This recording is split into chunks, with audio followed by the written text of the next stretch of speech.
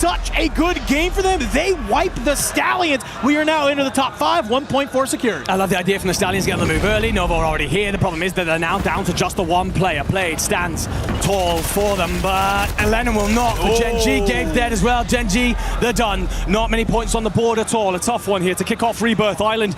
Twisted Minds have found themselves at the top, but it's actually PBJ with the 4-3 in the belly of Industries. All they have to do is just not get isolated. If all 3 members of PBJ can stay up, that would be huge.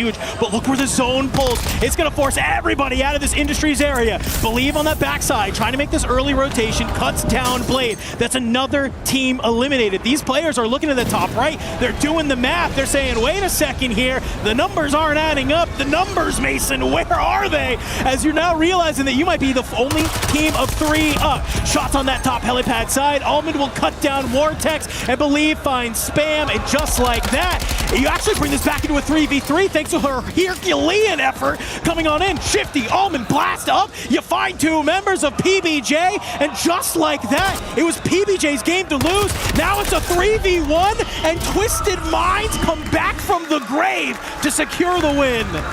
Yeah, not the best start if you are Twisted, but look at that man there. When it felt like Ravens were turning the screw, looking to get them out of the factory, Almond plays spoiler, sets himself up around the anchor, lets not only his boys back into fight, but drags the pressure away. From there, they could build themselves into the rest of the map, and that's why we see them in the late stages. Great execution in the end. They rotate early. Almond on that flank, clears out the helipad, and then you have the high ground and all the power that comes with it. So great stuff. Again, this is their best map currently. They've had turmoil, they've had issues. They also have been very public, but they are still a solid Rebirth side all the same. And considering that they were already having a pretty solid Havens Hollow, that map should shift them right up the standings. They'll be feeling pretty. Yeah, they are going to be feeling A-OK after that. You can see already a little cool, a little calm, a little collected here. Gen G having some talks maybe after that game as well. Players, I think, just maybe taking a little bit of a breath here after that first game of Rebirth Island. Look at a chance, you know, maybe recenter themselves if they need. And for some of these teams, they definitely need it there. I mean, we got to take a little bit of a look at it. We get to this moment where it's Almond. You can see here with this zone pull, he made that play all the way back to the buy station on the courtyard, and now he's going to be able to find those kills. Let's take a little bit of a look and listen in at the end of that game. On the board, what'd I say? Mission, man. Really good job. So fuck I'm talking about, bro. I'm gonna say Gen Z got wiped hella early and no one took it. We hear it come through there on the board, getting, you know, feeling good about themselves right now. We've talked a lot about the comms issues that these guys have had at points. There's still a little bit of the chemistry in terms of pacing issue that we saw. We see it again in Havens Hollow, but they are very comfortable here in Paris. There are no dangers, for them thus far, and there are no strangers to the main stage. So they're fine. They're doing their thing right now, and that'll put them in a position to move on through to Sunday should they continue on this path. Yeah, I mean, really fantastic play there from Almond to be able to do that. But PBJ, they had all of that bottom industry side, man. It was like you saw them, they were clearing it out. You saw Believe had the right idea, just kind of maybe take that wide wrap, but just at the end of the day, it's just, it kind of gets away from them, I feel like. Well, this is where Almond does a great job because he recognizes something. He understands that zone could pull either towards the north, south, east, west, and he's trying to put himself in a spot to rotate very early. When it pulls back inland, he wraps the helicopter side, drops that Vortex up high, and then he's got the look over and set up for his team. So great stuff from him. Well, hey, we're going to go ahead and hear from one of those players already in an interview. Let's go ahead and see what they have to say. I can speak good. All right, everybody, show some love to Ravens Esports out there. I got Nason with me on the main stage. Nason, I mean, you guys come out and pick up where you left off at from the last major. You come in, you win in map number 1. How did it feel to start the day off right? It feels good to win the first game of this tournament. Amazing tournament too. So yeah. I know it felt good, and you guys look good up there, feeling comfortable right now. 3 games down so far. Are you guys just gonna keep doing what you've been doing over the next 3 maps, or what you guys want to change going into the second half? Yeah, we're gonna play the same, maybe another top 1, I hope. And yeah, that's it. And that's it. Now, you know, this is you got the hometown crowd in your favor. You know, one of the top French teams out there, the top French team out there. Anything you want to say to these fans out there, even at the halfway point, and you can speak in French? Merci tous les frères d'être venus. Je vous aime trop. Vous êtes mes frères. Tout le monde, tous les Français, les gars. Vous êtes les meilleurs. Merci pour tout. All right, guys, you heard it here from Nice. And yo, give them a round of applause, everybody. This is just the halfway point of the tournament. Still a lot more Warzone to play.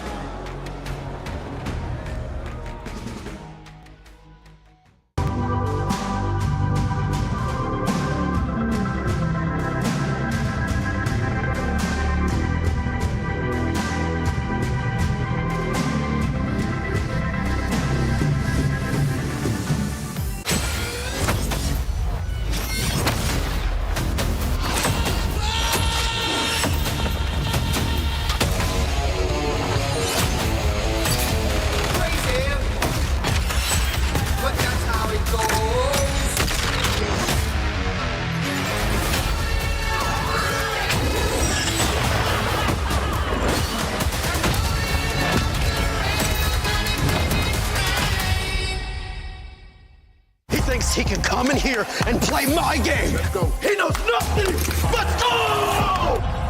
Tyler 1, you're done.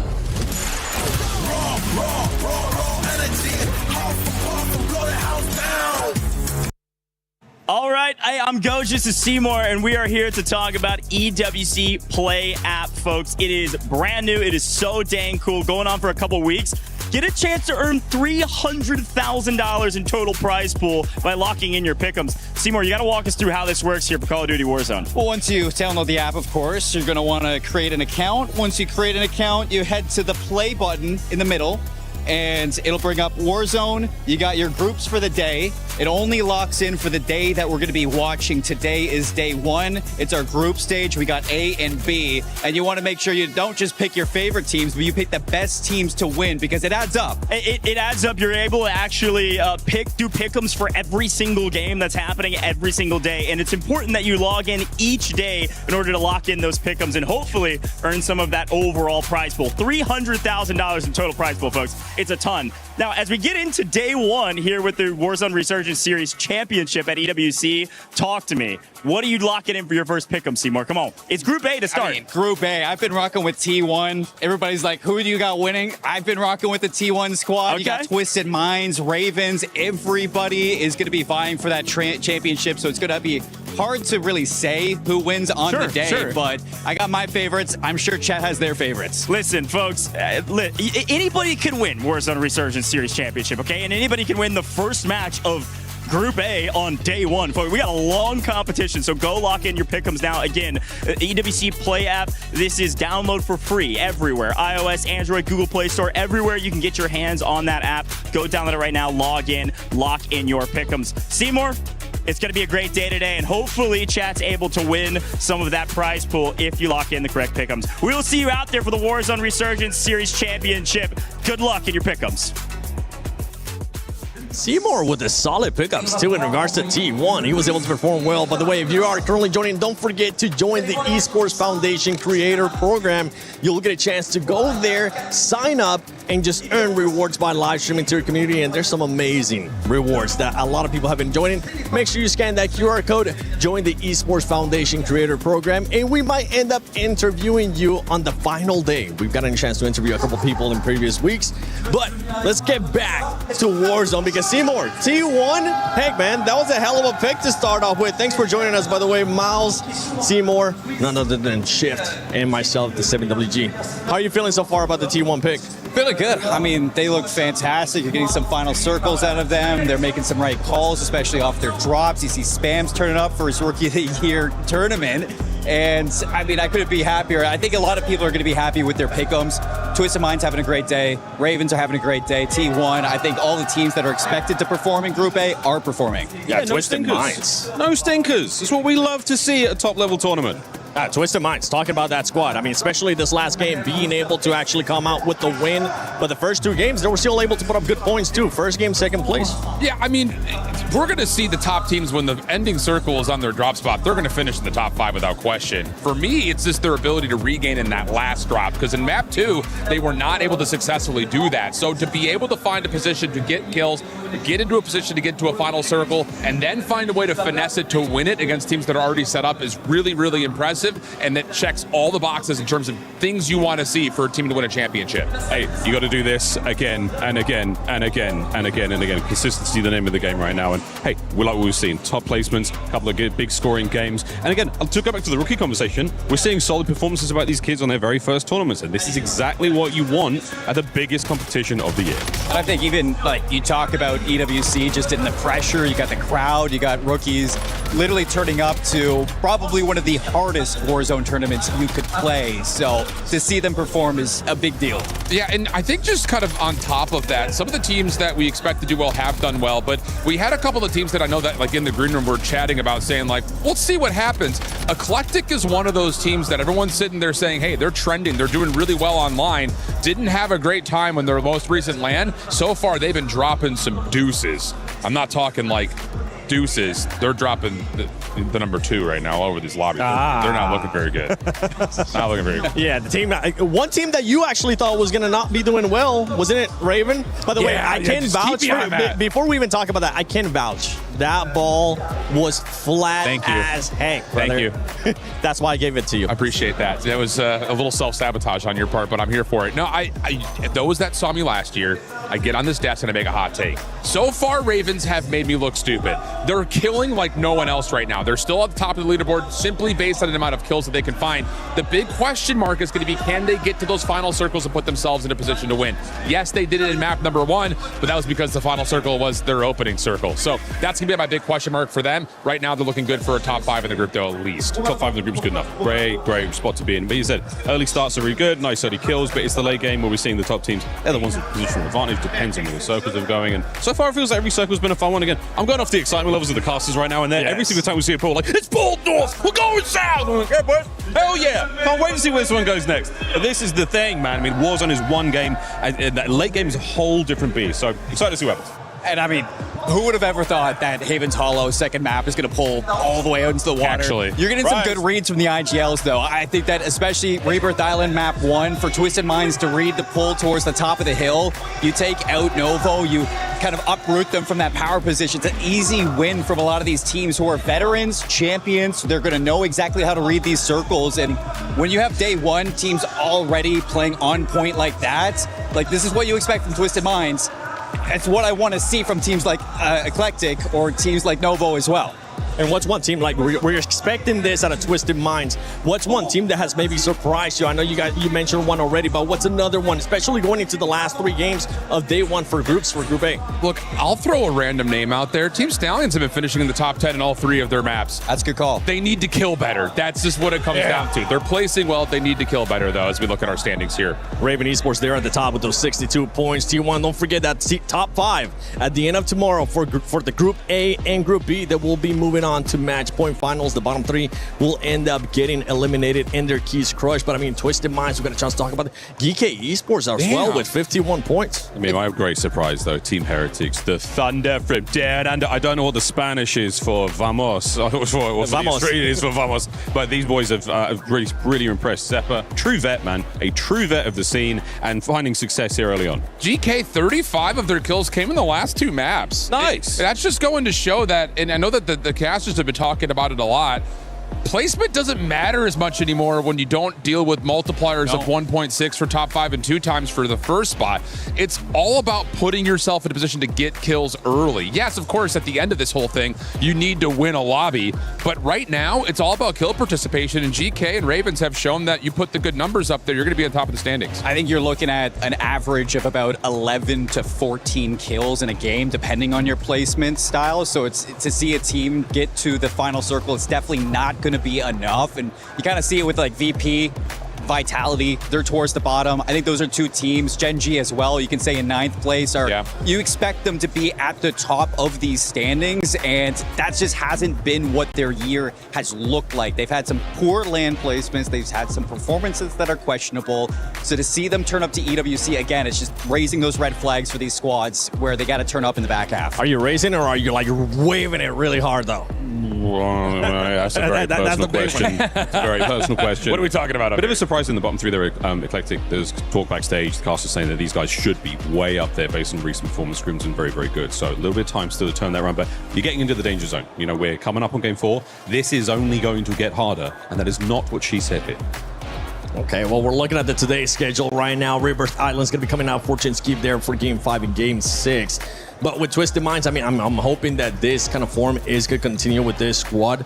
And if I'm not mistaken, Game 1, I think it might be incorrect. It might have been Raven Esports that actually ended up getting the win on that first game. Twisted Minds did end up getting second place, but I do want to hear what Twisted Minds got to say in this interview. All right, this is Goj. I've got Blast. They just came off of Game 3 win, Rebirth Island. Blast, that's got to feel insane, right? Always winning on LAN and a BR is, always nice because, it's like pretty much I would convert to Search and Destroy. You have to value your life, and then when you come out on top, it's always a good feeling. In general, there's been a lot of chatter around Twisted Minds. You're representing an org that is trying to back-to-back win right now, but it's a different team, almost entirely, right? And you're joining Almond. This has been a really big switch for the people at home that maybe haven't been paying attention to all the drama. In a couple words, why did you want to join Twisted Minds? I would say more of just pacing factors. Like, I came from multiplayer, so I would say multiplayer fundamentals apply to Warzone, especially for fighting. And Shifty has the same ideology of how to take fights, play a certain way. And me and him pretty much have the same agreement towards pretty much everything. So it was like a no-brainer. And Shifty, the Warzone Go, and then Ben, the best IGL. You won EWC last year, so who can say no to that? He's one of the most winningest players of all time. So many of these players are, but big congratulations to you guys. First 3 games, quick final hit. Things are going well. How does that feel amidst all the chaos of the last couple scrims and leading up to today? Yeah, we had a little bad, stints and scrims, I would say, leading up to EWC, but there was a lot of factors. I mean, people that don't know, I scrimmed for probably about almost 2 weeks and 95 degrees in my room because my AC went out in southern Texas. So, I was going clinically insane, but we're also, I would say, a better LAN team than online team. So, I mean, end of the day, scrims are you're not supposed to win every scrim. Yep. You play scrims to get better, so you want to find your flaws and correct them. Cool. That's Blast. Twisted Minds just won Game 3, quarter of the way done through group stages, half of the way done today, man. Good luck. Thank you. Cheers. Halfway through our first day here for Group A. 3 maps done and dusted, 3 more to go. Great words from Blast there after coming off that win. Yep. And obviously Twisted Minds currently sitting in 3rd overall in the lobby here after these first 3 games. Would love to be able to continue that trend and possibly end day number 1 top of the board. No, yeah, most certainly. It's been impressive from them. Obviously, they get a relatively mixed bag on Haven's Hollow, but honestly, their average placing is fantastic right now. You're talking just over 3rd, and that is tying up with lobby leaders T1 in placing. So yeah, great stuff out of them in terms of getting to those late circles. Continue that trend, and you'll be seeing yourselves through to Sunday with very little issue. Another team in the top 5 that are quite stunning in terms of the metrics side of the game. They are sitting in 5th. It is your team Heretics. Thunder from Down Under, says Miles. Currently rocking 44 kills. Their average placing is 10th. I don't think I've ever seen a team with an average placing of 10th in the top 5 of anything. So ridiculous for these guys. If they can figure out a rotation or 2, they're a real dark horse in this one.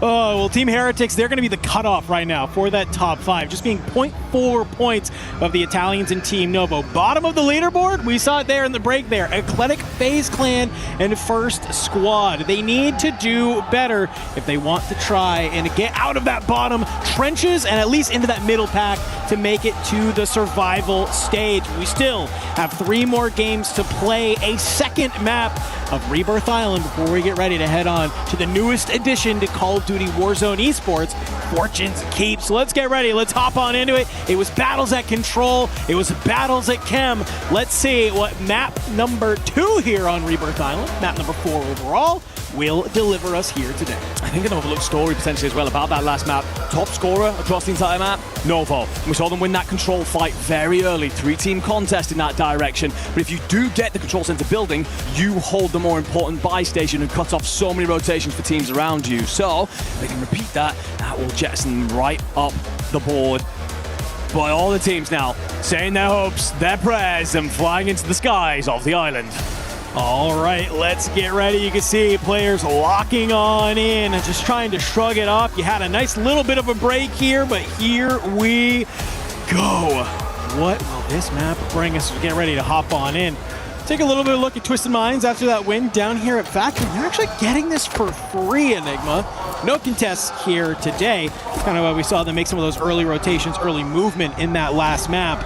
Started kind of flirting on up here a little bit with the Ravens, but it's actually going to be maybe a float on over towards Living, where they think they can get a little bit active against Vitality.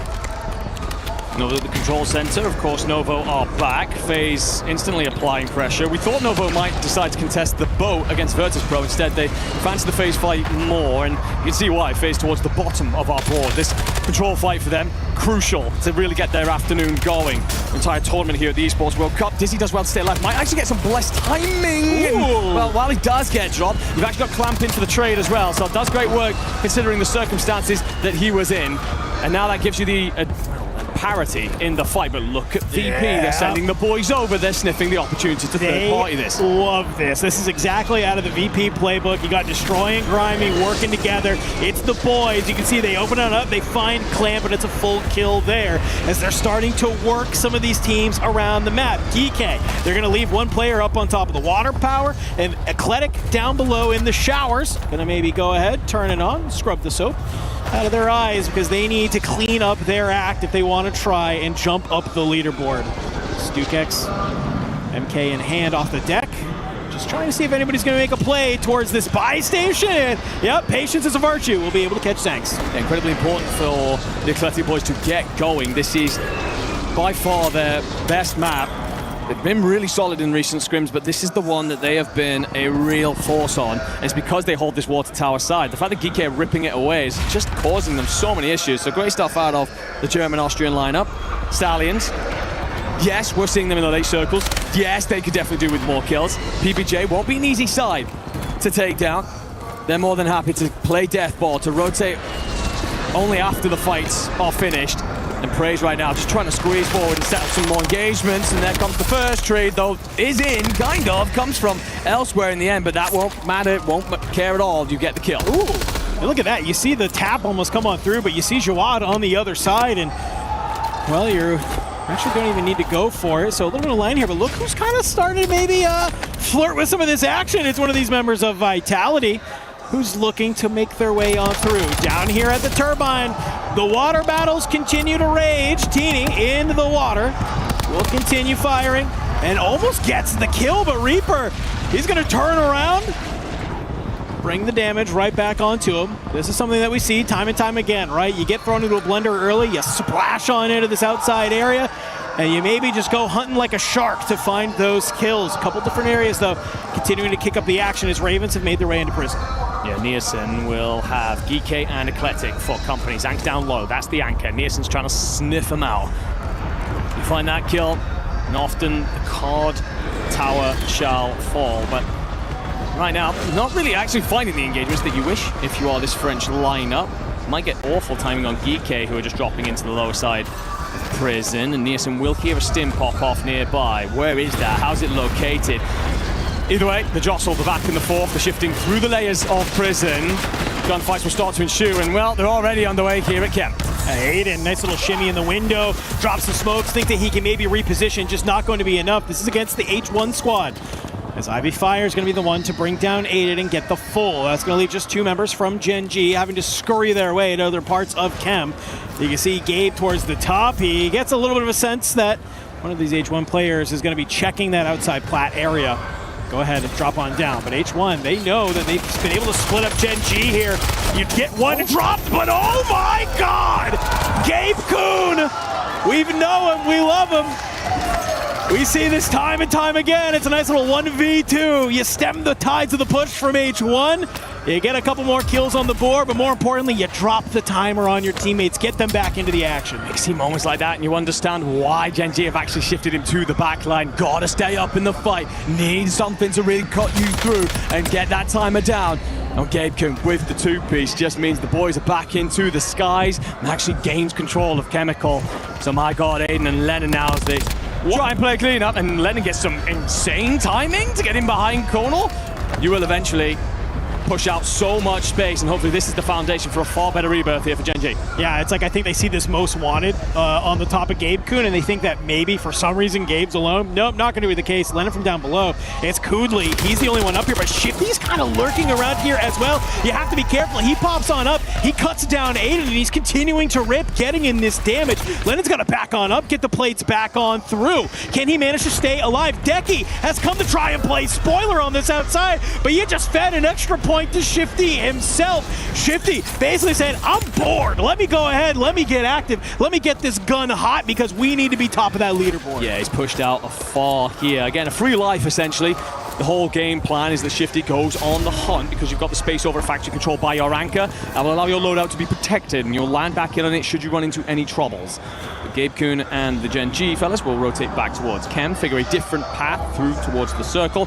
Second Living, Stallions, PBJ, and FaZe are all here. FaZe in trouble. This has been a torrid time for them so far in this tournament. Must come alive, but it's not likely that the Stallions will give them any room to breathe in here. And PBJ, you can see they're on the hunt as well here in green. Vitality's also looking to maybe get a little bit part of this action as the battle at green will continue to rage on. J-Vela down below, you catch one running, and there you go. Stallions taken out of this lobby. But that doesn't mean that you have time to breathe if you are PBJ. You still have a couple other squads around you like FaZe and Vitality who might look to get active. Gen G making their way out of Chem. They find themselves here at the bottom of prison just on the outside. A couple of shots will back down the players from above, buy you the space that you need. Geeke will be on that outside. Aiden gets eyes onto Decky. This could be a huge kill to ensure that you cut down the forces of Geeke. Gabe trapped between a rock and a hard place, very much so. He will get the initial fight with Decky, but it's just a bait and a switch, but Lace doesn't do enough. Gabe, what are you doing? Another two-piece. 6 kills now for the man. And we talked about why he is seen as one of the best frags in the game, but another example of why when you step him into the back line and Gen G need him the most, he stands tall and keeps you going. If I had $1 for every double kill we've seen out of Gabe Kuhn, well, I'd have $2, and that's not a lot. But it's weird that it's happened twice. In quick succession, too. First example of how Gen G have built themselves into actually being a threat here at Atlanta for all the turmoil that they've gone through this year, all the trials and tribulations. They'll now hold out in the prison courtyard. Eclectic aren't gone just yet, though. Keybase, he plays forward, tries to catch the timing on Gabe Kuhn. Aiden was there to swat him away. Gabe Kuhn felt like he left a little bit of something at the buy station. UAV's going to go up. Keybase finished anyway. The rotation isn't clean. Likely a dive into prison here to shelter yourself from the players above. Yeah, this is a huge moment for this advanced UAV for Gen G. This is going to give them all the information they need of how they can push their way forward. How can you carve a path? Because you can see, with that information, they take down Mati. That's going to be FaZe Clan. And now they know that these members of Geeke are going to be hanging out around here, and you can kind of play a little bit more defensive if you are Gen G. Aiden, he's going to lead the line, send some shots down on range. You hear Freddy on the outside, though, and that's Eclectic taken out of the lobby. The sync is just gorgeous from them right now. Lennon and Aiden are just chopping players down in mass. Aiden gets the coverage, flies on forward, beats up Stoopgex. It's about 8 bodies in a row for the duo. We talk about Gabe Kuhn as the fragger, but as a two-headed dragon, these boys are cutting apart all of their opposition, and the 8th done. Lennon pops the hip fire, drops Keybase, and you are holding so much of this western side of the map. Hey, so much talk about Shifty and Z-Smith, you know, as obviously as champions, but guess what? We got to talk about Aiden. You can't ever forget how important he was to that Twisted Minds roster, and you're starting to see why a lot of the community has faith into Gen G into getting it done. Let's take a breather. Let's take a look at where that zone is pulling. It's going to sit around this headquarters living kind of side, and we get a nice little look, lay of the land of where these teams are, and they have to gain this positioning now because you can see Resurgence starting to end. PBJ out, Eclectic out, a lot of bodies starting to fall. Lack of mass here on Rebirth Island. It had you a hell of a lot of gunfights early, but once it comes to rotation time and the Resurgence is disabled, it all spells death sentences for those who begin to move late. Taking a quick look here at where some of these teams are set up. Ravens are typically in that headquarters spot. Heat's here, huge play. If he can control the prison rooftop, it allows his 2 boys down below to play clean up on anything that tries to move that will be lacking in bodies if you're everyone except for that Gen G side. Listen, we've seen time and time again, year over year on this map, the player that can control this headquarters tower can sometimes just be a real nuisance to everybody else on the map, right? You're going to have no opportunity to just kind of play on this outside. And so for Ravens, this is a great positioning they love to be in. So you can see, it's just Heats. And listen, this MXR, it might have got a little bit nerfed in that Season 5 patch that we had last week. It still rips. It's still shooting.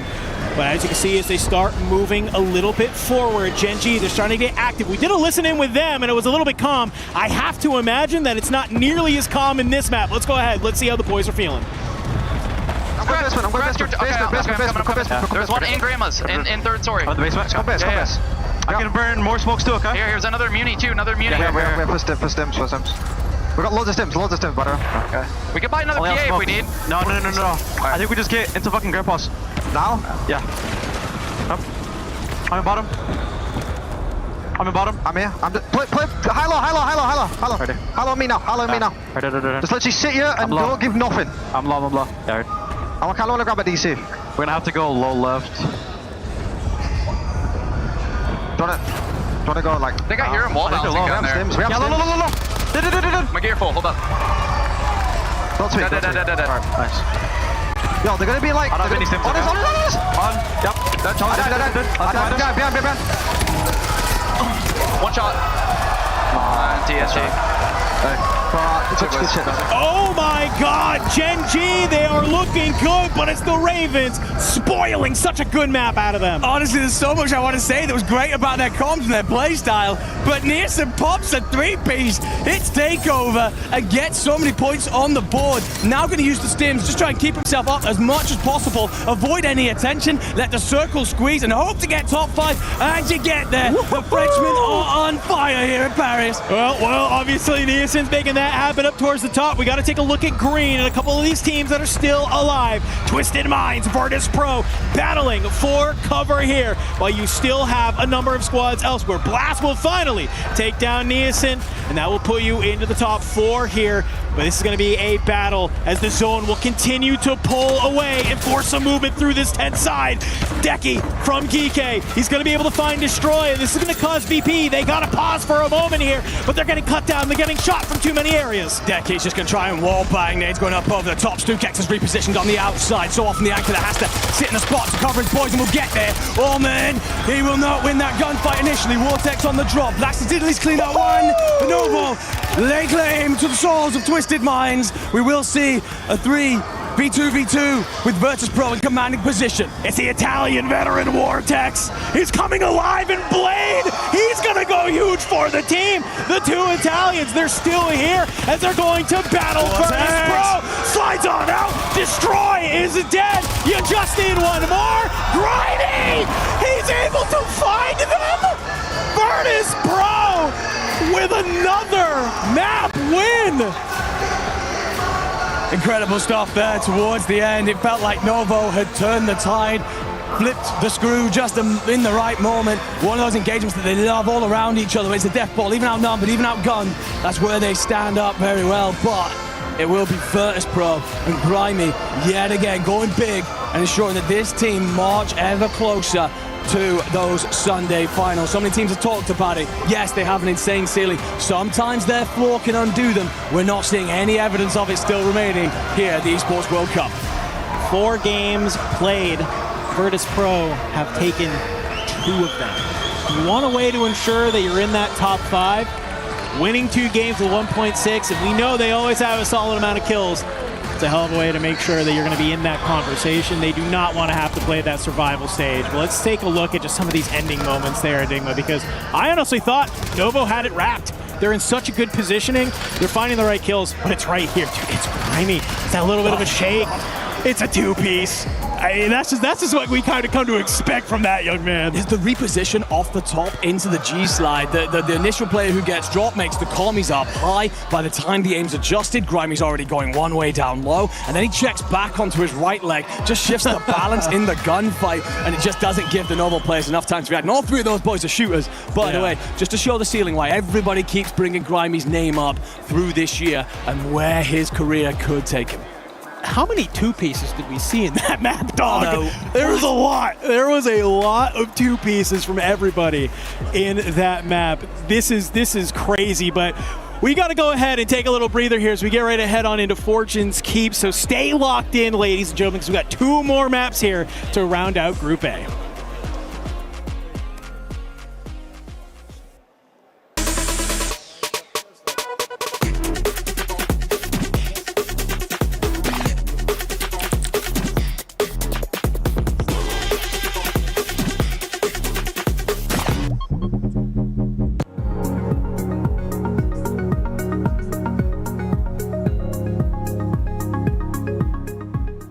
Everyone is playing, you're not yet. EWC Play is your all-in-one platform to compete in fantasy, pick'em, and quests for a grand total of $300,000 in prize pool. Build your dream fantasy team in 5 different games and track your score with live results tables.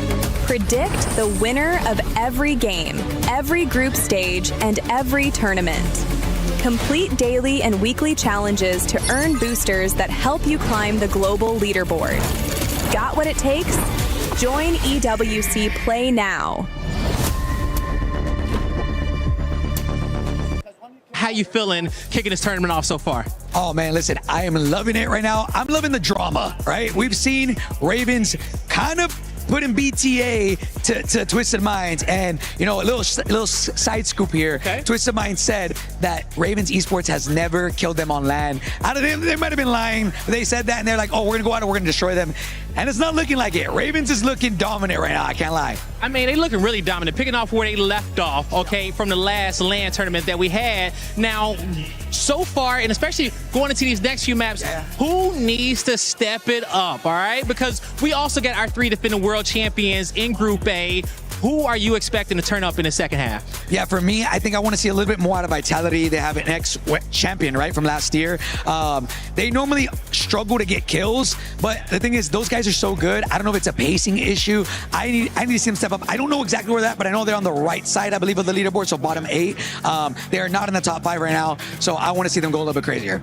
Yeah, they definitely do got to go a little bit crazy. They start to pick it up towards the back end, but they need more than that. It's all about getting into that top 5, getting qualified for Sunday. You don't want to go through that survival stage. And as a former player, you know about the pressures that is on the stage to be at the bottom, to be on the come up. So for the Warzone players out there who want to make it to the stage, who want to make it to EWC, what tips can you get it on to be on top of their game? Hey, man, listen, if you got it, you got it. I'm a firm believer that if you are good at the game, you will make it to the top. The only advice I would say is get into as many tournaments as possible and play as many as you can. I mean, right next to me, we have a 15-year-old Ketchup. He's quite literally the best player in the world. I'm not gonna lie, better than all these guys. And he got known by just playing in tournaments and going crazy. So I got Sariel. He came in, qualified for both Atlanta and Birmingham through console. And people say, oh, you can't do it in console. That man did it. So my advice, man, is don't make excuse for yourself. Grind as much as you can. Even if you're on console, you can do it too. And if you got it, you got it. If you got it, you got it. I don't know, guys. I got a little bit of chills after that one. Make sure you guys check out Repose's watch party. Go talk to Ketchup. Go talk to Biffle and hang out with the boys. We'll see you guys in a bit. If you got it, you got it. Damn right. And right now, VP definitely got it. They have won twice out of 4 matches. This squad is just looking unstoppable right now. And they're winning their ones at the end. That's the biggest thing in COD. You got to win your one. So seeing them find not just the finesse to get to the top, but dominate in the kill tally, really strong rise to the top here for VP. Yeah, that's what you love to see, especially day 1. You don't want to have any jitters. Let's talk about some players, though, because I saw JNG. Remember, before this match, they were on that second page of the leaderboard. This time around, Gabe Kuhn come on, stepping it up. Then the whole squad, to be fair, the whole squad was putting up a bunch of eliminations, and it's good to see them starting to put up this kind of numbers. Yeah, 20 kills, I think, in that last drop, the most recent one, which tied Novo, I think, actually, for the overall drop, which is big. But anytime you start to get to that 20 number, yeah, people are going to feel your presence on the map. The biggest thing about it is now we got to start getting those multipliers into play for Gen G. They're finding great success with the kill feed, but it's all about finding ways to get their placement to help them boost those multipliers. Baby steps, right? Yeah, it's little by little. You gotta start somewhere there if you are currently Gen G right now, getting those kills, making sure they start moving up on that leaderboard, making sure that they stay within striking range for the top 5. We're heading now into the final 2 matches here of Group A. Where is somewhere that you personally would want to see Gen G at? Yeah, it's tough to say because right now they feel like they're constantly getting contested off their drop spots. And that's, I think, just a big advocate for not only them staying alive and finding good kills, but trying to stay survivable as the game gets a little bit deeper is where they're struggling. So no matter where they end up finding themselves in, condition is going to be the biggest key to success as they want to try to get to that top 5 spot. You got to be able to put yourself in fighting condition in the final circle. Let's see if they're going to have what it takes to get to that top 5 in this next 2 matches. Don't worry, though. They still have a whole day tomorrow as well. But, I mean, we would love to see them in the top 5. Let's see what's going to be happening in this final 2 matches.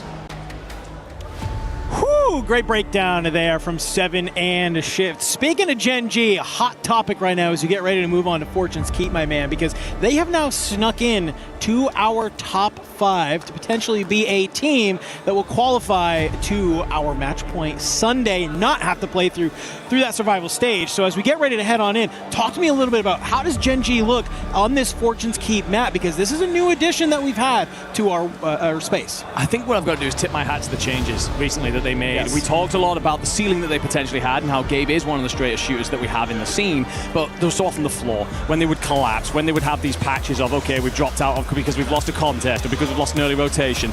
You're seeing how moving Gabe into the back line to keep them alive in those important moments is allowing them not only great placing and consistently here, they're averaging 6.8, but it's then also the amount of kills that they're mopping up once Aiden and Lennon feel comfortable and you have the pocket of space and they get moving. So, they've been through, they have probably had 30 different drop spots through the year, 5 different role changes, multiple teammates. It's been a battle, but you get to land and you look at this and all of a sudden it feels like it's starting to pay off. We've got a ways to go, but this is increasing signs of a side that is all coming together at the right time. 2 more games needed. You would love to be able to sit comfortably in that top 5, but for Gen G, you still have teams like T1, Vitality, Heretics, and Geekay hot on your heels. So as you get ready to drop on in, it's going to be about who can execute the most here on these last final 2 maps for Group A here on the day before we get ready to shift gears and bring in Group B. But here we go, back on the Keep, ladies and gentlemen, as we get ready to drop on in.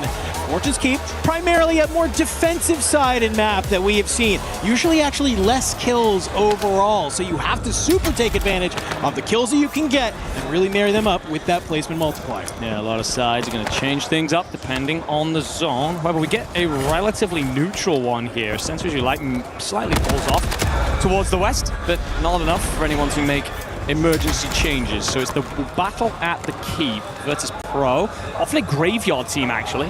Decided they want this, and it's up against the Ravens. King Chalk just catches Grimy by surprise. Doesn't happen often. We'll get that one for now, young man. Destroy, backs off. Doesn't get very far before King Chalk cleans him out too. So great work. Talked so often about Nielsen this year. This man, grown in levels beyond belief. Yeah, I mean, Nielsen has just been a top-tier competitor, sometimes subbed in on Twisted Minds on some of those online events, some scrims, and still continued to look unreal. You've said it time and time again, potentially maybe a little bit of an audition this year for a certain French team next year, but we'll wait. We'll talk about that one later in the week. For Gen G, though, it's a fantastic map to jettison them up at the leaderboard. But now here at Winery, you can see already they've had to maybe stem the tides as they're trying to go against Vitality, a team that's kind of been known to run Winery lately. Yeah, it's interesting as well, because usually this is a 3-team contest with Novo being amongst the mix. They've actually decided to go and play Lighthouse instead. Almost kind of third party this, the same way you would the control ball control. So, interesting strat. We'll see if it pays out for them. Either way, Skullfist going to be on the initial with Smith. You isolate Gabe Kuhn, obviously the anchor, so now the Gen G players having to scramble. One down in the tunnels. And they should now hand all this space to Vitality, but they're not done yet. They're on the hunt. I like the patience from Skull. The nade is actually come on through, and he's going to find a good timing there. Slides on out. Unfortunately, will get traded on out. Thankfully, you got Smitty there. Just on a nice little off angle to cut you on down. Rez will come through, so nice little bit of a timing there from Vitality to make sure that that fight goes nice and clean your way. You don't want to lose a player in that mix and all of a sudden take a timer hit just for no reason. Yeah, a lot of teams here in town. H1, of course, on our screens. You also have GK, CT Gaming, as well as the recovering PBJ and First Squad. So all about those battles. GK, this is an area where they have improved massively recently, putting themselves in drop spots where it's just about players like Lays getting active. He never looks better than when it essentially feels like multiplayer, when he's in and out of engagements over and over again. It's helped lift them from a team that no one considered coming into this tournament to a real dark horse, but you do have CT above you, and all three players are here. Oh, and CT, I gotta give them some credit. They have looked really good from this sort of overlooked side of the map. Vita, he's going to have to maybe play a little bit of defense here as he drops on down. You have Lays on the hunt here. You're throwing some shimmies behind the truck, and your teammate's going to back you on up. A little bit of hesitance. Great play-by-play there from Geeke, just to back down some of those members of CT Game. Back to the keep we go. Ravens, VP. King Chog's on 3. Does have the cluster available to him if he wants to take any space. Doesn't know necessarily that Destroy's off to his left, so Destroy could catch a timing here, set up a pitch potentially with Grimy, aim to play trades, who lays in wait. Oh, Grimy thinks he has the first shot, and it was looking good, but King Chuck has the shots just a little bit too straight. That'll put number 4 on the board for him, and he's on the hunt right now. Destroy is going to use that underneath. Oh, just go ahead.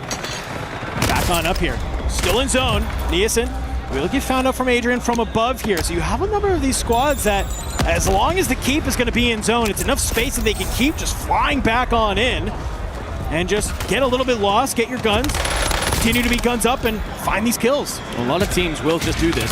Mop up as many points as they can, and at some point, call it a draw, disappear off into their own rotations. Set themselves up for later circles. Cheers for the points, fellas. I'll go and get my multiplier out of it.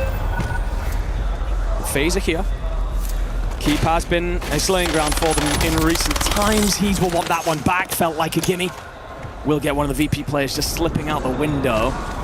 He's trying to find a pocket, a bit of space here that will make Nielsen feel more comfortable about getting aggressive, but he's one of the best in the world at this. Tuck himself off into a corner, spring into a life for a 2-piece, turn the tide, and get Ravens on the front foot again.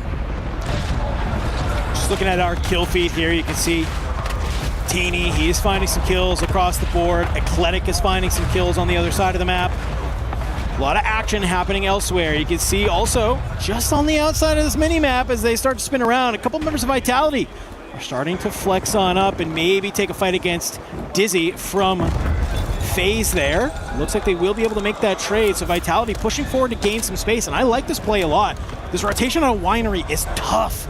So they're just trying to find any amount of space that they can just take for free, and it looks like both members have been able to do that. But we got to focus on this fight still here in the keep, because Ravens still finding themselves on the edge of the gun. FaZe Clan, you might have lost one, but you're still going to match up together to try and push back this Ravens esports team. King Chog does so well there. Should have been dropped in 2 different moments. The pre-fire initially to buy him space to retreat, and then the stim timing. It's preemptive. It's early. He knows he's going to take damage, so he gets it in as those first bullets hit, and that gives him the escape position. Woo! Oh, Shifty rounds a corner, just about gets helped out enough. There's out Jay Vela, a little bit of extra love there. Set yourselves up now inside the bell tower. Blasty sticks his head out just a little too long. Shifty's there for the trade, so back to your feet. And Shifty might do better than that just yet. And Spawn protects, I tell you what. PBJ will be counting their lucky stars, but either way, Twisted have control over the entire northwest of this current circle from here through to Graveyard and the Spiral. They have got a lot of land, which now will allow them to loot up, play their contracts, and set themselves up for the later stages. Yeah, you see some smokes come in, a cluster strike as well, just to kind of provide a bit of cover for the time being. So Zone will continue to push. Now all these teams that we've been watching for so long play around the keep. They got to move. And T1, they kind of putting themselves in a great position here. I'm also looking over towards the Spiral, because they have their anchor sitting in that Spiral who can just kind of play their life, allow these 2 members from T1 to really get aggressive and try and farm as many of these kills as fast as possible, really. The fire sale now being active means that all the teams want to play in for a buy station. With the situation here with Ravens, it's a case of, all right, well, not only do you have that actual pocket space, do you have the money? You're able to get an advance into the sky. If you can do it in this moment, that'll allow you to just clear out this keep and get on the rotation south. You desperately need it. Desperation also the case for Eclectic. They need points. Seems like they're in a recovery situation over towards Cove. Zanx finds a little bit of foliage, lies down, says, boys, we gotta get ourselves going. It won't happen just yet.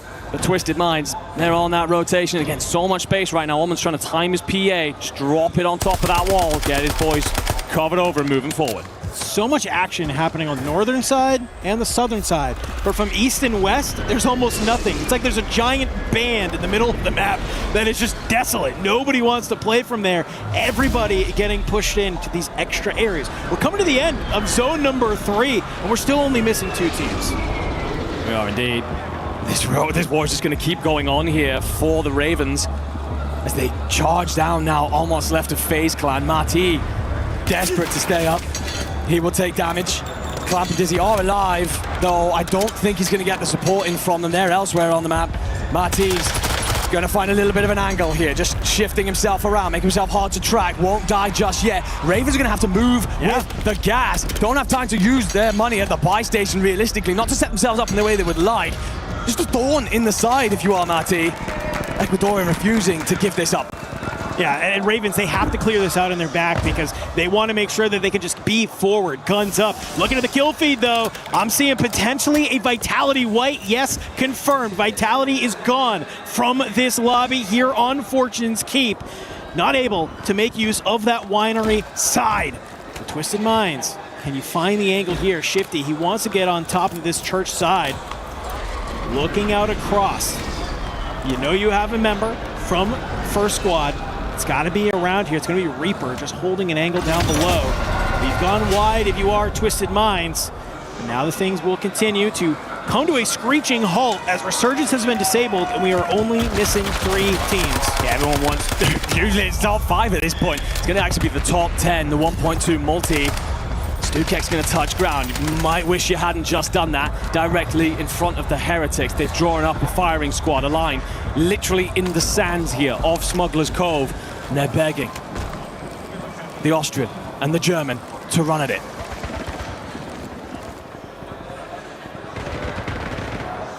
Well, Ravens continuing to be hot here in this game. Let's go ahead. Let's see how the Ravens are feeling with this listen in. Maybe not. I don't know. There's a PA that rips across. And just like that, Ravens maybe not expecting that, but a huge moment. Problem for Spam and Disrupt is you're only at the gates, no buy station really within reach. Spam's the one with the money. He might make a desperation play, but honestly for them right now, it's just about avoiding trouble. Shifty gets tagged up from elsewhere. PA also hammers over the top. I think that was his. And that's what forced T1 out of position initially. Shifty will get back to his feet. Omen and Blast give him the coverage. Now together as a 3, should be able to look out over everything mid-map once they've dealt with the players directly in front of them. Yeah, this is really tough. Disrupt is down and is so close to maybe getting tapped for a res, but it's just maybe he found himself a little bit of a pocket. Spam is just saying, I don't know if I can come get you. Unfortunately for you, it's a rain of hellfire from above with a couple of Sentex from Allman that will give you that kill. Shifty, he senses blood in the water. It's a nice little slide out. You take them done, but FaZe Clan, they find Spam in the back, and that is going to be T1 making an exit. Resurgence is disabled, so all of these fights matter so much more as the zone continues to close in into the top 10. We are here with a 1.2 multiplier. When we got to look at the zone there, the team's center mass, that's Virtus Pro, set up in what could be win condition once we get there. Stone's throw away is going to be Novo. Gen G likely going to face pressure from them shortly. Aiden tries to make the buy for the PlayStation, play even for the buy station. Doesn't have any money to spend just yet though. So if you are Lennon, you're trying to find a little bit of a gap to push your boys into. But also, got to worry about holding out. T1, they're back up as a full 3, so as you deal with Dizzy here, and there goes FaZe Clan, you attract the attention, but Len repositions well. Yeah, it's a really good job from Len to be able to stay alive. You slide out, you find one, you play your life, you are still here. You have a couple of members, Twisted Minds, pushing forward. Lennon, he takes some early shots, yet again, still playing his life, still staying alive here. Twisted Minds, they have to be able to somehow make this cross. You've unfortunately lost a Blast in this play. You still have one player out in the gas, that's going to be see Almond sitting towards the top. You have VP on one side, you have Gen G on the other. I don't know how you make your way through. Shifty's just going to patrol the outer walls here. Use this wall as a heady. The shots initially are glorious. In the background, the Eclectic team is done. Goodley and Co will make a mess of them. Shifty now just rotating, trying to use this wall to essentially shield his crossing, let him into a space that's going to allow Blasties to play on forward. And you're running up now against this Gen G side. And Almond's up above, and Almond's dealing out damage. Oh my God, he's still able to find one to Lennon. You were able to make it happen once and even a second time, but third time, Almond will find the kill. In the back, Stallions are eliminated into the top 5. 1.4 multipliers here, but you got 2 members of Twisted, you got 2 members of Gen G, and on this other side, it's all 3 members of Virtus Pro still alive, looking to hold out some of the other members of this lobby. Gen G are down beneath Almond still, so Shifty doesn't necessarily have protection here. It's going to be an awkward timing. He squeezes forward anyway, just getting a little bit of space. Zone's actually going to drag over towards Novo. Virtus Pro currently split those 2 teams, so Shifty's hoping that those 2 engage each other, then he can third party, but it's Gabe and Aiden down below that really could spoil the party if they get active at the right time. Oh my God, Grimy finds Fede, but the trades happen right on back, and Zeppa is going to be one player to still get active. Zeppa's still alive? I have no idea what's happening there, but already we are down to the final 3 teams. You can see already Shifty and Almond still alive. Adrian and Destroy, but they have the buy station, so you see it go back on in. They're going to get Grimy, boots on the ground to work together. Good Up towards the top, Almond lets it rip with the CBRS. Gen G are coming though. They're starting to squeeze up through the backside. Almond kind of wants to deal with Grimy. Also wants to turn and look at the pressure in from behind. Gable drop Almond up on top. Shifty trying to rotate using the Jeep. Gonna pop himself into the passenger seat so he can shoot out in, squeeze the other side. He's gonna go ahead. He finds the timing. It's a double armor crack. Slides on out. Aiden with a huge 2-piece. It's 1 member that's still here from Twisted Minds. It's just Shifty playing the car, but he's gonna be able to slide on out. He makes his way below. Is he about to try and force a heal off here? Stims have been nerfed. The members here of Gen G, they will meet on up. They know it's just a 2v1, and I wonder, does Shifty, does he have the money? He has 6,300. If he can maybe play this bottom, find one of those buy stations that's in the grotto area, could maybe string together something, but they have found the 3rd member of Gen G. Yeah, Gen G here just going to spread the space. They understand what Shifty's hoping to do, either isolate them into 1v1s or make a desperation play for a buy station. Shifty will continue to move with the gas, hoping that he can shift the pieces around the board and spring a surprise attack.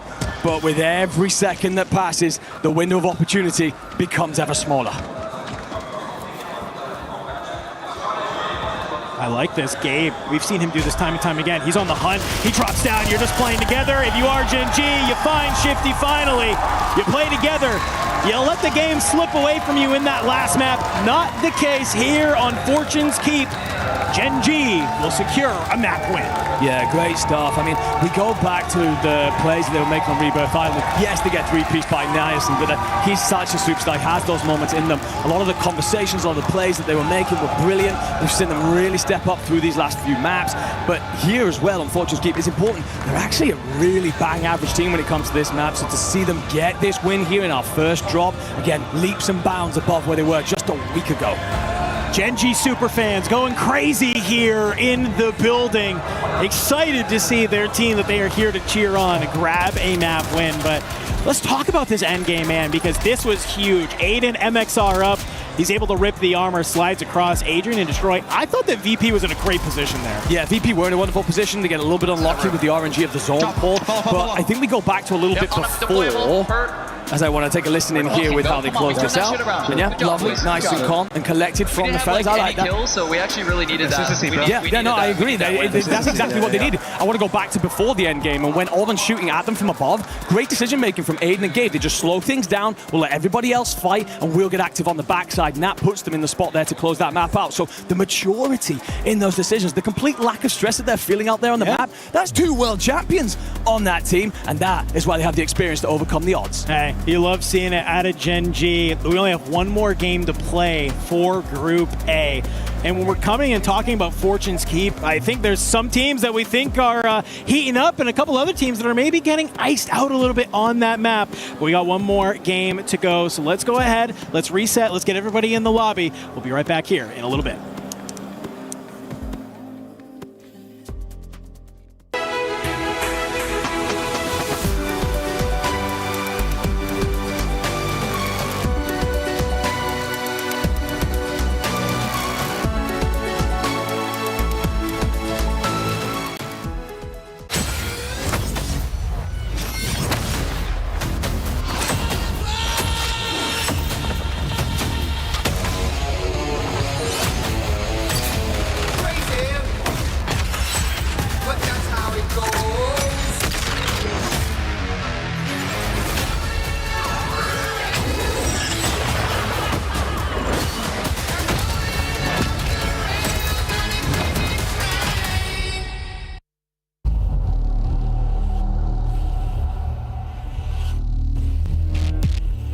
it's a dream come true. Like when I first joined Falcons, I didn't really know anything about orgs or esports or even EWC at all. But as the years gone on, they've been nothing but like a big brother, like true family, like a village. When I'm doing high and I'm winning, they show me so much love. But even when I'm down and out and it seems like I'm not gonna win the tournament, they still pick me up and treat me like one of their own.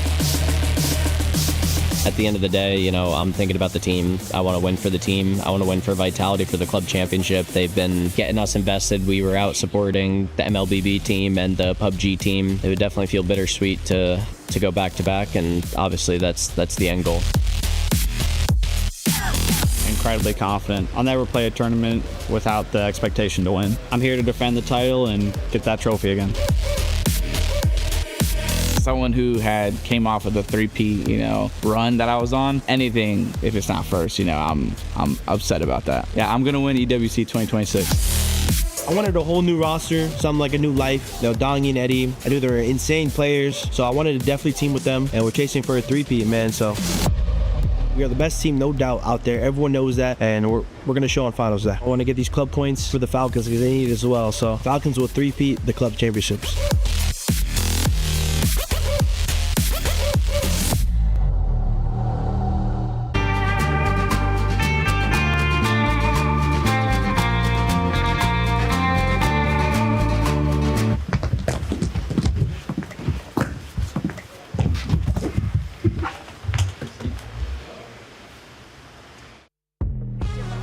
Welcome back, friends. Miles and Seymour here on stage. Mate, what a great final map that was. That was fantastic.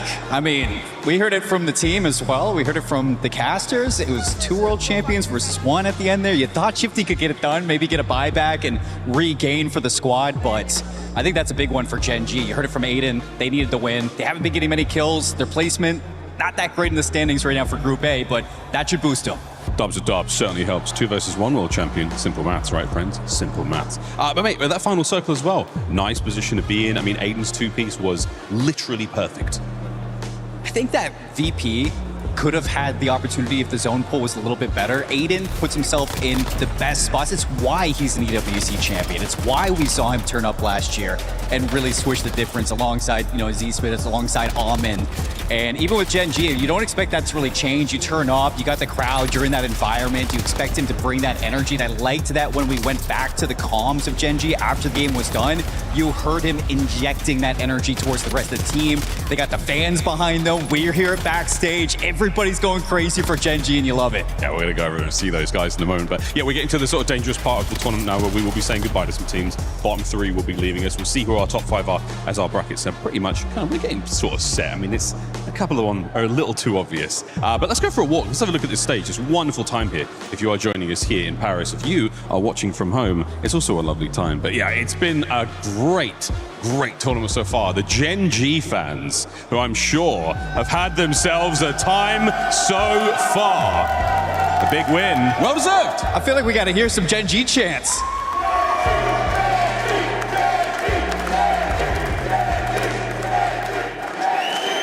Can they do it again? Back to the casters. Woo! I love the energy. I love the hype that we have here in Paris. Group A, one last game to play, one last opportunity for Gen G to put on for their fans here in the audience. First game of Fortune's Keep was, I feel like, a little bit interesting, Enigma. I felt like everybody finally on land was maybe having a lot of respect for their opposition because we get to the point where Resurgence is disabled and we still have 13 teams up. No, yeah, all happening very late here on Fortune's Keep. And we knew it was going to be a slower map, right? The rotating is hard, so a lot of teams have adapted this play style of land relatively center circle and just set up for defensive positions. And you see that kind of operating even to the later stages of the map. Eventually, of course, what that means, Circle pushes you all together and says, gentlemen, you're going to square down either way, get on with it. So lovely little end games come through. And I think that will be a familiar theme for Fortunes, unless we get those really hard zones off towards your east, west, etc. But it will be some great positioning in the end, and some great execution in the end from Gen G that sees them through on a map that they've struggled in as of recently. Again, that change that they've made to bring Gabe in as the IGL, paying out in spades. But one last drop for the day here. If you are in Group A, and then it's off to either celebrate in style or lick your wounds and prep in for tomorrow. Into the skies go all the players.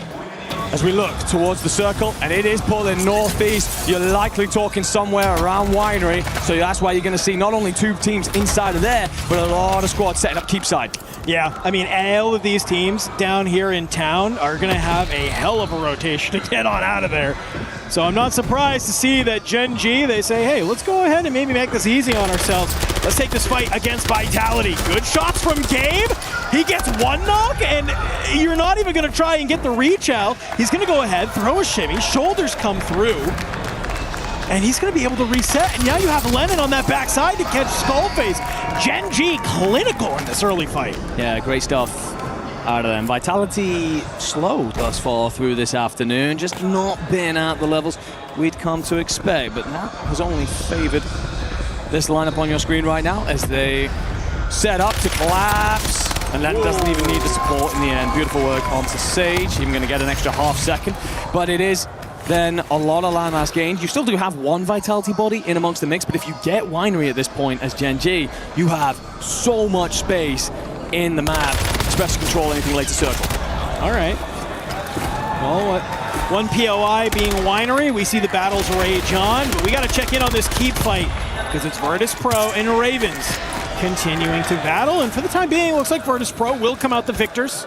You sent the Ravens packing out of here. Unfortunately, you do not have the POI for free. You still have FaZe Clan lurking around here as well. As a number of other squads, you can see maybe some members of Twisted Minds starting to work their way over. So already, we're starting to see some early action here. Let's check in with Heretics. Great early start from them, but they've kind of slid down the leaderboard, currently sitting in 7th overall, so just halfway through. Need to continue having some of those world star performances like we saw earlier on in the day. We talked about it. Their kills are fine. It's the placement. It's setting themselves up for rotations. Again, Fortune's such a difficult map to rotate through. You don't want to be forced to do one, especially if Shadow doesn't typically lean on them. Teeny's about to run into Freddy. Is he about to get blocked? A little bit of timing here. Zim loses the gunfight regardless.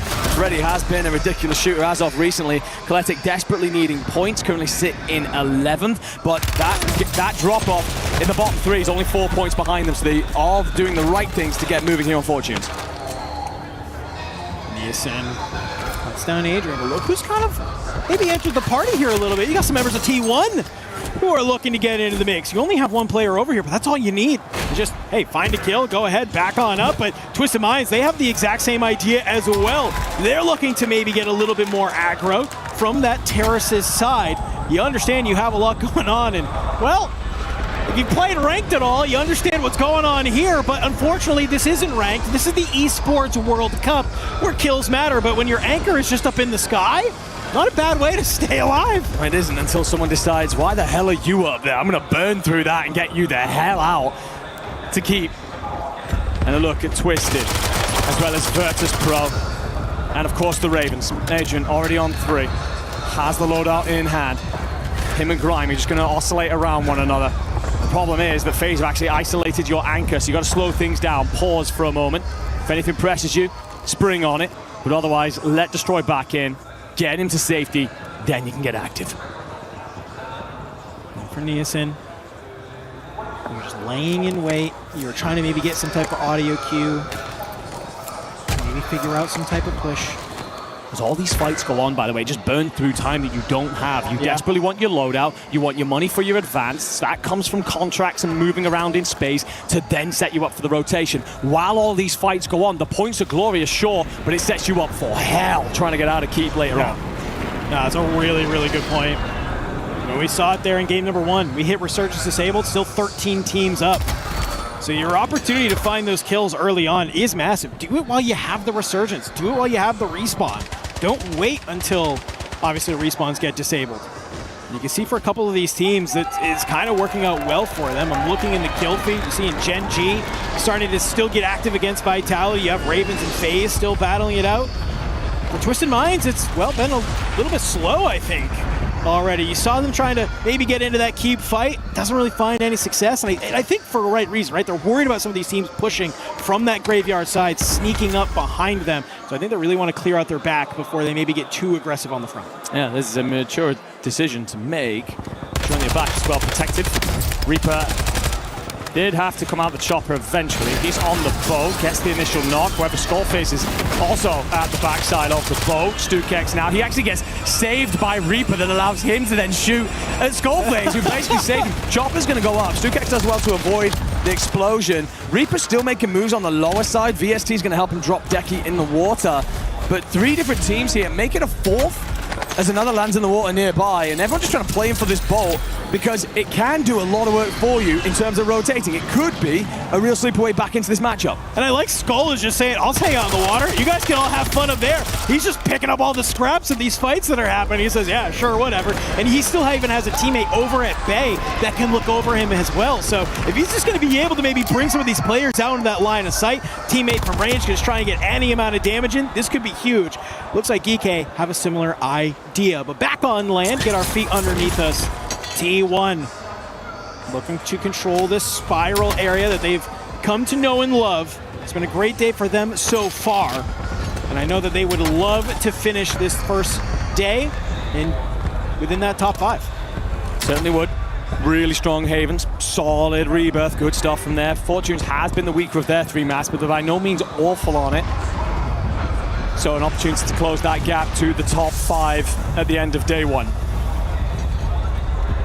Virtus.pro still alive in Keep. Destroyed, begging anyone to chase him through the doorways.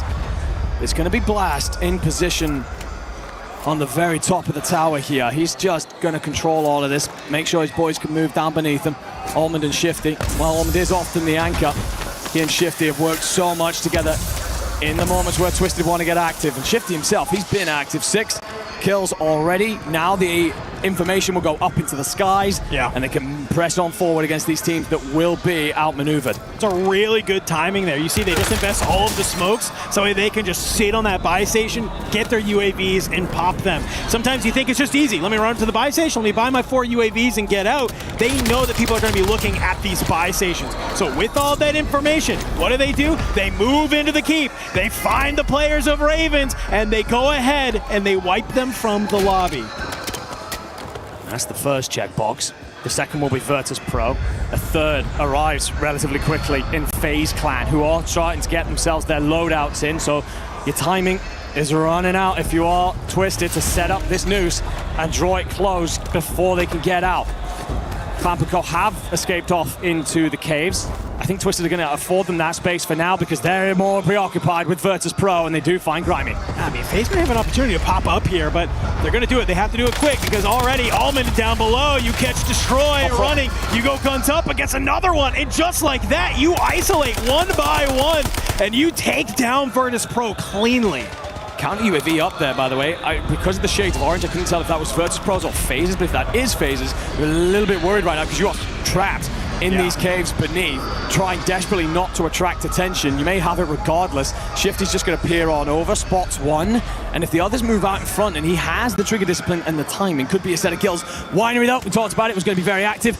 Novo tucked inside the chapel here as 4 other teams battle over the remaining buildings. They'll be happy with their pocket of space. The next zone will shift them out. It's actually going to be CT Gaming in the preferred position, and Tequila, he's trying to hold that Twisted Minds roster out. Yeah, I think this is, you called it out beautifully. I want to know where this zone is going to pull, because it really depends on where all of these winery teams have to go. And wow, I'm going to call you a prophet, my friend, because as it pulls just a little bit more north, CT Gaming, they're going to hold some of these L buildings, and they're going to do exactly that. They're just going to look at this chapel side, look across, and just try and maybe take down anybody that dares peek their head. The problem is that Tequila oversteps his marker, pokes his head out a little bit too long, Blasties cuts him down. You should have a buy station available to you if you're CT Gaming to get that back in, but just in that moment, Heretics are done. They're dealt with. We're down to our top 10. Top 10 here. This is a great game for Twisted Minds. Let's go ahead. Let's see how the defending champions are feeling.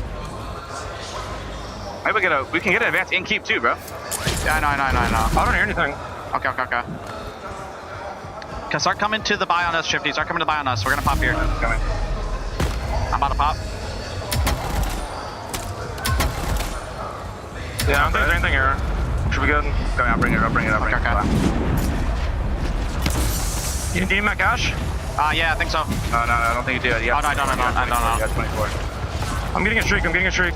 Yeah. Get into this house, bro. You got 12. Yeah, look at the left. Yeah, you guys should work those left kids. Work the left kids, by the way. Yeah, that low cave. I'm a crazy angle, bro. He is looking. I have a PA though. I don't know if we can kill him though. No res money though. Like, don't die for kills. Yeah. I mean, look at the solo fucking ahead of us. Can we not work these right here? I swear we can. Yeah, you can. Yeah. Crack the left. Yeah, watch over both. Watch over both. I'm using the PA. This kid's dying. Left's gonna die. Focus left. Focus left. Twisted Minds, they want to take a little bit of a moment. They need to hit that buy station, get the tools that they need to try and close this map on out. And you hear in the comms, they know that FaZe is below them. They want to try and deal with them. Two huge comms. First one is trying to work the players on the left so that they can rotate through the northern side of the map. It's actually going to be where the zone's going to pull, so all the decisions that just happened will pay out in spades if you are Twisted Minds. But also, don't scam. Don't sell yourself for a kill. Play for the positioning. We're 4 teams away from top 5, and the rest of the map can deal with that for us. We have win condition. Twisted Minds looking great to close the day out. There's literally nobody in this new zone right now. Everybody's sitting on the outside of it. An opportunity right now to start to rein in Hellfire. Some of these coaches looking on as they see the zone pull and saying, how the hell do you play against this? Killer found by Blast. It's going to leave a couple of members of CT Gaming having to make this push out. And Twisted Minds, all they have to do is just look over the top of this. There's so many different teams that the second they try and play up, the second they try and play on this top level ground, they're going to get zapped. Almond has to drop back actually to lift Shifty back to his feet. That means, unfortunately, as Blast pushes out to gain space, he gets dropped. Eclectic back amongst the mix. T1 have eliminated Vitality. Everything starts to squeeze. All these teams inside of the bay are going to have to rotate out. DK down on the shoreline are going to be a problem. Shifty's banging away, and anyone dares show their head. Yeah, this is a great timing, a great opportunity to sit here and just look at the kill feed. It's absolutely blowing on up, but look where the zone pulls. We'll be right now as everyone moves out in front of Twisted Minds. Almond Shifty, unfortunately, only has a 2 here. We'll be missing Blasties for this one, but not too much, because Almond's going to drop Echo. Stukex then plays on Disrupt, and Shifty finds Spam. T1 sat down. I think you will have a self still available on Spam, but Gen G is a 2. Gonna just set themselves up for a moment. Hope that DK get over aggressive. Shifty and Almond, they're gonna wait. They're gonna let this all move out because FaZe Clan are beneath them and they need them to step out first. It's all just 2s. That's all it is. It's just a game of duos here to end it. Some early shots coming on out. Clamp's gonna get aggressive. Nades up over the top. Says, thank you, DK. I like this positioning. And they will take them on down. Now, does Gen G, do they swing on out, hearing all of this commotion, or do they play on that inside? A little bit of a gas play coming in from the remaining teams. Clam just taking his sweet time, begging Gen G to rotate round. Zone's going to shift Twisted Minds up on top of the houses here, but Almond, he's in the prime position again so early. The leader, the champion, the IGL, everything that he brings to the table. Giving Twisted Minds win condition right now. It will be a 2v2, but game falls to the gas. Aiden on his lonesome to try and close this one out. The buy's there, but Almond and Shifty, they won't care. This is welcoming extra points in from the skies. Yeah, that's exactly what's going to happen. I mean, you might get some opportunity to give you the angle. Yeah, and unfortunately, both players from Gen G just going to be too weak from that gas play. Twisted Minds, they might just be able to play a little bit patient. They get blessed by a zone pull, and they're able to clean up that last game here at Group A, game number 6. I go back to the listening. I go back to the comms there. We've talked so often about their comms problems and the issues that they've had at times. Shifty gets dropped in that moment, and there's a kind of like in the comms you could hear it. Don't scam, we don't need to sell for kills, but also let's play these guys on the left. So they start to pressure the northern side. They don't do it by sending themselves onto the beach and into the caves. They hold the high ground still to allow in case the zone moves. So that then gives them opportunities in different areas of avenues that they can play around.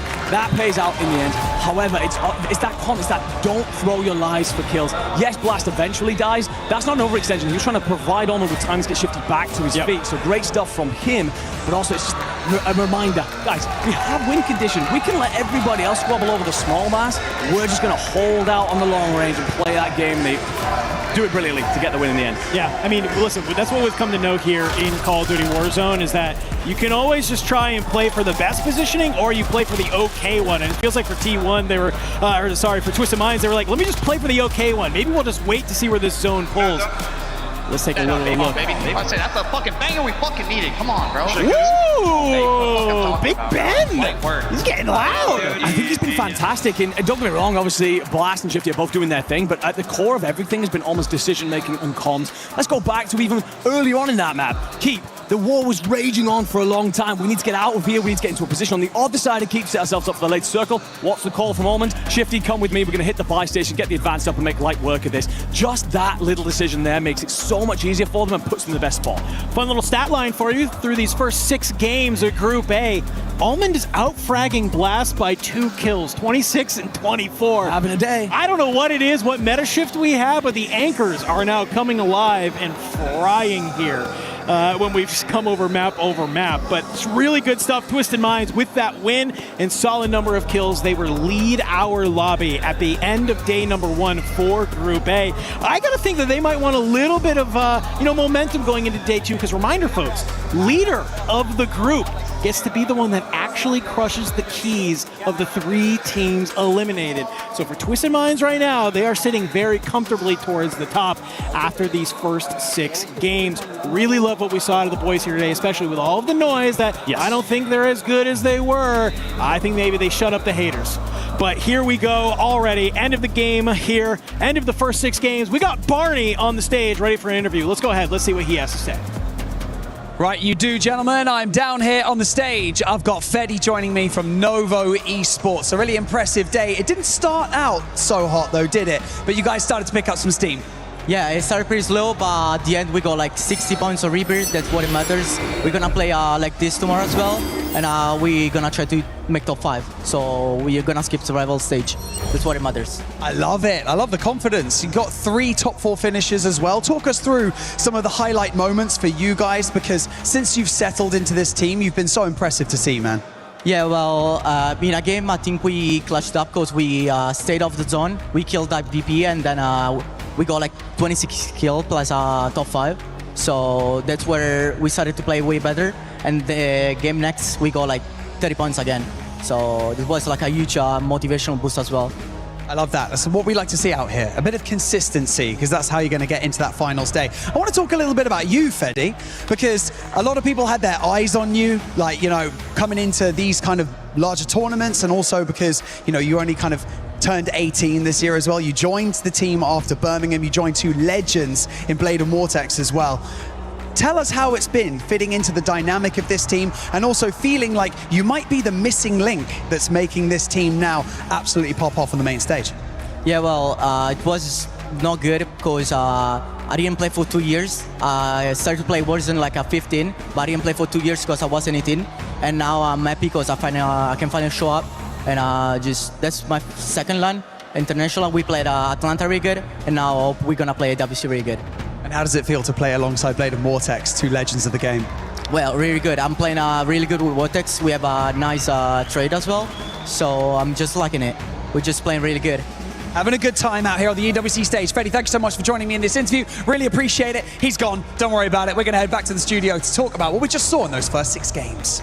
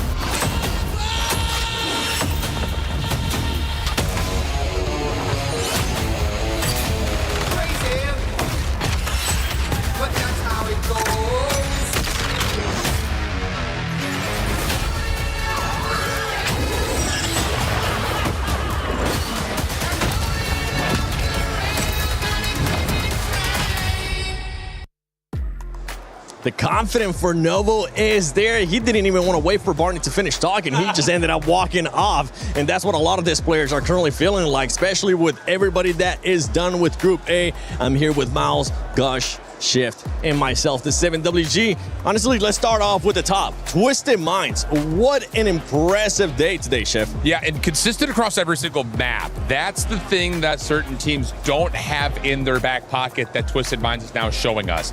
Huge confidence boost for them, not being able to just finish multiple top 5s, but to do it across a multitude of different maps with high kill tallies almost every single lobby. They're looking strong. They haven't done this in a while, guys. I know the land buff is real for this team. I think a lot of folks expected them to show up in this way, but this is a really big deal for a team like this who still kind of had a lot to prove, even though they were defending champions. Making roster changes this late in the game, it's working. Hey man, they're like that potpourri at grandma's house. That smell is just everywhere. Ooh. Everywhere. Gosh, you were actually telling me before we came on live that one team that has impressed you so far today when we're talking about consistency is none other than VP. Yeah. Yeah, I mean, Virtus Pro is a really interesting team because traditionally speaking, throughout the course of this entire series, they've been a very high caliber slaying team. Placement-wise has been frankly brutal to watch sometimes. They'll pick up like 15, 16 kills, but not even get a multiplier at all. They'll die in the first like 6 teams, right?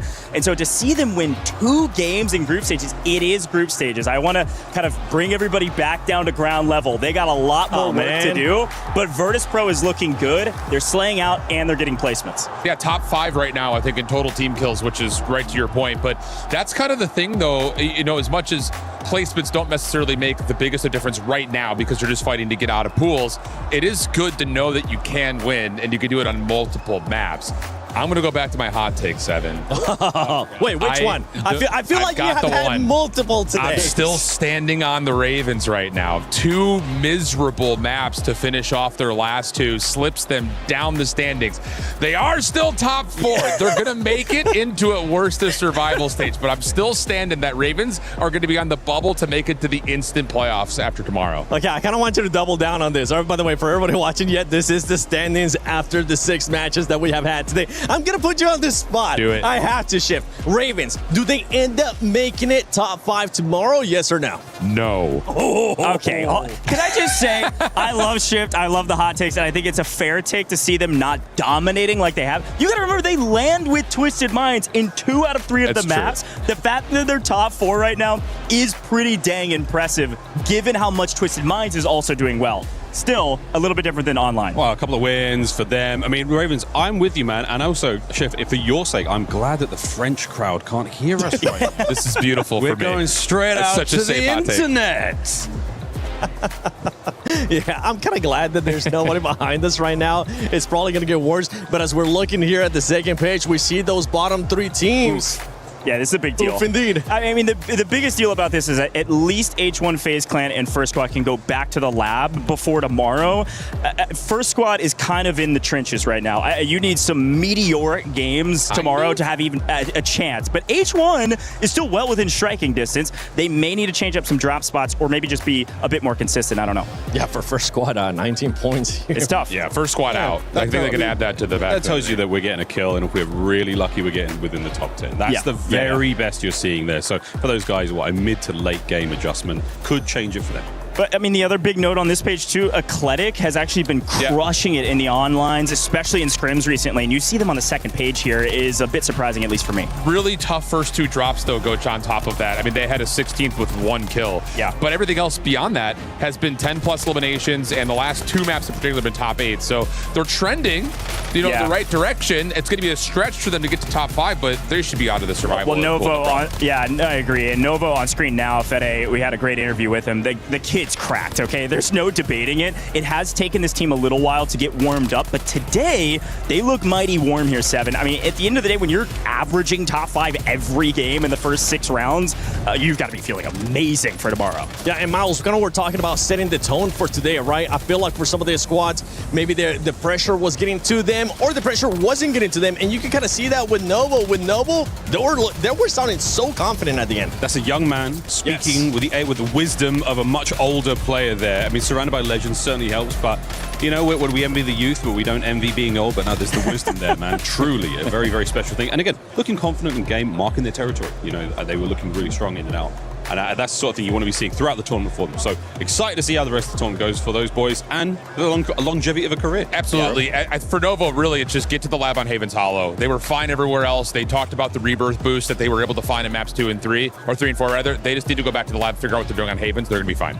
And for tomorrow, after what we have seen so far in this first 6 games, especially for Group A, we do have Group B coming up. So for everybody watching, don't worry, we have some fun segments that we're going to be doing here. And if at any moment you want to share some stuff with us, make sure you use the hashtag EWC and hashtag EWC26. But let's keep talking about Group A here for a little bit, because we saw the tone being set by Twisted Minds.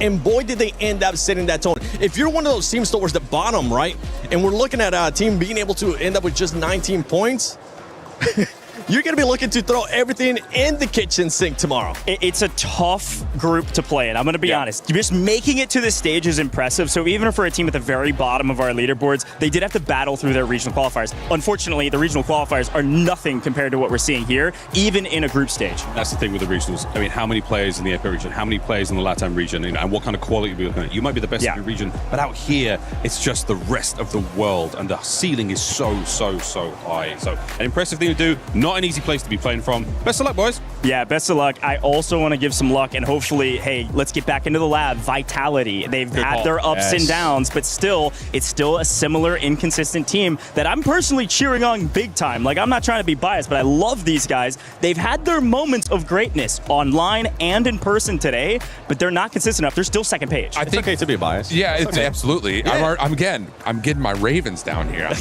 No, I'm just kidding. They're fine. Or just They're keep lovely stepping on people. them. They're lovely people. But no, you're absolutely right about Vitality. I think what they're missing right now is longevity after forcing a lot of early fights. They had 2 really tough exits in terms of placement, but they were still able to find 7 kills, 9 kills, but you finished 14th and 16th. So it's trying to get the longevity to where you're not just forcing gunfight after gunfight, but let's be a little bit more measured and make sure we can at least survive, and we'll find fights later. I mean, from the bigger picture as well, I want to see Smith in the running. Oh, man, to try to find another win with a totally different roster as well. For me, that is what I want. I mean, biases aside, I'm here for a good, clean fight. I want a little bit of rivalry. I want to see those guys go at it in the finals. It's worth bringing up the exact same storyline for another player, Aiden. I know the roster change it was made much earlier in the process leading into this series, but at the same time, it's still Aiden technically getting dropped. They wanted to go a different direction, and Gingy's kind of popping off.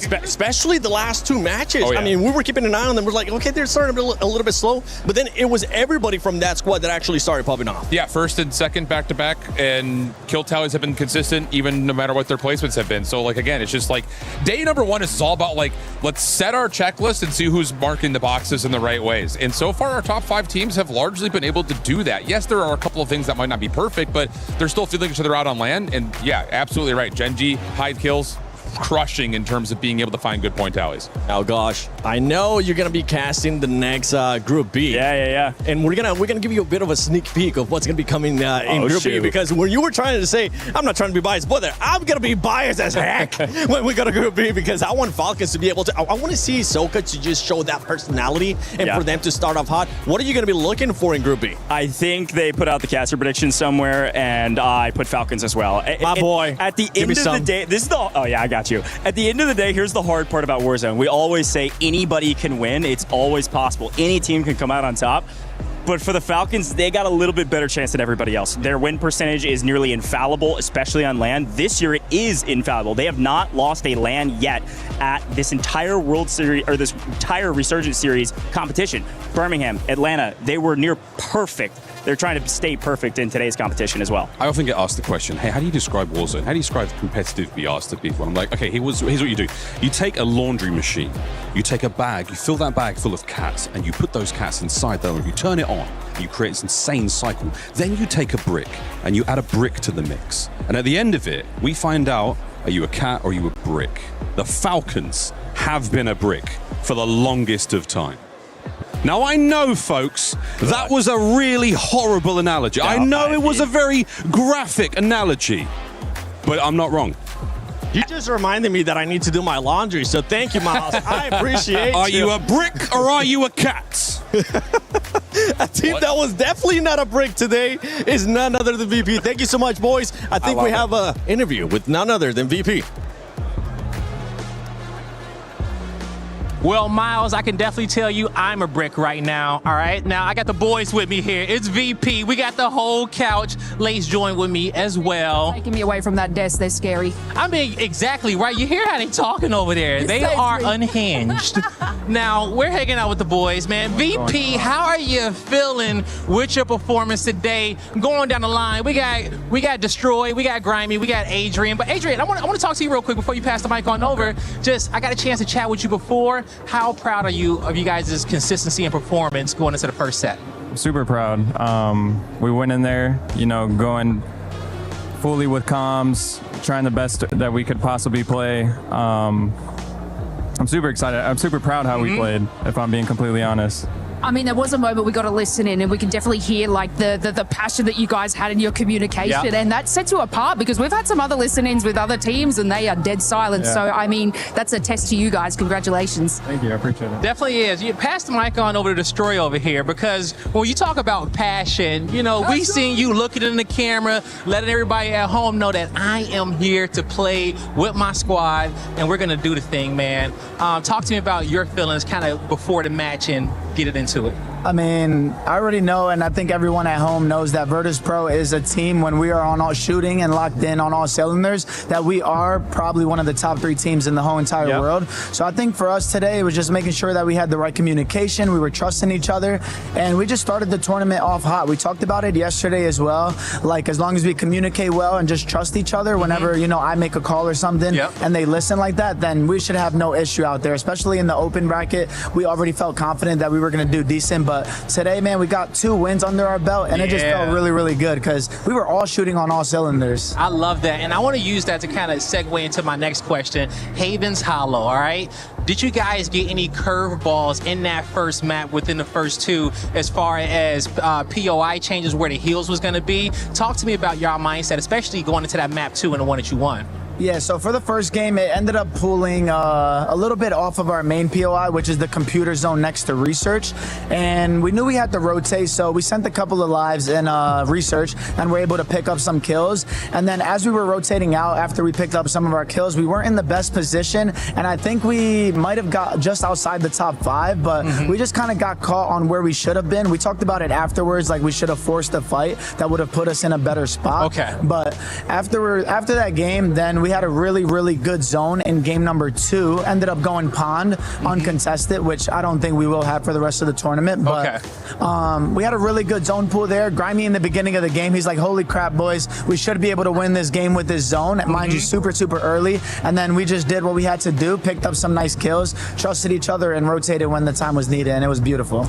Yeah, I mean, I want to dive a little bit more into match number 2 because, you kind of had like that northern side zone, especially the chaos that was unfolding in Mansion. And now I've heard that you guys were sort of more of a kill-hungry team and not focusing so much on placement, but that game, it obviously switched around. You guys, I think, are about 5.4 average placement over your games, which is, a lot higher than, say, Twisted Minds, who's just above you in those kills and stuff. What did you guys sort of, take back to the drawing board after being such a kill-focused team to now prioritize more of those placements? Because it's showing with winning, 2 of these. So to start off, I mean, we have Grimy on our team, and pretty much every single game, this guy's literally a walking 8 to 10 kills as long as me and Adrian stay alive for the most part. So with a zone like that where we don't have to rotate too much, me and Adrian can kind of just play safer, hold our POI down, and have Grimy go and rake up a lot of the kills for us. I think that game, he was 8 to 10 kills around that area, and he was just raking up kills. I kind of lurked around Mansion because I know in my head that Ravens and Twisted Minds are over there. So I was just kind of, picking up a couple stragglers as they're flying back in because they're fighting pretty much the whole time. Picked up some stragglers, and then I would just stay and help my anchor out. And then Grimy, man, he doesn't disappoint when we're locked in, so he's just always going to pick up those kills. I mean, at home, that was our biggest problem, getting placement and stuff. So we kind of focused throughout the weekend just making sure that we get a little more consistent on getting those top 5s for that multiplier. I love that. Let's talk to the Slayer on the team, Grimy over here. Now, going into Rebirth Island, you guys also win that map as well, going into map number 4. Talk to me about your perspective about what you guys kind of learned in that map 3 versus that transition going into that map 4, where you guys took over and dropped the most amount of kills that you guys did get on the win, which was 18. Well, in game 3, FaZe and Nova we're just fighting control the whole game. So I just knew if we made an end game, we would be able to force Novo out. And it ended up pulling towards like 10s and green. D made a great comm that we had an advance. He said no one's green, so we just all ran. We took green. We dropped money, I dropped money to D. He bought back Adrian. We took green, and that was that. That was that, man, right? It's just that easy. That easy, home free to the victory, you know? But one thing I love about you guys is I can tell that you believe in each other. When those call-outs are coming in and throughout the mic, you guys are just, it's calming your nervous system down. You're like, hey, D made the call. We're going to go with that. We're going to hold off right here. Grimey's feeling confident. Let's ride this out. Like, Adrian, does that, alleviate some pressure off your gameplay when you're hearing your teammates like that? Absolutely. I mean, Destroyer's kind of, saying what's going on. We have an advanced UAV, like Grimy said. He's looking for those free rotations. And Grimy, he's playing the kills. I think they both took like a super, super crazy 1v1, and they both won the 1v1. So that kind of set us up right there. And I mean, if Grimy's slaying, I'm going to try my best to hype him up. Yeah. And same for D. Like, they're both super, super individually talented. And you guys hang out like outside of games or something because to form the communication, I just imagine some teams doing like trust exercises and stuff like that. Are you guys like pals like outside of competition? Yeah, I would say so. You gotta be, right? Yeah, I feel like you kinda have to. No matter, back in the day, me and my teammates, we used to have to just watch Netflix on the Xbox back in the day. Remember when they had the theater on the 360? Yeah. Team bonding, we watched Netflix, that was our stuff back then. No, for sure. What do you guys do though, as far as team bonding? Like any specific activity outside of scrimming? Honestly, solitaire, He likes playing like party games. Sometimes I'll play party games with him. I don't know, listen to music, stuff like that. It's really not much. Hey, whatever it is, it's working right now. Just keep on doing it. Now, let's talk about some things that wasn't working in this first set, all right? Any surprises from you, maybe from other teams out there, or surprises to drop something out there within these 6 maps?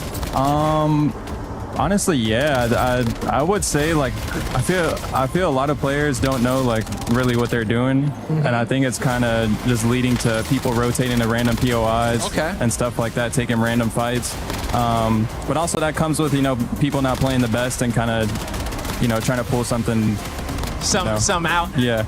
Out of nowhere here at EWC only. Like, they're not going to expect this right now, right? Destroy, you got something you want to elaborate a little bit more on that too as well? So as they were saying, I think a lot of teams at home were really, really comfortable with one strategy. So when LAN time came and that one strategy didn't work for them, they didn't really know how to adapt or shift to it. For like FaZe, for example, they were landing at Control most of the games. They were fighting Novo Esports. We at home know how to do both. We know how to play the boat and we know how to play Control. So if something goes wrong, we can swap according to how the games are going. Overall though, I think we were just all shooting. We were all playing confident, trusting each other. As I said, man, we just kind of held it down for Grimy, made sure that we were staying alive, and he would just go rake up kills for us. And then once fire sale came around 3rd zone, we all communicated that we just have to slow it down a little bit, because I think me and Grimy both sometimes are just so focused on getting these kills. As a lot of people know, we are a kill team. So most of our points do come from eliminations, but if we can continue to secure top 5s like we did today, that will put us over the 100-point threshold, which just gives us such bonus kills, because we're not averaging 8 to 10 kills. That he is averaging that on his own. So when we get a good win, it's usually between 15 and 30 kills, which I feel like a lot of teams, they may get like 4 kills each, maybe 12 kills. But for us, man, we just focus on trusting my calls, the rotations, end game, which I was already seeing the vision today. We had a couple of advanced UAVs which helped us get to these power spots, such as you mentioned, green. We popped that advanced UAV and I seen it, and I thought my eyes were deceiving me for a second, because you would think that most of the top teams are already they would have been there, but no one was around. So I'm like, Grimy, let's go. And he, no hesitation, won a critical one. I won one. Then we go over there, as he said, we rezzed Adrian, and then we at that point you just end up letting the game play how it plays out, because the zone ends up popping back towards Control. have the smoke grenades. I call, yo, let's go, let's go. We all triple. We're just moving as one. So we were just moving beautiful as a team. We're all communicating. I don't have to repeat myself numerous times. They're just all next to me, and the trust was just there today, which I think is the most important thing as an IGL, having your teammates trust you. VP had a plan and it was executed perfectly. Oh my God, to the T. All right. Now, last question here, quickly. Grind me out. I gotta ask you because I know you're a straight shooter, and you're gonna tell it how it is. Going into the next group, who's the team to watch out for in that group going into it? You know, I know probably some people say Falcons. Any surprises in that group? Definitely G2. G2. Definitely okay. G2. All right, you heard it here from Grimy. Watch out for G2. And folks, that's going to do it for me and the boys of VP. Yo, guys, congratulations on y'all consistency. The tournament's still going, but great start to day one. All right, that's going to do it for us on the couch at the pit stop. Back to y'all.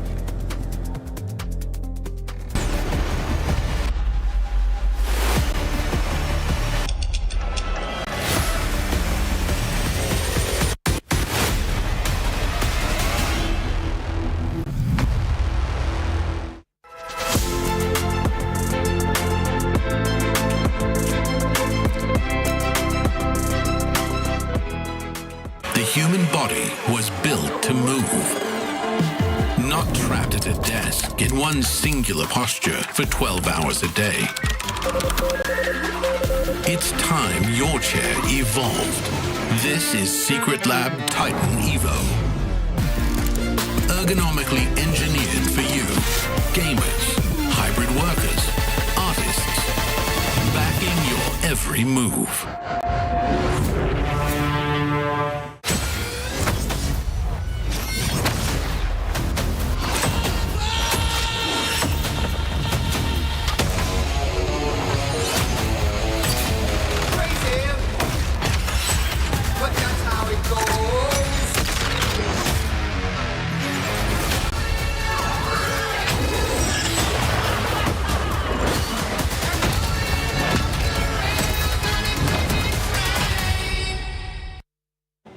For the first time ever, nations will compete across 16 titles over 4 incredible weeks, all in the pursuit of one championship. This is your chance to stand behind your country, celebrate your players, and witness history from day one. The Battle Royales will include PUBG Battlegrounds, PUBG Mobile, and Apex Legends. And of course, all of the action will be taking place from November 2nd through to November 29th. But the real question here, Lace, is, of course, who are you supporting? I'm, of course, going for the Aussies. And look, you know, we got some underdogs, so I'm incredibly excited for Australia. And I, of course, will be supporting the United States. It's going to be an absolutely insane 4 weeks of competition, so make sure you check it out. Head over to esportsnationscup.com and buy your tickets now. Kitty, I feel like we kind of got off to the wrong start when we first met in Paris. She called me her little dog. On a compris que t'es américaine. On a compris. So that's why I'm super excited that we get to have a traditional French meal. Oh, bonjour. Bonjour. Bonjour, mesdames. Merci beaucoup. You're welcome. Merci. Avec plaisir. Oh, I know some of these words. Okay, like 6 huîtres. It's like one of the best things that you can have as a starter. Yeah, that sounds good. Yeah, and you can have 6 of them. Oh. Exciting. 6, 7. Oh, God. Oh, wow. Enjoy. Nice. Merci beaucoup. Avec plaisir. Merci. You take it with your hand, like that. Okay. Okay. Yeah. Then you can have that lemon. You Okay. can squish. I will do it for you. I'm okay. Are we okay here? I'm okay. And then you... And here we go. Viva la France.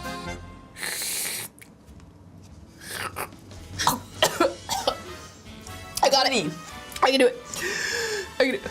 No, not with the finger. I did it. Not with the finger. I did it. Why? It's really good. You liked it? I'm so pleased. Maybe one more. Okay. Oh. How do you feel now? Trebone. And the best part is that we have so much more. So, pourquoi this? This is like a type of bluish cheese, and you also have jam with it. This cheese Looks like it has a little something growing on it. That's the ones that are the most powerful. If you want to really taste cheese, you try that one. Wow, that is definitely some mold. Now, if I peel it off before I eat it, so you know how sometimes they give you shrimp and the shrimp isn't deveined, so you gotta take like the poop out of it? All right, there we go. I think we got, okay, there we go. We got all the mold. Bon appétit! Oui, à la tienne.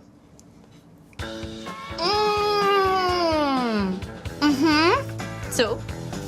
Regard!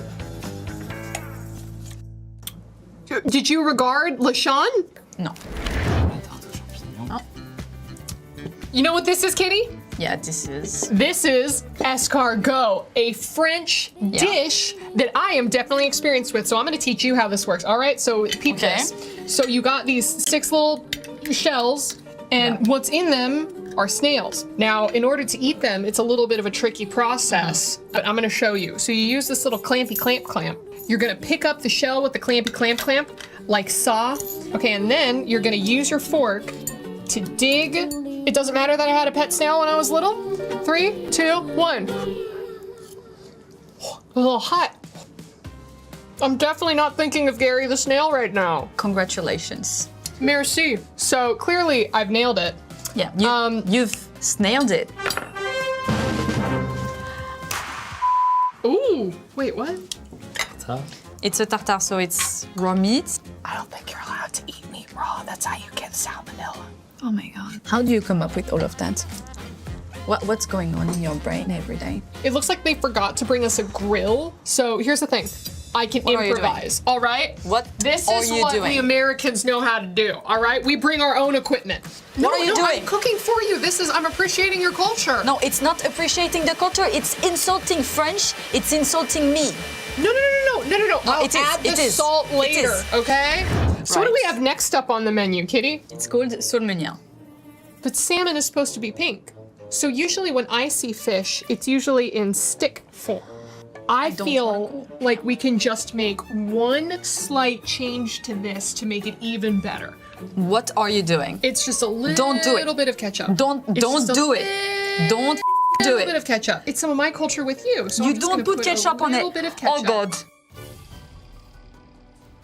Are you here to insult me? No. This is actually really good. You should try some. No, I don't want to try it.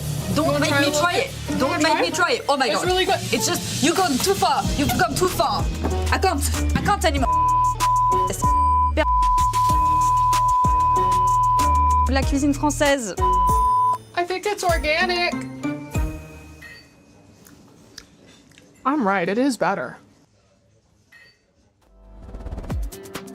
Miles, we might need to end up doing some of that because I haven't really gotten a chance to get some of that sweet French cuisine. By the way, thank you for coming back and joining us. We're joined by none other than Repulse. Repulse, pleasure to have you, man. How y'all doing, guys? Thank you for having me. Oh, thank you for being here, dude. We know that the stream is live right now. Yeah. Still rolling. Yeah, we got the boy Ketchup and Diaz over there. They're holding it down the fort for me, man. We saw you trying to check the chat. You're like, put your phone away. I don't want to. I'm over here making sure chat's taken care of, you know? How are you enjoying the tournament so far? Oh, dude, I love it, man. The energy is insane. It's like the appetizer right now. You know what I'm saying? It's no drama yet. We don't have Twisted Minds versus Falcons yet, but I'm loving it so far, man. It's awesome. Twisted Minds ended up showing up though. Yeah, I literally just had an interview saying that Twisted Minds, they're getting ran by Ravens, and then now these guys absolutely start frying, going crazy.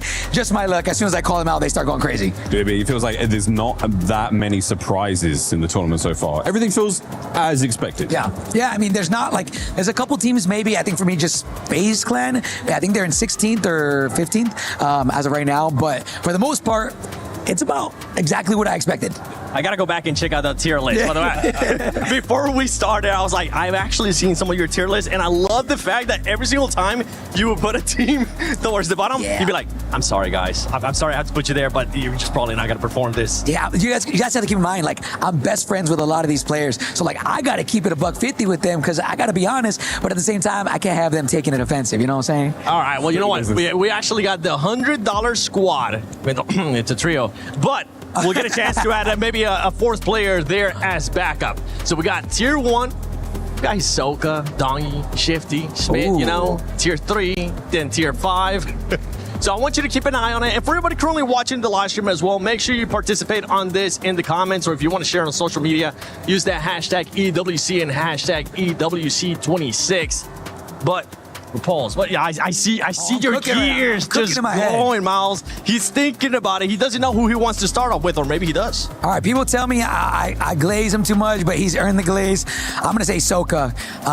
If I'm gonna build a God squad, I gotta start off with Soka, but that doesn't leave me with a lot of money here. So we'll give you more time. First pick, Soka. Miles, not a bad First pick. pick's a good. Yeah, You know what I'm saying? Not everyone gets to watch like an artist at work, but the tier list master sitting here putting it all together. You guys have no idea the treat we're getting. But Soka's a very respectable pick. Yeah, I think. Okay, look, Soka. Then I'll probably add. I think I gotta go tier 4, tier 5 now. I'm gonna go spam Gola. How he's on tier 4, I have no idea, but that's a steal. And then last but not least, tier 5. Oh my God, you guys have Blast on tier 5. Yo, I'm picking Criminal God. What? That's a God squad. Spam Criminal God Soka. That's my roster. Cash. Dude, what do you think about Spam? First, like big time on LAN, Rookie of the Year contention? Yeah, so I think Spam is really good, but he has been inconsistent on LAN. I talked to all the Rookie of the Years. I said, look, your guys' I think accolades, how you say it, they're so close together that honestly, Rookie of the Year is going to come down to this event.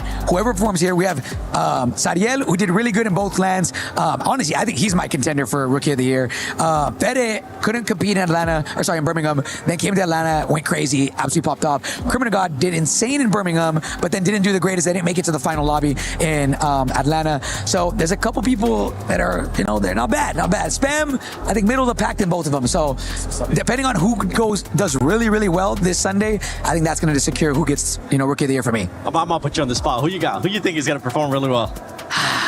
Out of those rookies? Yeah, out of the rookies. We'll go into who's going to win it later on. I think Sariel. I'm going to answer two questions in one. I think Sariel, he's going to pop off, and I think he's going to win it. Dude, sorry, I could just speak to Sariel. We shot a little content piece together, and he told me how excited he was, man. I was like watching a kid bouncing around, being so happy about this. Yeah. He said, my dream, we win it all, and the crowd is cheering Sariel. So, and I was like, live that dream, man. Yeah. Live that dream. He's a good guy, man. He's a nice guy. He doesn't speak a lot of English, but you could tell he was so passionate. So I want to see him succeed, man. His story, I think, is amazing. Did all of this on console when everybody says it's impossible. So I want to see him succeed. Shout out Sony. I heard you shouting it out earlier too. It don't matter if you're not on console. If you are on console, you can still do it. I mean, it's happening. It's happening for some of these teams. It's happening. But we are going to be going to Group B after we're done with all this. We'll get a chance to talk about all of that. But I kind of want to get a little bit of your predictions. I want you to give me a bit of a tier list here live right now in regards to Group B. Okay. Obviously, Falcons at the top, right? Falcons number one, I think, without question.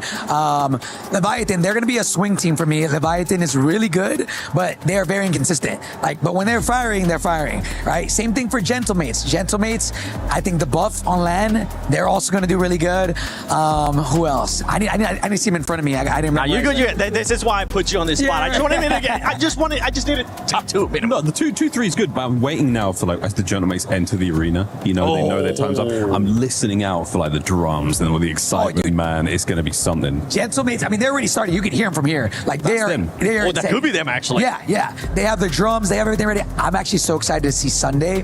I think Gentlemates will make it no matter what. But them on Championship Sunday, oh my God, that's going to be crazy. It's so nice to have a French tournament. We've got big teams like Vitality. We've got Gentlemates bringing it. The fans are going to be so excited. And for the French players as well, there is nothing like playing in front of a home crowd, like a true home crowd. Friends and family in the arena, how special this is for so many players, man. It's incredible. Yeah, I mean, dude, I was talking to Diaz about it, and this is off camera. We're just hey, who do you think could be the underhorse here? Who could, pop up? And he's like, my prediction is he thinks the French team is going to win this, not just because of the land, but because all three of the French teams have actually done really, really good recently. So I'm going to give a shout out to EU. Y'all been cooking. I just want to say that all year, EU has been slept on. Even last year, World Series of Warzone, they put a name for themselves out there. They did it better than literally the majority of all the NA teams. And they've continued that, man. They're doing really good. I'm not going to say they're the best right now, but EU is actually frying. But Enigma's back there somewhere.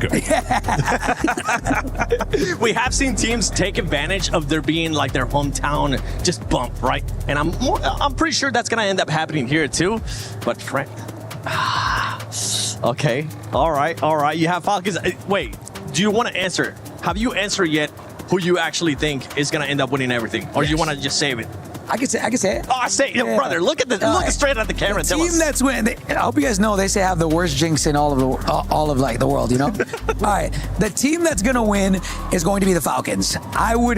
I think you're crazy if you don't believe that. They've won both of the events. Yep. I will say the Shumat Fortunes keep getting added to the mix. It's been a little, it's added inconsistencies to not just Falcons, but all the teams. So I still think out of any team, it's going to be them.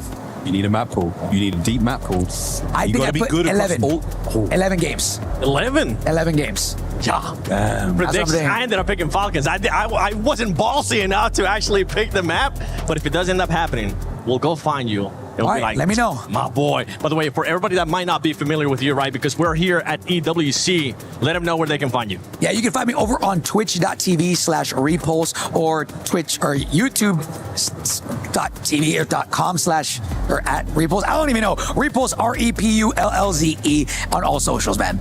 There you go. Well, I'll look it up later on, too, whenever we're talking about the Group B, and I'll give you a shout-out as well. Thank you so much for joining us, brother. Of course. As we're getting ready for Group B to start, so stay tuned for that.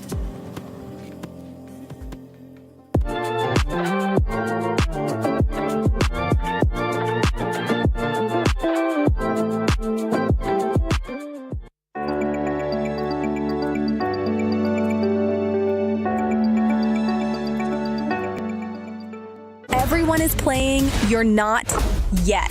EWC Play is your all-in-one platform to compete in fantasy, pick'em, and quests for a grand total of $300,000 in prize pool. Build your dream fantasy team in 5 different games and track your score with live results tables. Predict the winner of every game, every group stage, and every tournament. Complete daily and weekly challenges to earn boosters that help you climb the global leaderboard. Got what it takes? Join EWC Play now.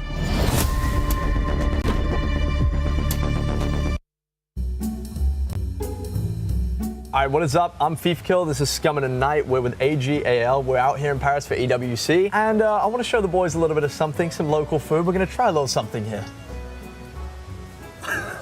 Is that frog? It's frog legs. Is that frog legs? It's frog legs. It's frog legs, bro. Dude, look at this. Oh, baby. That's nice, right? Some nice thighs. That, dude. We trying this right now? Are you hungry? Dude, I kind of am. Okay, I will say it does have like little leg bones in it, so okay. don't just go all in one. You gotta like eat around it, Okay. like it's a chicken wing. Oh, okay. Cheers, mate. When in Paris. Dude, we kicked each other. Is there any meat? Look at it. That's a calf right there, dude. Oh my gosh. Oh, bro, it feels so wrong. Dude, it just feels weird because it's a frog. Dude. That's not bad. Bro, I get frogs in my garden at home. This is so messed up. What do you think Gordon Ramsay would rate this dish? This is kind of fire, bro. I'd probably give like a 2. I think I'm done. The mental block is the problem. You just put that back on. Dude. Jimmy's back there. It's Kermit, bro. It's Kermit. It's actually kind of good, though. Bad. You gonna eat an olive? No. No? I got some bone. Ew, that was disgusting. Dude, the olive was the best part. You like the olives? I do. I'm not scared of the olives. Get another leg, bro. What are you boys rating out of 10? I give the olive probably a 10. What about the frog's legs? The frog leg, I'll probably give it like a nice 2 or 3. A 2? Yeah. So you're not messing with Paris food? I mean, I had some croissants. Those were pretty good. The frog legs, though, I'm gonna have to lay off those while I'm here. Callum? I'll give it a 2. That ain't for me. 2? It walking around before. No, it threw me off. I'm eating another olive. I'll give it like an 8. I mean, the chicken flavor was good. Like, it tastes like chicken. But the fact it was a frog leg, I kept getting this image of it like running around at me. It was freaking me out. No more frog legs for me. We gotta go track down some snails. That is gonna be the end of that. My teammates didn't really like the frog's legs. Paris, you gotta step up your food game. I didn't mind it. Not bad, not bad. I probably would never eat that again though. But yo, thank you guys for watching. I hope you enjoyed. It's got like a full-on calf. Oh, look at this. Yo, imagine this thing just leaping, bro, like boom. I can't believe they just made us eat this. I might go vegan. I'm vegetarian now, dude. This is terrible. I think this is the best decision we ever made, or potentially the worst we ever made. What about Dylan? Let's talk about it in 6 months. Okay, no answer. We'll see. I'm putting you on the spot here. But, I mean, Perks is replacing that coaching position. Look, first of all, Perks. I believe I come from traditional sports. I'm a converted gamer. I believe that successful sports organizations have this intrinsic model of legacy transmission from ancient players to the new one, because you transmit something else than just skill and craft. You transmit like the legacy and the mental edge that they had when they won. And so we had our player becoming world champion in Rainbow Six 2 years ago called Fabian, and then become the coach. And as a coach, we won the championship again. Hope you all are enjoying the show as welcome back to the CUD Warzone Resurgence Championship at EWC 26. I'm the 7GG, and we're back with Miles Ross, Lace, and none other than I Hold Shift. And I was looking at the crowd that we have behind us, Shift, and Leviathan, I'm hoping that you don't have a hot take with them because there's a lot of people behind us. I'm not going to be able to defend you, brother. I don't have a hot take for Leviathan, but I do, teaser, have a hot take for the Gentlemates. Save that for later. Save that for later. All right. Well, one team that we're going to be looking at here, especially in Group B, it's going to be none other than Falcons, Lace, because this team, I mean, they're one of the favorites to win it all. I mean, that's crazy. Who are the fat? No, I mean, this team. I mean, we've been harping on about this team. I'm definitely in the green room this whole entire time, and they have been looking so good in every tournament that they come into. Not only that, obviously they got to get some of those club championship points as well. So they're going to be coming in with obviously a mission and a half. I obviously said at the start, you know, I'm kind of putting Twisted Minds against Falcons in that sort of storyline, and I mean Falcons do have like 141 points to catch, but I do believe that this is the team that's going to be able to do it. It's exciting to see as well as the group starts. Obviously, Twisted Minds have delivered the goods. We've seen a little bit out of Vitality, so now we have our trifecta, our winners from last year. Everyone's finding that success. All we have to see now is the Falcons come out on top, and once we do, we're in for a good run in that finals of the tournament. And the thing is that you just mentioned it too, they're going to have a little bit of extra pressure when it comes to the club championship, because right now, Falcon fans, I'm sorry, but I don't know if you're going to be able to trip it here as we're looking at Group B. You want to go with the Gentleman's take already, or you want to wait a little bit? Let's savor it. All right, well, I'm going to be looking at G2, okay? I just had a conversation with VP. Now, G2, I wouldn't slate them as underdogs, but I would put them as underdogs under Falcons. And this team is going to be exceptional. And I mean, top fragger anxiety. Let's hope they don't get a bit of anxiety at I'm going to leave the stage. I'm so sorry, everybody. But this is going to be another team that you need to keep your eyes on besides Falcons. I've got G2 finishing top 3 in this group. Okay, I love that call out of you. Thank you. I'm down for fun. And I'm down for fun, but I'm down for fun. Oh. Because Juju is a beast, and I had a wonderful time with him in the content shoot, and the confidence is there, the capability is there, so I'm running with those boys. And for everybody watching, don't forget to do your EWC Play at Pick'ems right now. If you want to, just scan that QR code that just went away. If you want to bring it back, feel free to bring it back. But you'll be able to win some prizes if you do end up getting it correct. Maybe some money too. A lot of cool stuff. Just check out the EWC app. And while you're at it, don't forget, share stuff on social media. Use that hashtag EWC and hashtag EWC26 because I want to see if we can maybe find something that we can showcase. I got lots of cat pictures after my analogy from the previous segment. Lots of cat pictures. You got to send me some so we can maybe I will share them. I will show. share them. Friend on social media delivered about 4. Why did no one show you any brick pictures? Because not a lot of bricks out there in the world. The bricks are down there, and we're going to find out who they are. We got the bricks at the start with the air ball. Sorry, I had to. No, that would have been better if I had a brick. Would have been way better. This guy balls. This guy would have been so much better if it was a brick. I'm gonna let you savor that hot take that you had even longer. Okay. Because we are getting ready to start Group B. So why not? We waited long enough. Let's get started. I had such a cool.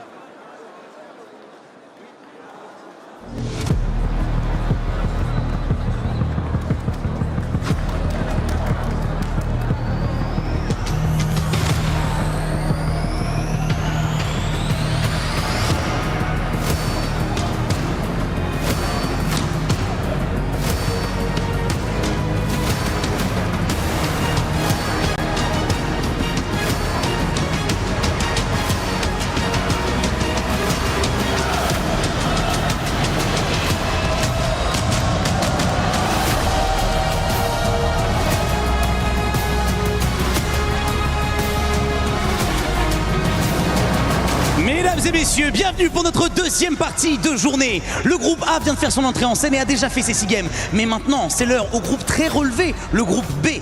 de rentrer dans la compétition. And just like that, day one is complete for Group A. And so our focus now shifts to our next contenders. You've seen what's possible, but now it is time to see how high the bar has been set. $1 million, rentrer dans l'histoire de WWC et essayer de soulever le trophée sur Warzone, toutes les équipes en rêvent. Mais pour y arriver, il faut déjà faire un bon group stage. This isn't just about skill or synergy. Reputations are on the line. So it is time to put your money where your mouth is. It is time to silence the doubters. And it is time to introduce Group B to the main stage, starting with Fnatic.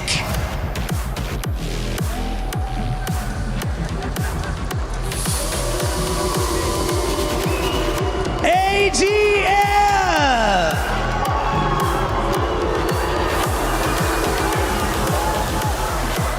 Gamax Esports.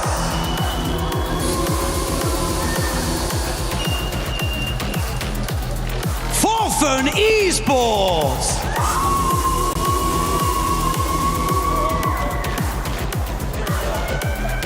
Ninjas in Pajamas E-Star.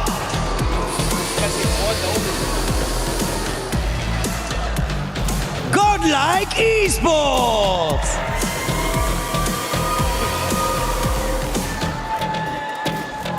JD Gaming.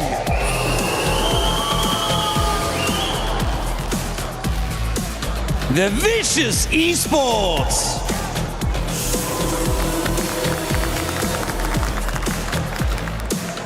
Team Nemesis.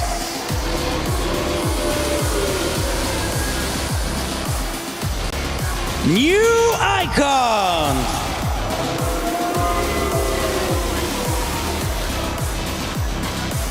Cat Guy Vadati.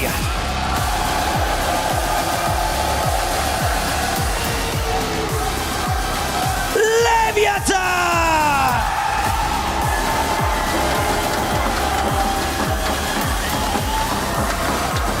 Gentle Mates.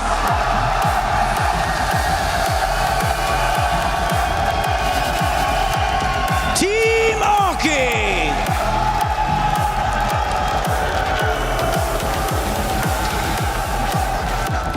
G2 Esports.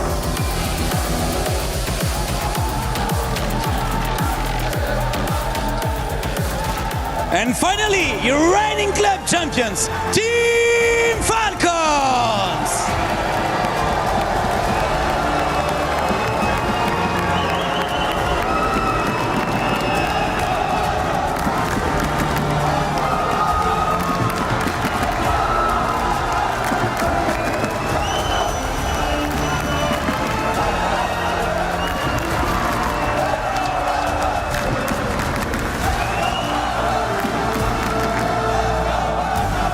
À partir de maintenant, chaque décision compte, chaque élimination, chaque point, chaque clutch. Les 48 joueurs du groupe B sont prêts à lancer les hostilités.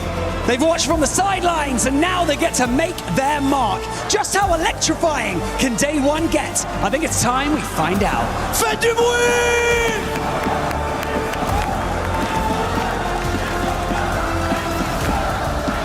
All right, it's Group B time on day one, Warzone Resurgence Series Championship. I'm Goj, I've got Seymour next to me, and we got a chance to see all of our players walk in. Feels like a brand new start to a brand new day, but we've been out here a couple hours. Seymour, how the heck you feeling, man? The Group A was on fire. I mean, you couldn't ask for a better start to the Warzone Resurgence Series Championships here at EWC, and for Group B, this one's going to be a ride. I think a roller coaster, because everything shaped up the way that we thought for the most part in Group A. Group B, a little bit more tight-knit, a little bit more opportunity for upsets and some dark horses to take the light. Yeah, this is a really big moment for a couple teams to really step up and show who they are on main stage. This is almost feels like a given at some level for the Falcons. They still have something to prove, I guess, if you've never heard of them. Besides them, though, somebody like the Gentlemates, They've got the loudest crowd here by a mile now. You heard the boos for every other team besides the Gentlemates, but they have a lot to prove at home on main stage with a lot of people watching. A lot of expectations for a team that's frankly been struggling. It's one of the biggest stories of this group. Can the Gentlemates step up and step out right now? We got some crowds here for Leviathan. I loved it. We had a lot of cheering in the crowd for G2. I think that the one thing is for certain, Falcons aren't the ones that people are going to be cheering for today, and that is the big question in my mind, because we talked about how dominant this team has been.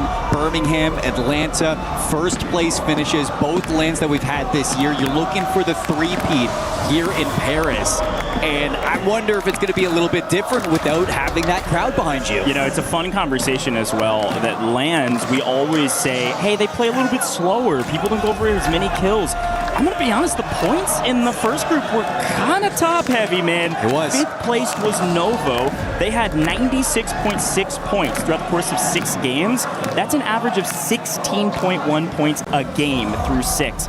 That's the metric for success if you want to go straight to the finals and skip the survivor stage. Top 5 is what you're looking for. And I like that the desk was kind of bringing up that Orchid team, because talk about their Atlanta performance in reference to those points. I mean, you look at adding Master 5K to this trio. You got Sariel having probably the biggest pop-off rookie performance of the year. Repulse was even saying that he's got the opportunity to take home Rookie of the Year.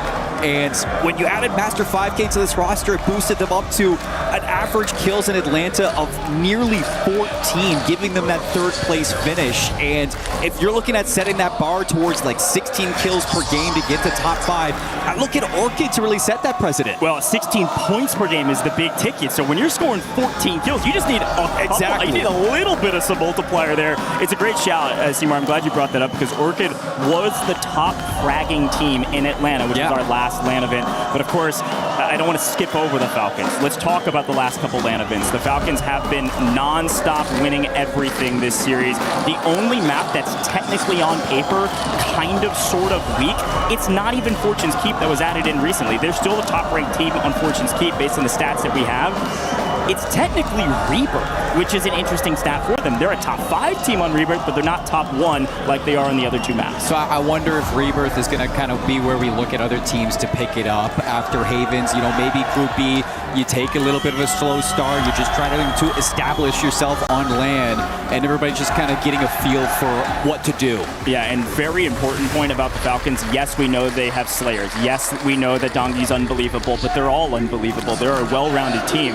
What's unbelievable is their placements. They are averaging, in Atlanta, they average just under 3.7 was their average in placements across all 11 games. It was unbelievable, the consistency that team had. So you see Gentlemates out in strides, though. Let's briefly talk about them.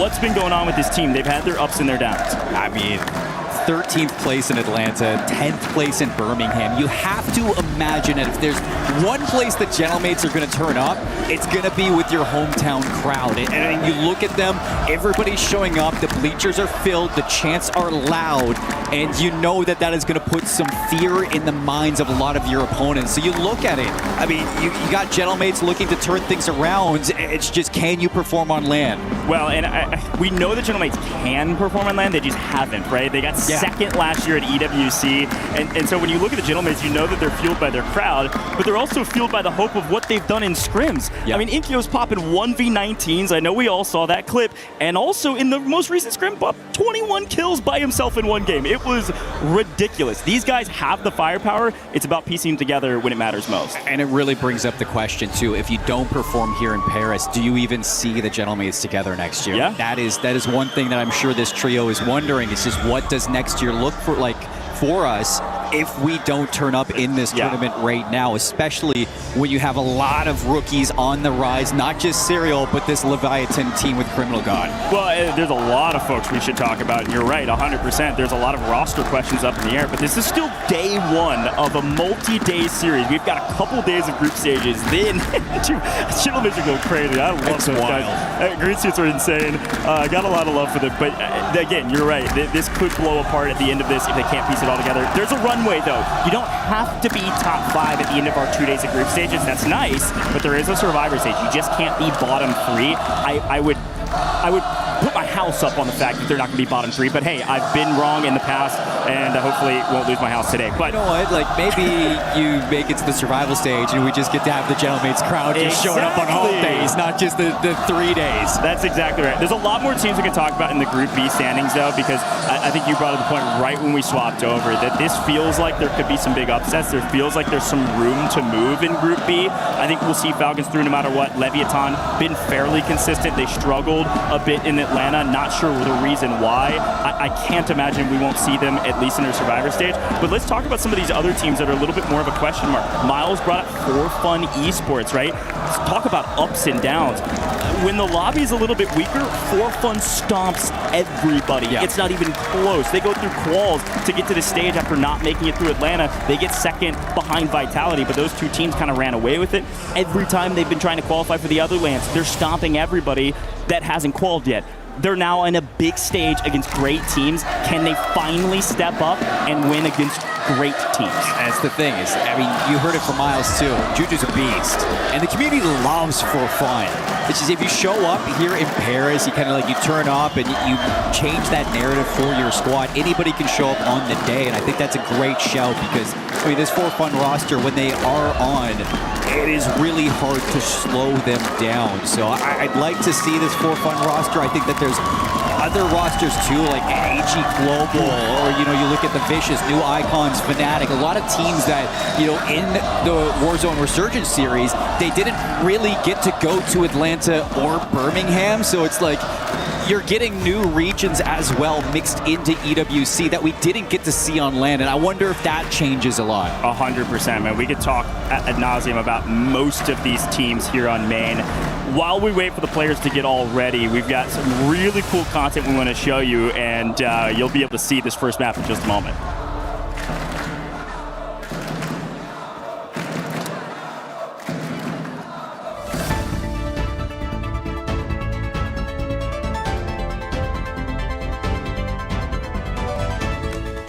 Special report. The Esports World Cup is here and Warzone has been chaos in the build-up. And if you're a little lost, don't worry because we've got you covered in this episode of The Hot Drop. In today's news, the Falcons are still everyone's favourites, but with teams finally growing a pair and refusing to give them exactly what they want, we've never seen so much competition. Last year's winners Twisted Minds have changed not one, but two of their champions, with a mid-season drama that could rival any box office. They've ended up looking potentially worse. Other dark horses from North America include sides such as Virtus.pro, who have kissed and locked it in after their TIFF threatened to destroy them. And G2, who finally grew up and got over their LAN anxieties in Atlanta. Gen G are actually on their 48th drop spot and role change of the year. And to top things off, it got worse when the Gen G general manager received a barrage of abuse from the Falcons coach Mutex. In solidarity, Vitality coach Ebates released a small statement saying, "I need time to heal." Gen G's Aiden also refused to take the comments lightly. My knees hurt just watching that. Fnatic bring 3 familiar faces to EWC, while FaZe are on their 3rd roster of the year. LATAM fans will be hoping that the swag curse doesn't stretch as far as France. Speaking of the French, the Gentlemates are expected to be backed by a capacity crowd here in Paris, and they'll need them, because while their online performances have been stellar through 2026, their LAN has been considerably less impressive. So for Gromalock, Hallow, and the one as tall as 3 apples, the French have some weird sayings, don't know what to tell you, they'll be hoping to give the home fans the showing they deserve. And they aren't the only local side looking to bring a revolution, as Ravens and Orchid are here in great form too. There's actually some rumours going around that these 3 are going to mix amongst each other post-EWC. To get to the bottom of those whispers, we've put our best man on the case. Tell me about Rostermania. Calme-toi, frérot. Tell me about the French super team. Je suis la team. Je suis super. Who's making the roster moves? Bring in the next one! It's not just the French spicing things up, it's Hellions, Novo, and Eclectic come here in great form too. Particularly Zanx, who's been keeping cool in the summer heatwave, playing and winning in a dress. For those of you still unsure about everything going on, we're heading live to the man with the best Warzone stream on the planet. So Biffle, of course we're here for the esports. All right. Let's get to the real questions. Diaz, are you coming back next year? Hey, no comment. Okay, are you Shifty and Soka's daddy? Do they need you? 100%, of course. Do you think this is the most competitive season we've ever had now that you're gone? I mean, everybody's hitting match point. I mean, I think the scene's in shambles, so. All right, back to you, Enigma.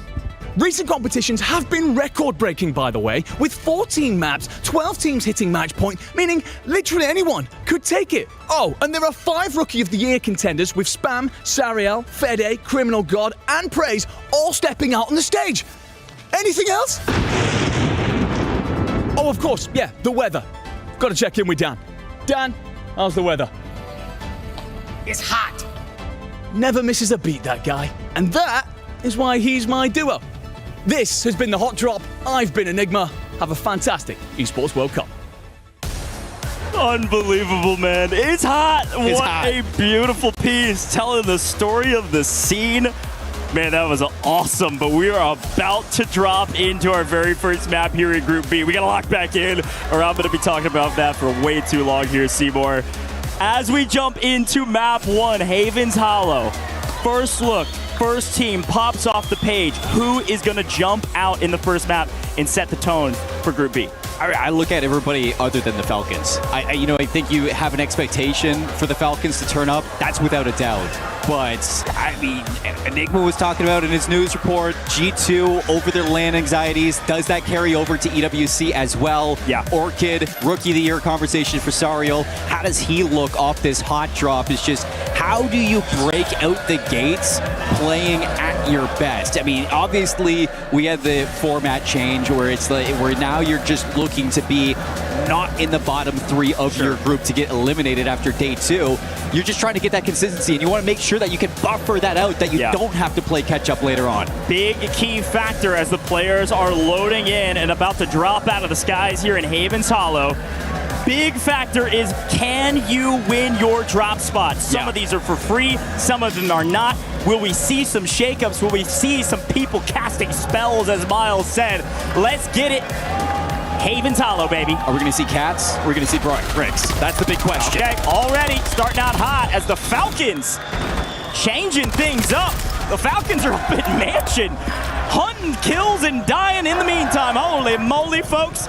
No boat today, not in Group B. The Falcons moving around the map without twisted minds around. Yeah, no opportunity to kind of get out the gates early if you're NIP looking for the Mansion.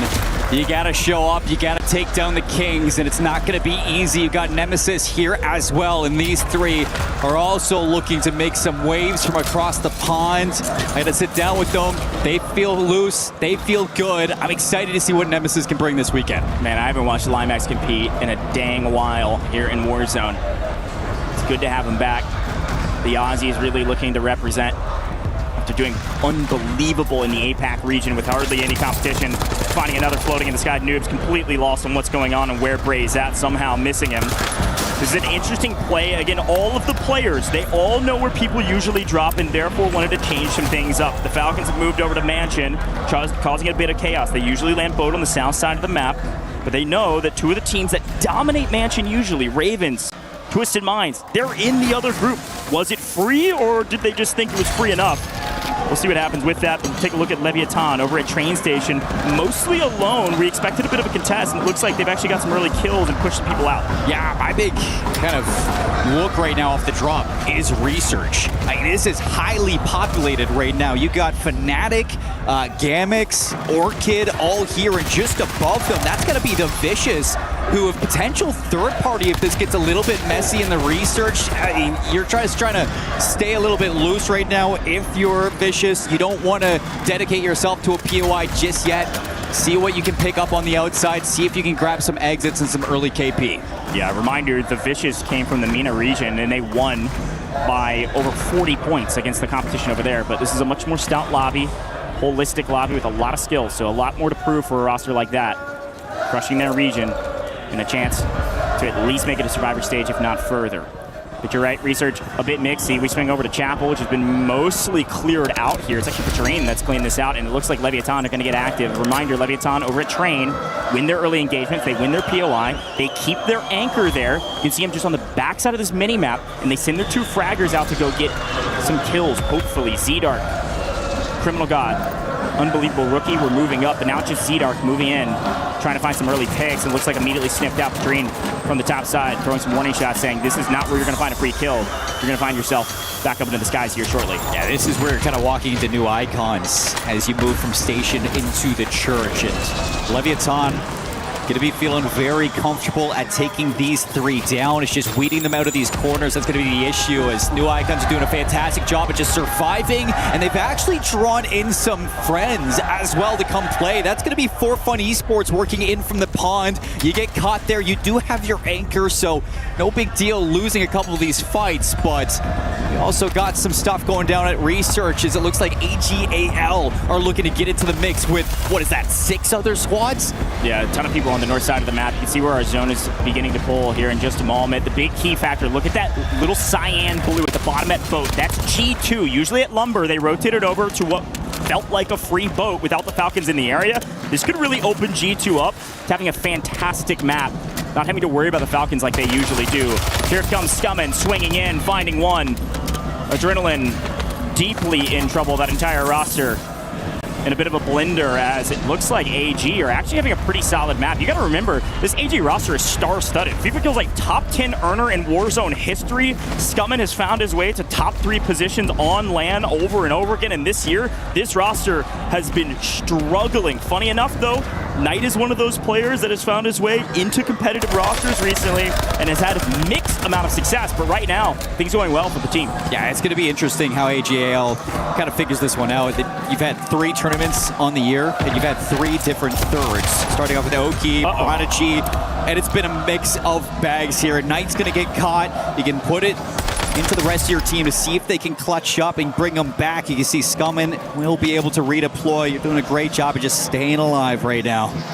Yeah, big factor right now. The team that owns the south is G2. They're going to have to move out of boat here shortly, but they've got pretty much the entirety of the south side of the map. This is the big north battle to try to stay alive. Barely still up. No, gets cut down, but I believe the teammates still being able to spawn back in. That's not all of AGL, but they are in a bit of blender as AGAL try to find a new position on the map to regain and recoup, and it may be Mansion, where they're going to be in for a rude awakening as the Falcons are still holding out on the top side of Mansion. But we swing over to JDG. Melvin's actually got 6 right now, playing around mid-map through Main Street. Probably going to see the likes of G2 off in the distance. There they are. They've already rotated up from boat, and they're actually skipping town. They may move all the way up to Barn here shortly to play through mid and play for a later game, especially with the amount of kills they're able to pick up already. But Slappy swinging in, catching one completely unaware. Nate Dogg lost for a moment as he was running away from a different team. Third parties are always in, folks, in Resurgence. And it looks like JDG is winning out of most of this party. Down goes Vidati as well. And Godlike's going to have some trouble regaining. Everybody walking into the likes of JDG. This is a squad that I have on my eyes for Group B to really turn up. Birmingham 14th. They cut that in half in Atlanta to 7th place. Can they do it once more to climb the ranks here in championships? As we get the zone kind of pulling in, everybody's moved from Research back in towards the Mansion. You got a whole conglomerate just trying to coexist for this rooftop. Yeah, I mean, there's a lot of space in Mansion, so a nice regain. Unfortunately, there's too many people at the party, and the first team to go down is the team that we were hyping up, but they fall in the place that they are seated, 16th for AGAL. That just shows how hard it is to regain on Haven's Hollow. But the action's not going to be done as Falcons still controlling the top of Mansion. Dongy's down, going to have to be rebought by the rest of the squad. Good slide out from Noobs, controlling the tempo, controlling the space for his squad. If you do get Dongy back in, and he will come back. Hisoka as well, going to be brought into the mix. Falcons looking good. Noobs on 3 kills.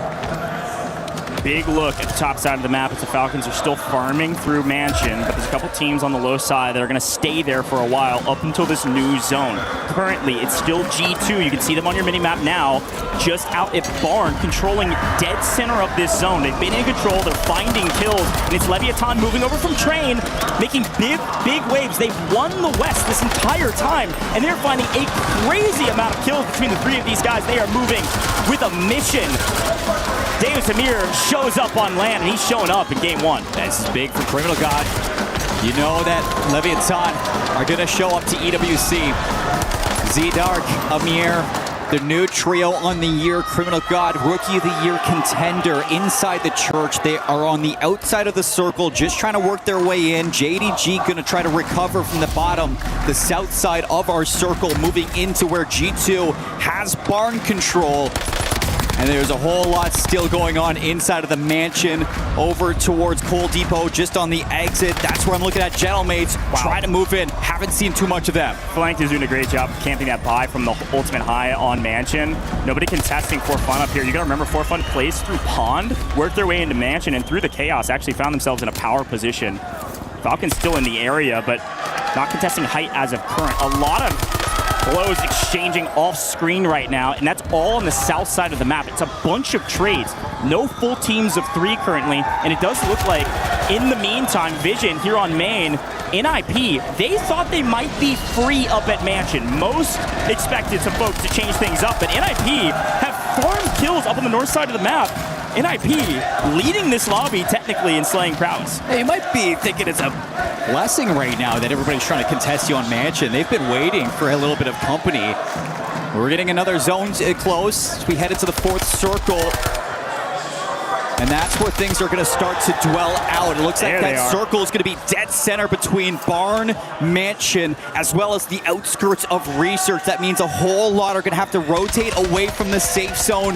Mansion players who are on the roof are going to have to decide, do we jump off, do we play through the building, or do we want to play into the courtyard? Gentlemates are stepping up in map 1, and the crowd is loving it. They made it into our first multiplier, looking at top 10. Unfortunately, Sariel goes down, and that's going to be a wipe. They do get 1.2 multi, but that's all that they're going to have moving into the next lobby. Gentlemates have 1 out on the southeast. They're going to be moving their way across bridge, across the train, and they're going to try to make their way, train cars rather, they're going to try to make their way into mid-map. Quickly though, it looks like Showstopper Vision still setting up a great trap on top side for Fun. For Fun getting obliterated.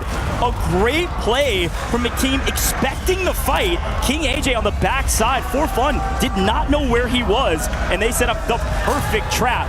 Get to top 8, looking for a lot more. They got a ton of kills up here at Mansion. And that's NIP again, just cleaning up house. You still have the Vicious, Falcons, a late rotation of G2 into the Mansion as well, as just a solo is left for G2. Nemesis down to 1 as well, just towards the top right.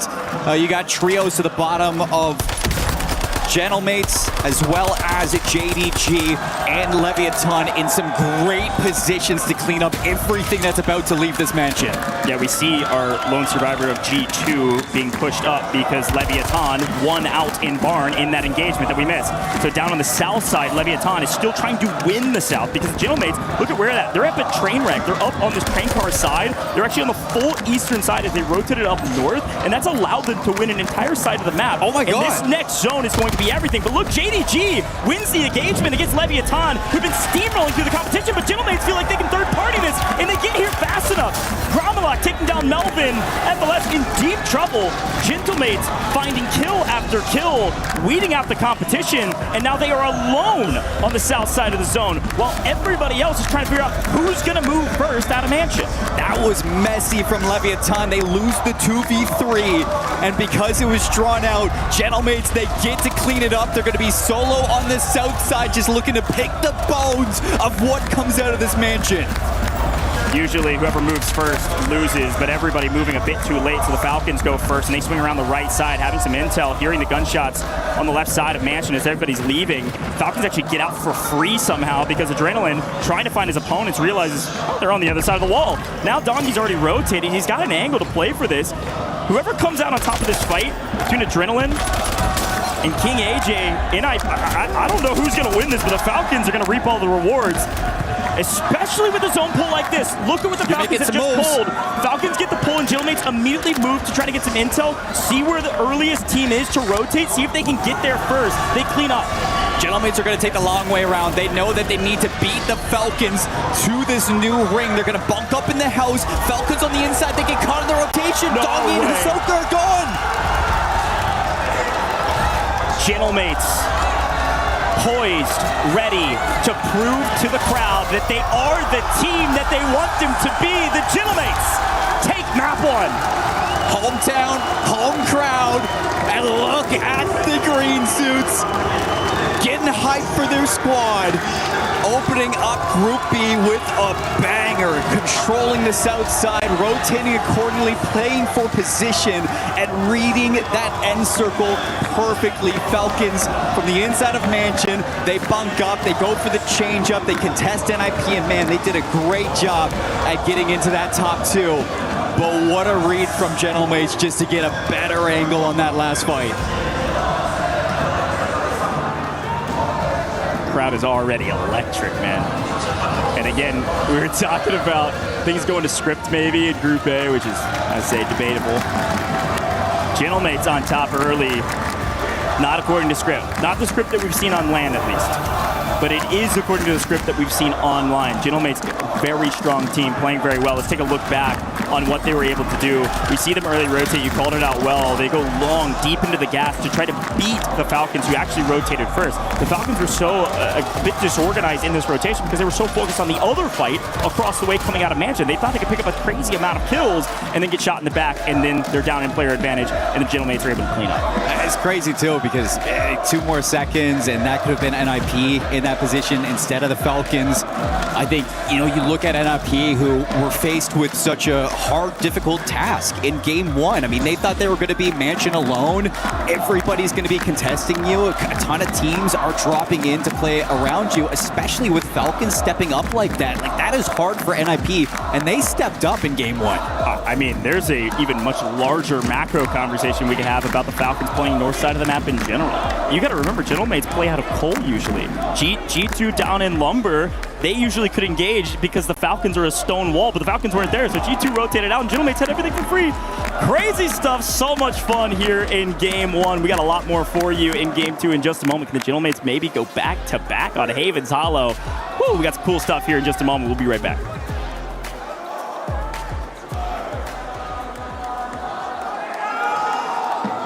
We were there for every click, every clutch, every respawn.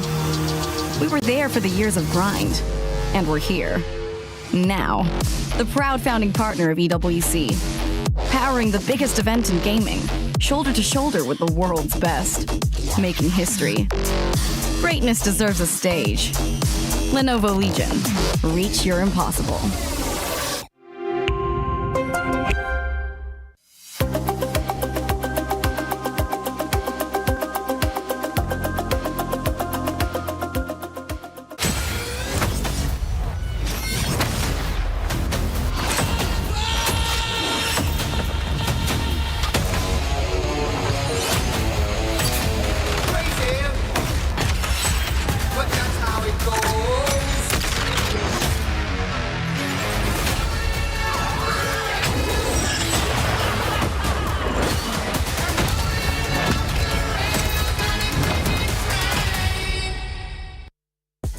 We've decided to hop on over to Allianz Vault and check in with Trav because we have Street Fighter going on here and we want to see how things are going so far.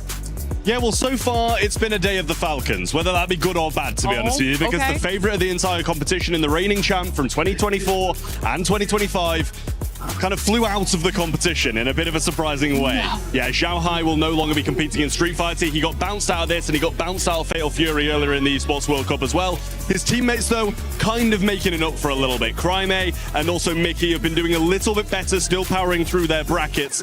But it's very much a disappointment for Falcons because he was the one they expected to win. But in other news, it's Zeta Visions, the Rejects, that have also still got a lot of participation in Street Fighter. They're looking to try and get some points on the board as well. All right, we're seeing a little bit of a trend here with Falcons struggling to get that win that they're looking for in games that they were expected to do really well.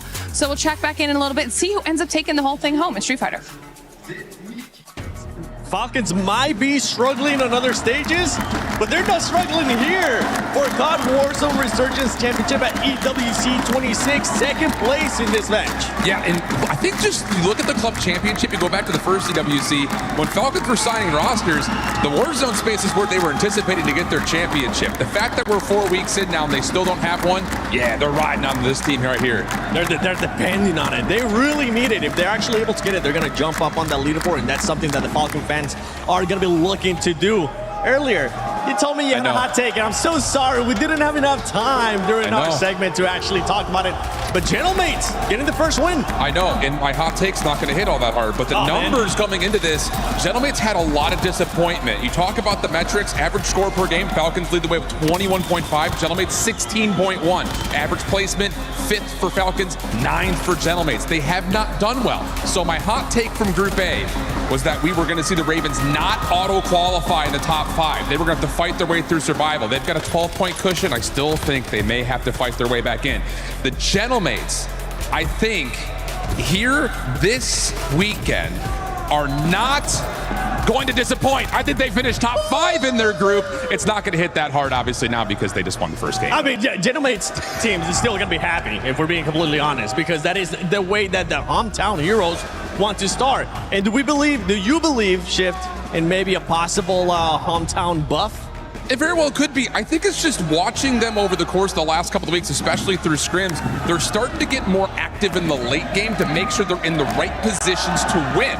We saw that perfectly. Chipping away down train, making their way back over to the bottom side of the zone where it's free. They're making the right reads, the right moves, and they're ripping teams apart on the way. Great news for GMA fans. It is going to be great news for GMAtes, and honestly, great news for Falcons, for some of the other squads here as well. I'm looking at AGAL for this squad. This is a squad that we're going to talk about the club championship. Yep. They have started to slow down in regards to other stages, but here they need to start performing as well. I mean, that's a really tough opening finish for them. They start to get a lot of kills off the get-go, but everyone's staying alive. No one's falling off that leaderboard, and all of a sudden you finish 16th. So I think they got to trust their slaying, got to find the survivability. And I want you to be the coach right now. I'm going to put you on the spot. You got to be the coach of AGAL. You're going up to them. What are you telling them? Stay sexy. I don't know. Hey, that may end up working. You never know what actually ends up working with some of these teams. As long as the confidence is there for some of these squads, they'll be able to bounce back from it. And I'm pretty sure AGL, we're going to be looking to see if they can actually bounce back on this second match of Group B. All right, thank you so much, Mr. Shift and Mr. 7. I don't know what that last sexy comment was, but I will say this. I know we like seeing good placement. Kills are so important. I'm looking at leaderboards. I'm looking at mathematics. The Falcons only had 8 kills, man. A 1.4x multi doesn't do a whole lot for that. They're barely inside the top 10. No, I mean, we talked about how top-heavy Group A was. I mean, right out the gates for Group B, you got Gentlemates popping off with 35 points. And then right below that is NIP with 26.6 points coming out of Mansion on top in that contest against the Falcons. So where you thought Falcons were doing well just by getting to the end game, they didn't find any kills because NIP were cleaning everything up. And NIP were right there along the way, farming kills, getting their placement. Top 3 was good enough for them to be in second place after game 1. Yeah, I mean, they played really well. 19 kills out of a chaotic Mansion is really impressive. Now, this is something that we almost always have seen in group stages. With a team as confident as the Falcons, I don't know that they will ever go back to boat in group stages. Maybe they do. After a map like that, maybe they swing it right back to boat and they tell G2, get the heck out of here, go play against Gentlemates, make it a little bit more difficult for them. That's very possible. But something that the Falcons like to do in group stages where they know they're going to make it to the next stage, there's no question in their minds, is they get weird. They try to drop on other teams. They go to positions that you haven't seen them before. But of course, the Gentlemates fans are losing their minds because, hey, this is feeling like a lot more of what we saw from the Gentlemates last year. You gotta remember, Gentlemates got second. They got the silver medal at EWC last year. This is a great team, and they've got a great responsibility in front of a crowd like this to really show up on home. And it's so far in map 1, it gives them a huge buffer to be able to play maybe a little inconsistent and be fine on our leaderboard. This game number 2 is going to be really determined on what our initial zone is going to be looking like. You know, if the Falcons want to go to Mansion again, you talked about how big of a macro change that was for Gentlemates, his having pure freedom of the South, being able to pick and choose which fights they wanted to take. You just had to play Leviathan, you had to play JDG, you win both of those initial fights. That third party was perfect with that really contested match between JDG and Leviathan. So I think that I look at the map going into game number 2. I want to see where this circle is going. I want to see where these drops are looking like. Yeah, 100%. I mean, you even can bring up the same conversation with Orchid, right? They're a northern map team. They play in No Name. They play just outside of Research, and they really couldn't get anything going because there is like 15 teams all around Research into the mix around those train cars on the north side.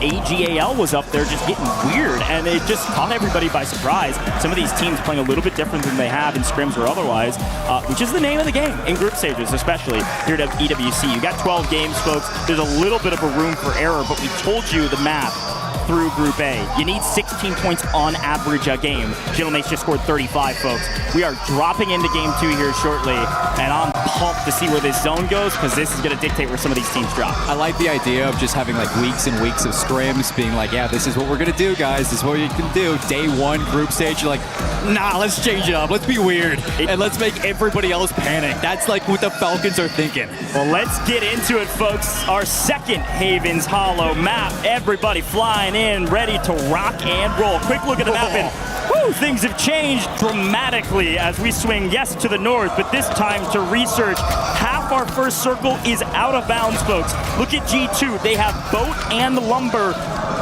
both of them off rip. The entire south is G2, completely alone down there. It did look like the Falcons went back up to Mansion. But other than that, all teams trying to figure out how the heck do we get to Research and when do we get to Research. Yeah, you got 5 teams just lingering around Research, 3 teams inside Mansion. Alone on the left side is going to be Nemesis, having to make that long rotation from train station into the circle at some point, and while they do it, they're going to have to cross paths with JDG, which gave them an issue in the last time, and out the gates for a lot of these drops, just trying to vie for position.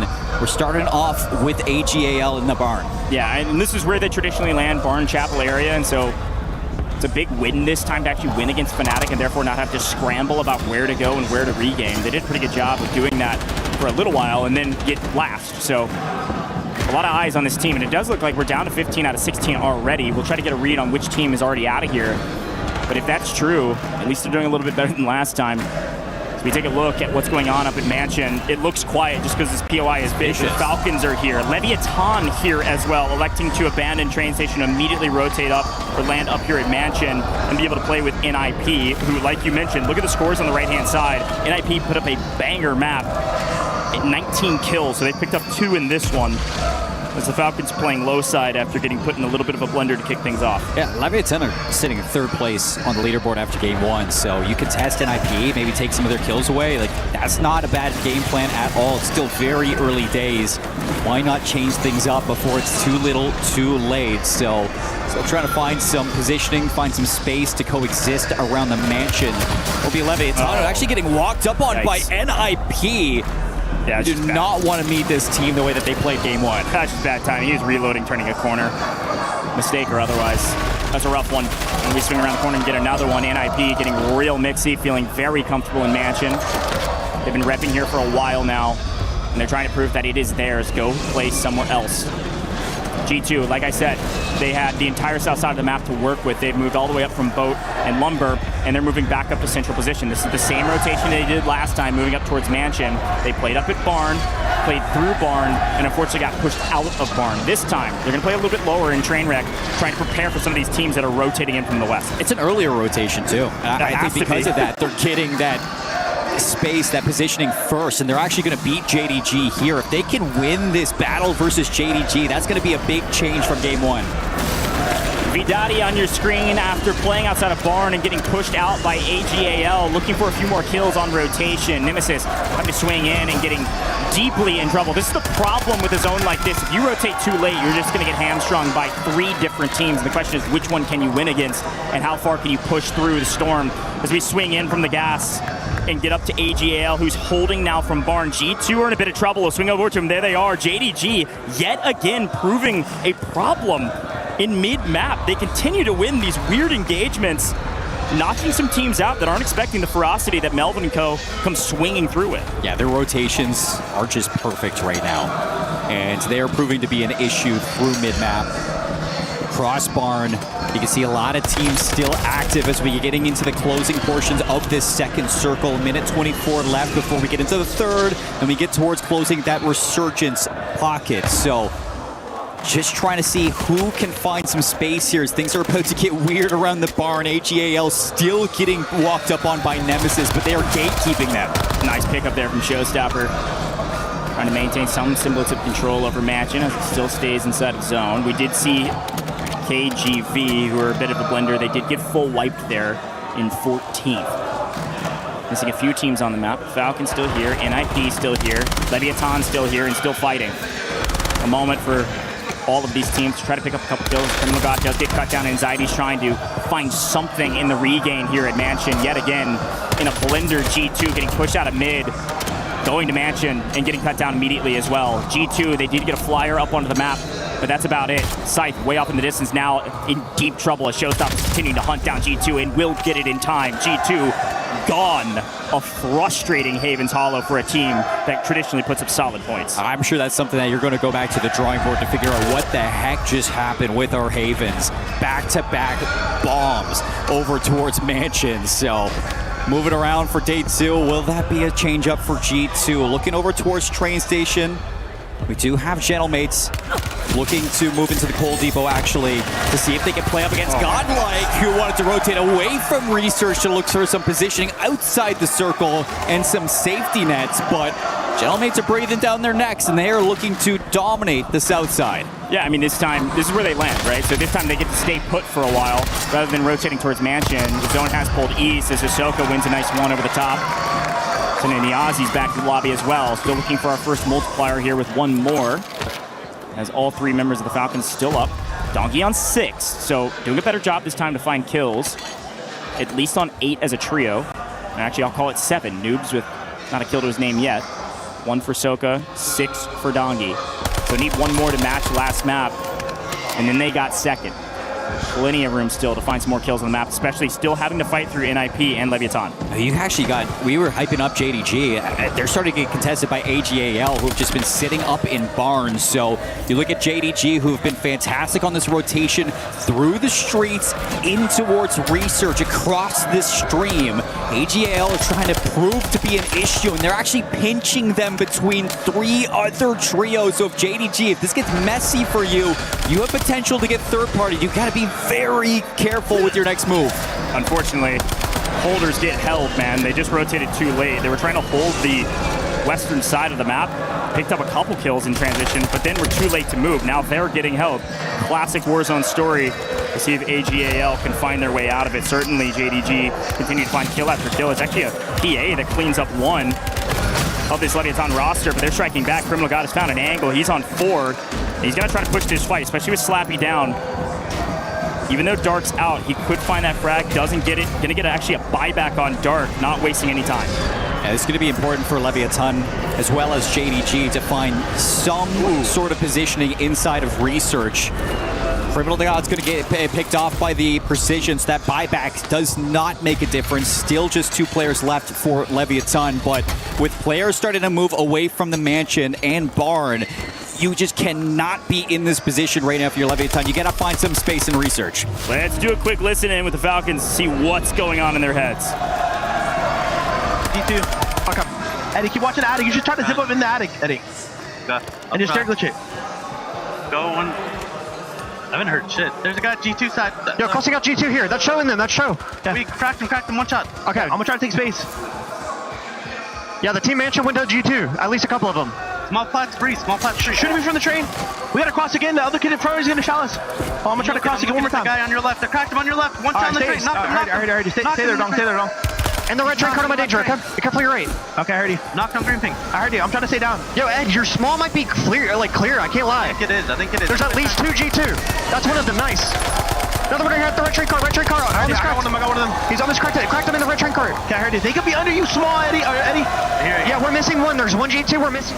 What did we hear from the comms? A ton of intel pointing out where do we go, how do we get there, which teams are crossing, and which ones can we pick up in transition. Through all of those comms, they got a ton of intel and 2 kills to boot, and we can actually see they are the only team now on the north side outside of Research, so they're going to be outside looking in. Look at this zone pull. They're actually going to be in zone playing for multi now. The question is, can they pick up more kills? Yeah, you can choose whether or not to play towards the waterfall, play towards the back trains. You got a lot of people going to be walking in front of you with AG Global still trying to vie for some position over towards the top shack. They're going to walk right into Gentlemates, actually still fighting for the south side. This is something that they did back in game 1. They're doing it once again. FIFA Kill brings it into a 2-on-2 for this battle.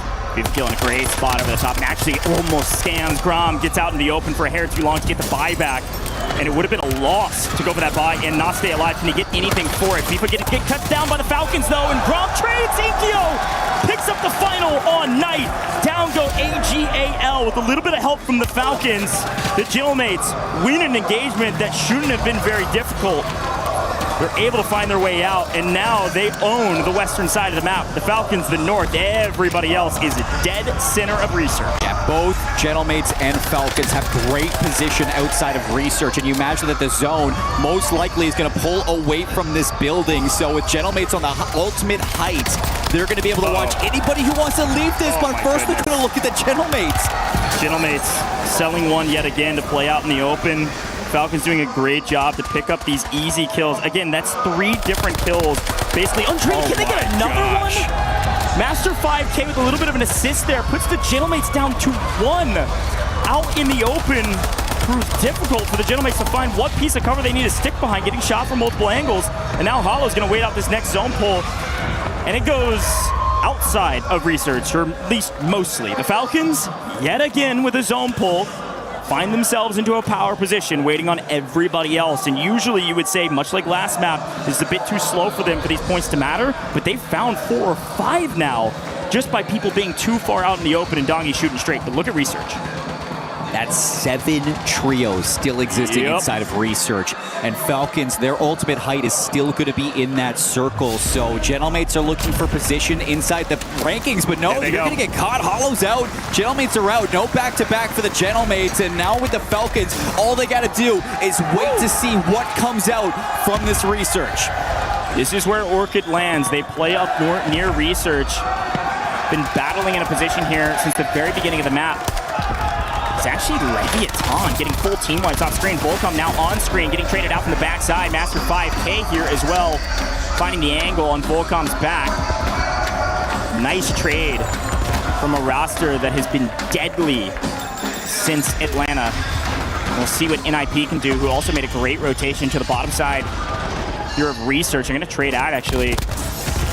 Looks like at least 1 player of Gamax. And inside this final circle, you got Falcons, NIP, and Leviathan all rounding out that top 5 of this leaderboard still. So this would be a big game for if any of them can walk away with a win. Good grief, look at this zone. Falcons actually lose 1 in transition. A great find over the top from Orchid. Again, they've had this height position on research that gives them a bunch of intel over the top. And actually just going to go for the kill. Swizzen full sends this. Picks up 1, should pick up 2, no problem. The third, though, Showstopper makes a big play on Swizzen. Orchid at least lose 1 with a very aggressive play. We say you got to play for kills, but look at the placements. You cannot fall at 6th here. You need the multiplier. Sardo's running straight into danger. Swizzen barely alive and barely breathing, but finding kills. He's still alive. As NIP also on 1 HP in a dream. Showstopper using all of his stims to stay up for a moment, and then finally goes down. JDG striking, and all of a sudden we went from 6 teams to 2, and the Falcons have their prey in their talents. The Falcons win game 2 after a 2nd place game 1. That was a cluster of energy that went into that last final circle. You can't say that for the Falcons. They're chilling everybody down. But research was busy, and you had teams fighting for that win to see if they can get themselves through that top 3 into that number 1 pole position, exiting Haven's Hollow. JDG with a 2nd place finish. That is going to be big for them as they were sitting in 3rd place going into that 2nd game. And with Leviathan as well, looking to knock down Gentlemates, looking to knock down NIP. I can't wait to see what this does to our standings. Yeah, that's gotta feel good if you're the Falcons. Play through Mansion, play up at a just diabolical research zone. That was free. And then they get the pulls again. There's something about this Falcons team, man. They get the pulls every single time. Now, traditionally speaking, when we see the zone pull up towards research, you don't see a research building ending. It does usually pull out. And I mean, I have to say this. I'm going to get made fun of in the green room because I use this every broadcast. But the layer cake that is Research Center is truly the best way to describe what happened. You counted out 7 teams all stacked on top of each other, and I like the aggressiveness from some of these rosters to just full tilt, full sin, knowing they need the points, because they're just trying to get top 5. I mean, you need kills. Why not just full sin and see what happens? You got to give a lot of respect to the teams that were able to make it into research. You had Leviathan there who dropped Mansion. NIP. They were scrambling to get some regain. You had NIP also dropping struggled to regain back over towards research, but they got it done. And JDG, who starts over by church pretty much in the Straits bowling alley, and they make it all the way across to research to make it into top 2. Like, that is tippy out of these teams to survive. Well, listen into the celebrations at the end of this one. Good shit. Good shit. Come on. Let's go. Come on. Good shit. Textbook. No huge celebrations because they knew they were going to win that one. I mean, they had it in the bag for a while. Last 3 zones even, especially when they picked up Gentlemates in transition. Golly. That's got to be a brutal one for the Gentlemates who desperately wanted to go back-to-back, but they still put up a couple kills. Everything was mostly fine. I think the biggest question mark is G2 coming out of Haven's Hollow, probably near bottom of the leaderboard. Wild to even say that out loud for a team that's been dominating on a map like this. We'll see whether they're able to swing back in their form in Rebirth Island. You gotta chalk it up a little bit to that zone pull RNG as well. I mean, how unlucky is it that you drop Riverboat back-to-back and you're forced to rotate early into Mansion in both games? Like, that is not easy for anybody to do. Yeah. And in game 2, like, you just look at the way that JDG is playing, you look at the way that AG Global are playing, and the way that they're able to command the middle of the map through Barn. Like, you are making a rotation there if you're G2 across some very strong slang, some very strong gatekeeping teams. So it's like, you're walking out of Havens, like, that was a tough game. I hope that they don't hang their heads low, because it's a bad scenario. It's unlucky. But yeah, especially when JDG's playing like this. JDG picked up 7th in Atlanta, but since then have been looking like they're in final form, including today. It's a good call. G2 did play from the south side of the map to the north, both maps. Technically speaking, Rebirth Island has actually been their best map for the course of the series. So they're actually, I believe, one of the top ranked teams on Rebirth Island as well. And today, I would even venture to say there's a chance they could be free because they play up at Bio, and not a lot of teams are playing Bio these days. Well, with all of that in mind, though, so many fun conversations. There's a lot more we got to talk about. We're going to take a very quick look at some content as we get into Game 3 here shortly and take a look at Rebirth Island.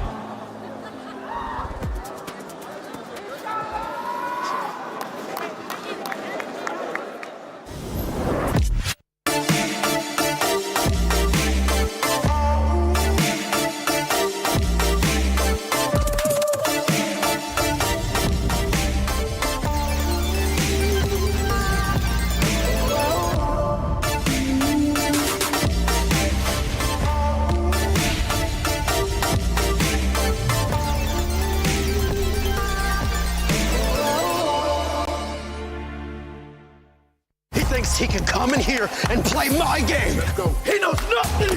Let's go! Tyler 1, you're done. Raw energy. Awesome, blow the house down.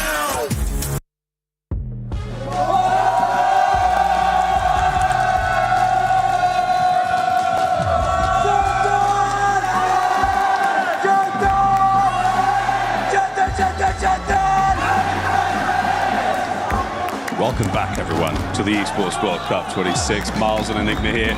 We're with the Gentlemates fans. Not a bad map. No, not at all. Great map one, of course, for them. They've got to see their team take that map here in Paris, France. We knew that they would be under a lot of pressure, but when you're backed by a crowd like this, you feel that passion, you feel that blood run through your veins, and you're ready to step out and deliver, and they're doing exactly that. Now, I want to ask a fan here, sir, what do you think the squad need to do to find the win? Je pense qu'ils doivent se servir de l'énergie du public. Ils savent quoi faire, c'est le meilleur roster du monde et nous on sera là pour les soutenir et ils vont tout arracher. Bonne chance, bonne chance. Did you get that? Picked up about 4 words. I'm working on it. I'm getting a little bit better with the French. A word here and there. Thomas in particular helps me out a little bit, but I'll be honest with you now, I'm a little bit lost. The Duolingo is not helping. I mean, what do you think, though, of the match so far? Falcons obviously sitting up top there. A big 21. Yeah, I think the second map in particular showed classic Falcons. They rotate out of mansion, take the north side of the zone, and walk in with the gas and lock everybody else out. It's what they do. They've been doing this for years, soaking the closer for good reason. There is, of course, going to be great competition for them here, but while they look like that, we can expect them through to Sunday. And he is my resident subject matter expert. I mean, as we saw in Group A, Group B here as well, it seems to be the top dogs on top so far. Are you expecting much of a change in the next few months? No, I think that we are seeing those sides that were under pressure deal with that incredibly well.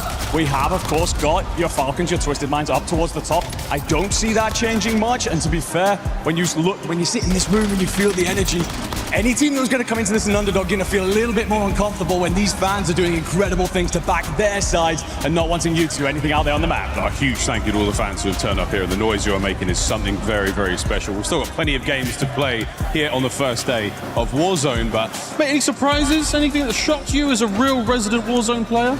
I think the Ninjas in Pajamas are just being incredibly bold and aggressive, getting at the Falcons and taking it to them. Fair play, we want to see it right now. Top teams on top. We are ready to roll. Can we get one more, gentlemates? How are we feeling? Going in to the next map. It's back to the casters. All right, Gentlemate's so loud I can't hear myself think, and that's the way we want it here in France, folks. Paris has been a dream. Haven's Hollow, a dream for some, and a nightmare for others. You see teams like NIP on top of our leaderboard by a couple points over Falcons, with JD Gaming in third overall. Gentlemate's still finding their way to top 5 with Leviathan. But, I mean, we got godlike new icons down at the bottom of the leaderboard trying to turn things around going into Rebirth Island. I think that we knew that a couple of these rosters coming out from regions that may be a little bit less practiced than, NA and EU who've been at WRS for, Birmingham and Atlanta. Like, it would be a little bit of talk. Godlike's a big surprise. You didn't get to see too much of Nate Dogg or Intex really kick off. They were just scrambling off the gates yet again back on Rebirth, or on Haven's Hollow. But now we go to Rebirth Island and we see if a lot of these teams can maybe bounce back after those first 2 maps. Maybe it was a little bit unlucky zone pulls. You guys struggled to get those rotations going. We talked about that with G2, and I think a lot of people will be looking at going into the second wave with a different mindset. All right, biggest question in my mind is where the heck are the Falcons dropping? They usually drop Kim alone. Nobody likes to contest them, but did they change things up just to put everybody on their heels? Rebirth Island is here, folks. We've seen it 1,000 times and likely we'll see it 1,000 more, but today, only twice. We get into the first map. Will G2 be alone up at Bio? Will the Gentlemates be alone in living quarters? And will the Falcons land right on top of the Gentlemates' head just to throw them off balance? Let's drop in to our first Rebirth Island map of Group B. It does look like the Falcons are returning to form up at Kim all alone. Yeah, they're going to have Fnatic just below them in Harbor, and Orchid maybe giving them a look from top of Prison. G2 back to basics over at Bio. A lot of teams just kind of sitting down looking for their drop spots. The big thing's going to be Stronghold for me, because you look at Gentlemates who had a fantastic Haven's Hollow. They drop living quarters and they're already contesting Lev down low and strong. And we'll swing over there when we get the chance, but of course we got to take a look at Control Center. It's hotly contested in both groups. And even in this one, Trick Empathy, we talked about Godlike, we talked about a team at the bottom of the leaderboard. Trick Empathy is one of an individual basis, one that usually is at the top. As an individual, has been a hero for this team, and a lot of folks have been chattering about what he could be able to do even with a different roster. Today, that roster's struggling on the chaos of Haven's Hollow. We take a look, though, at maybe what they could do from both. Here's a look at the factory side as we take a look at, looks like maybe VC could get active here and go play for somebody else. The problem is they're getting stabbed in the back just repeatedly by the Falcons who are bored. So do need to be careful about this factory play. When the Falcons get comfortable, they do swing up on JDG and win an engagement, a 3v1 with one more outside. JDG do need to stay alive if they can, and they're actually in deep trouble. They're third up, floating in the skies. Yeah, he's just going to float his way on down, let everybody else resurge, just get back into the flow of things. JDG had a fantastic map 1 and map 2. Don't expect them to fall so early on Rebirth. All 16 teams still alive. Everybody's looking for their loadouts, and for VC, they're going to be primed and ready to go in the docks of Factory. Leviathan, who were out in Stronghold, yeah, it went up against Mates. It looks like they're going to go up against Mates yet again. Yeah, I mean, this is classic, right? Gentleman's up in living quarters. Leviathan down in Stronghold. Striking first. Criminal God, the fragger, coming up to get busy. Their anchor nice and safe in Stronghold with no one within a country mile. So let's send the rookie out to go make some big plays. Doing great today. Let's see if they can keep up that momentum. This is feeling a lot more like Birmingham for this roster and a lot less like Atlanta. And that's what we want to see out of Criminal God, especially vying for that Rookie of the Year position. Gentleman's have actually backed all the way down, and you can see that we got a little bit of a push in from AGAL. For Fun just got wiped, folks. For Fun getting conned at, I think it was Turbine still. Nothing changed for them, but they're losing the early engagement. A lot of eyes on For Fun to step up in a big way in a stronger lobby. So far, not the case. See if they can turn things around in the second map of Rebirth, as they are the first team out. Trick Empathy continuing to find some regainers on the outside of Boat. A couple kills here, a couple kills there, maybe all you need as the Aussies swim away. Group B, not for fun just yet.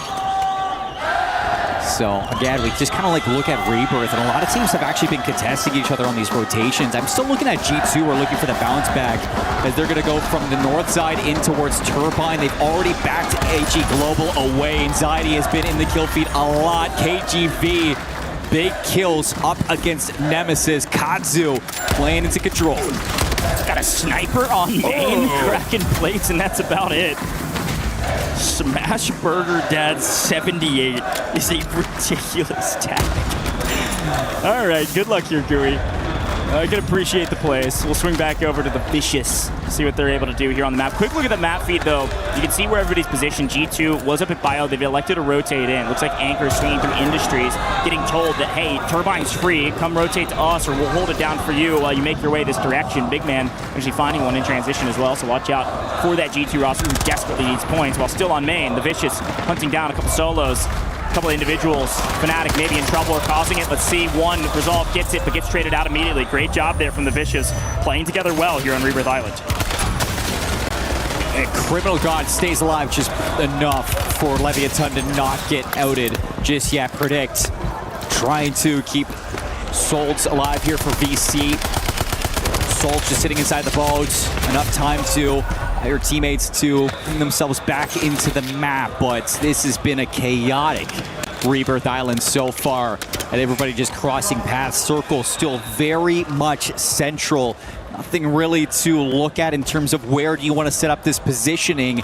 A lot of teams going to be playing still through Prison for Control, for Factory, Living Quarters. Lots of positions still open. And I think we saw new icons get eliminated there, so we're down to 14 trios now. Right now, it's an anchor game. Everybody having their fraggers out on the map, try to go get some kills. Godlike in a bit of trouble up here at Boat. Nate Dogg gonna have to be a hero. Trick Empathy plates back up. We're trying to hunt down the last remaining members of this Gamax roster. Maybe a thorn in the side, but at least Godlike haven't had to leave the boat since the beginning of the map, and they found kills to boot. So, hey, keep challenging us is probably what they're saying. We need the points. They're able to all stay up, stabilize, take boat back, and wait for what this new zone offers. They don't really need to move if people keep coming this direction, so they're going to chill here. Love to see if we can swing out. There it is, to Stronghold to see what's going on. Leviathan have their two fraggers up into the map. They've lost their lives a couple times, one floating back in, it looks like over the top of Living Quarters, but Amir can't really leave. He's in a very strong position if the zone didn't pull up towards Central, like Seymour said, so he's going to have to go for a dip, go for a swim, see if he can find his way up to safety. Unfortunately, there's a couple more folks in the water trying to do the same, as per the usual here on Rebirth Island. So Amir, swim well, my friend, and Godspeed. I just wish you the best. And when you're in Rebirth Island, when in doubt, swim it out. Leviathan still not eliminated as well. I mean, they still are holding on to their life. You saw a quick glance up at HQ to see NIP holding down HQ for free. This time, NIP unconned at their usual drop spot at HQ. have a nice power position. The big question is how many kills have they been able to pick up through the course of this map as Zedar continues to swim for his life. I know we love looking at these folks in the water with a pistol. Wow. I use this stat often. We've been talking about it in the green room. This pistol is the 3rd ranked weapon on Rebirth Island because of this right here. It happens over and over and over again. The people go swimming thinking they can live a bit longer and their teammates can get back to the map, but unfortunately for a team like Gamax, they will finally all get wiped together and therefore be out of the lobby. Down to 13 trios. Circle heading into the 3rd. Now as we're going to be close to closing that Resurgence pocket. And it's still pretty central. I mean, you got Control Center, Prison, Turbine, lots of places to sit and wait. The big thing is now we have to bring into the conversation teams like Falcons now having to leave Chemical Engineering, move up the mountain, and they're being contested by Orchid, JDG, another team that has to make some moves. They're walking into VC, Predict goes down, Slappy in the feed, alongside Melvin with 2 kills, trying to move their way inside Factory and inside the safe zone. Quick look back at Control. What's been happening for KGV? Been able to hold down middle Control, just waiting for a team like Godlike to leave this boat. I just see Trick on 7 kills. They haven't left the boat the entire time. What a ridiculous Rebirth Island thus far for a guy. Look at him. 3,000 damage, 7 kills. Criminal God goes down as well. Leviathan in a deep and utter blender, but still on the map. As we just see this team pick up the kills of all the regainers. Hey, it's a strategy. It works. We see a full team rotating in, though, finally maybe contesting Godlike. AGAL, unfortunately, getting cut down in transition by Anxiety, though. FIFA kill down. It's going to be a 2v3 on boat if they want it. Yeah, this north side through Turbine has been hell so far for AGAL. G2 starts bio, they flip it out. They've just been continuously keeping AGL on their back foot, and moving into a team like Godlike right now is not really what you want to do. If you're AGAL, just trying to look for some space to live. The circle is going to be closing in the next 40 seconds. This is where I'm looking at teams to start to move up the mountain. Teams to look at still Gentlemates sitting in living quarters. It's going to be the slow side. Lots of time to move up. But other teams like Nemesis, who are starting in Stronghold, are going to have to cross into that boat for Godlike and AGAL, and all while getting picked off by a sniper in the hands of Showstopper. Listen, we've had this conversation about HQ over and over again. If it's uncontested and you can just sit your anchor up at the top of the tower, might as well pull out a sniper and see if you can pick up some free kills. Finally, Leviathan leaves the lobby. This has not been their game, but they've been resilient. Unfortunately, Resilient only gets them 13th, which is basically nothing. So Leviathan going to drop our leaderboard a little bit. Should still be in a decent position, though, especially as we are just now into the 3rd map. Quick look at the map feed, though, does tell the story of what all the action has been showing on main, which is that everybody's been fighting around boat, and Falcons have been bored over on Kim's side. They rotate down towards Factory, look for a bit more, but on screen, NIP, King AJ has 9 kills out of nowhere as JDG get thrown into a blender, and they've got a solo flying in the skies. And NIP are feeling good. I mean, they're having a great start to this Group B. Haven's Hollow, Rebirth Island, it doesn't matter. And King AJ on 9 kills is just looking to keep up that continuous pace. Sitting in headquarters, they're not going to be in the circle right now. They got so much time. They're going to have to cross paths with the Gentlemates at some point, and back in game 1, that was their kryptonite. Look at G2, though, silently been obliterating this lobby. They desperately needed a good Rebirth Island game, and they've been one of the top teams on Rebirth Island. So let's listen in on G2 and see what they're thinking as they swing into the new zone.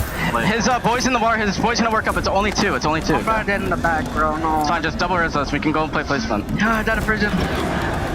They're all fighting, You can double res. Pop that single. Oh, one far left. Prison. You can buy immunity for yourself. Land showers and like. Not bad. Are you going showers? Yeah. Which side? Here. The single. Right here, the door. Single door. Hold this one. Great job from G2 to stay alive and quickly get the double buyback, playing for positioning. They do get a multi. And they do find their way into the prison, which is the big deal. They're going to hop into that 2nd floor, see if they can find a circle or find a corner to sit in just to get that position. They're going to be in a great spot to maybe find some ground loot and catch some people in transition. Gentlemates have found their way into the bottom side of prison. Well done being patient in that rotation. They actually picked up NIP, who got wiped during that listen-in. NIP going to fall down the leaderboard a little bit, although they had a ton of kills. They don't get a single multi from a map that could have been great.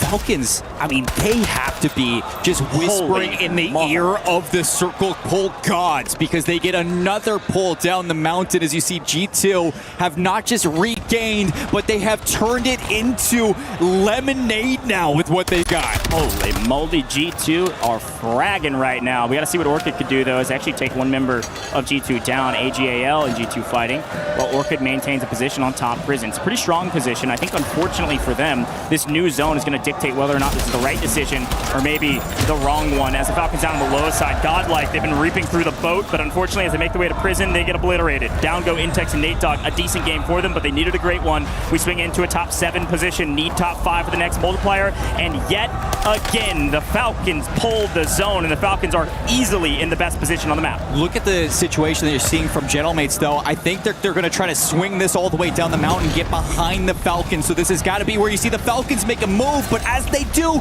Sariel's going to catch them. The rookie's showing up. Yeah, I mean, Orchid and Gentlemates moving at the same time would be the perfect play. It looks like Gentlemates a little bit slow on the rotation, but the Falcons in now trouble as they lose one, down to a duo. The third immediately gets back into the lobby, though. So all 3 up, and they win the engagement. Down go to the Gentlemates in 6th, not 5th. Gentlemates lose out on the multi. That's going to be Orchid, AG Global, Falcons, as well as JD Gaming still alive, and there goes Orchid with Swissin going down as JD's cleaning up. JDG on a heater here in Group B.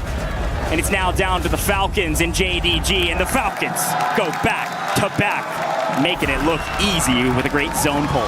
I gotta say, it's another one where you just put your headset down and you know that you didn't have to do much to get that top first place spot. It's the Falcons yet again. Get it done on Rebirth Island this time. An easy pull towards chemical engineering. They maybe had to walk like 5 minutes away from their initial drop spots. And as soon as it goes down the mountain, as soon as they contest Gentlemates on leaving Prison, they keep everything north of them, everything ahead of them up that hill. They just allow everybody else to kill each other and clean up what's left. I mean, it's classic Falcons. A little bit of skill, a lot of luck. Is that what we can say for them? No, it's a lot of both. But at the same time, when you get a zone pull like that, you just can't lose. The only thing that could have gone wrong for them is if Gentlemates and Orchid pushed the exact same time from the flank, but there's no way to know that. The bullets started flying, Gentlemates a hair too slow, and they get caught in transition. Nukes with the perfect read. I think unfortunate for everybody else, there's no way the Falcons are losing that. I gotta say, there's a couple teams too that I want to talk about in this endgame circle, and it's going to be Orchid, JDG, and AG Global. All had some pretty rough starts this game. AG Global struggling against G2, JDG struggling to get in through Factory, and it all comes back into now walking into the Falcons. You still get good placement and some kills, but just can't close it out. Well, laughter and comfortability is all I'm hearing over there from the Falcons. I think Ahsoka gave us a yawn, and, you know, frankly, for Group B, it's felt like a bit of a yawn for them, right? They've been rotating early, getting the zone pulls, and just watching everybody die in front of them. Sometimes it's them shooting their guns, and other times it's everybody just killing each other. So I'll be curious to see how many total kills they had as a team. I don't think it was a banger, but taking away that multiplier from other teams is huge. And remember, it's this classic Falcons, man. They went second, first in 3 games. Their average placement in Atlanta was like 3.5. You know, it was a little bit better than 4th on average, and they are obliterating that right now. Yeah, I mean, they're looking polished as ever, and nobody would have doubted it. You said it when you're on the desk. It's just, this team is undeniable. And until they start to slow down, like, we cannot just keep them away from talking about how dominant the Falcons are. They're looking good today. Well, it sounds like we got a quick interview as we get ready for our second Rebirth Island map. Let's take a look. All right, everybody, I got the man with me here, Vision from Nip. Give him a round of applause as Nip has been firing off on all cylinders. I mean, Vision, how has these first 3 maps been feeling for you? You got the drums going, you're in enemy territory, but at the end of the day, you guys are in first place. I mean, I just feel like my teammates are playing amazing. Showstopper, AJ. I feel like our communication is just on point. Yeah. And yeah. I'm confident we got first today. Hey, you should be confident, okay? I want to say you are a kill leader throughout these first 3, but you're definitely the kill leader on your team. Just talk to me about, like, How does it feel? You know, you're playing in these lobbies and you got Falcons going second, first, but you guys are still in first place, mainly because of you. You are the kill leader in these lobbies. I know you had 16 throughout the first 2 maps. I don't know how many you got in the third, but how are you finding that much consistency? Is it just the communication, or what are you doing? I mean, I just feel like me and AJ are just running around together all the time, so it's just easy. My teammate, he's always supporting me, I support him. Well, I think we have the same amount of kills, by the way. I think we both 19. Okay. So, you know, we just have good chemistry. Great chemistry. Now, we saw the chemistry on Rebirth Island with your pacing. What did you learn on Rebirth Island that you're going to keep continuing on into Haven's Hollow in the last map as well? What was the question again? I said, when it comes down to your pacing that you guys found on the Haven's Hollow, how are you guys going to take that into the next maps? What did you learn in those first 2 maps that you can take on over to the rest of the maps? I mean, I think at the moment we don't really have to change that much. Our communication is on point, as I said. The chemistry is on point. And yeah, just a shout out to my teammates. And let's go to the next game. You heard it here, folks. Okay, shout out to his teammates. Shout out to Nip. They're in first place. Let's see if they can keep it.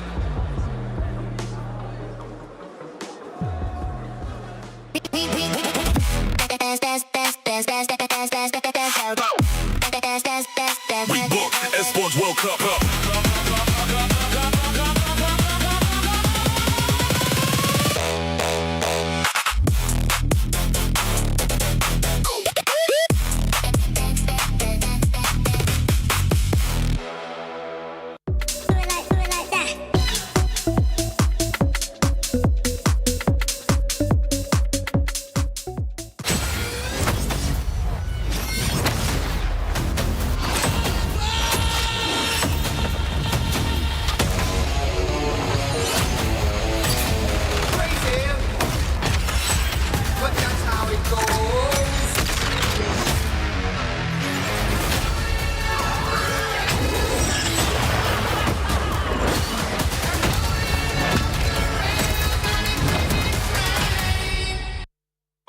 Et on est, mesdames et messieurs, avec les fans de John Tolbex. Bon, comment ça se va la 3e game? Pour l'instant, ça se passe pas mal. Ça se passe super bien. Ouais. On fait le top 1 la première, magnifique.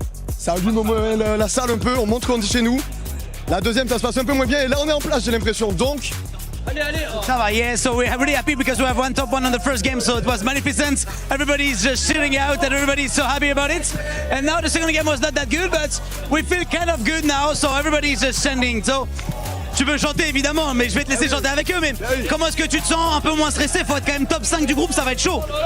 On va y aller. Je veux pas un peu porter l'œil, mais on va y aller, c'est sûr. Ils sont dans leur match. On y va. Il n'y a même pas de question qui se pose. On y va. I know you want to sing with them, so you can sing, bro. I asked him, like, of course you want to sing with them, but I guess in one point you just really want them to get the top 5. Do you think you believe it? It's like, I don't want to jinx it, but of course I believe it. Like, they're looking right good now, and we're gonna do it. We're gonna make to the big finals, and we're here for that, whatever. This is group stage. We have more interest in the finals. If we believe, they believe, we're gonna make it. Basically, they're ready. On va tout casser ce soir. Je crois pas que vous connaissez. On sort de nulle part. Un roster de bâtard. On va tout casser ce soir. Oh le mec, je crois pas que vous connaissez. Foutez-moi le bordel. On sort de nulle part. Roster de bâtard. On va tout casser ce soir.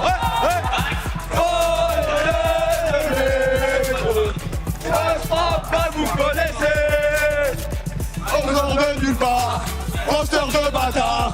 On va tout casser ce soir. Here we go, we're here, guys. Go to the finals.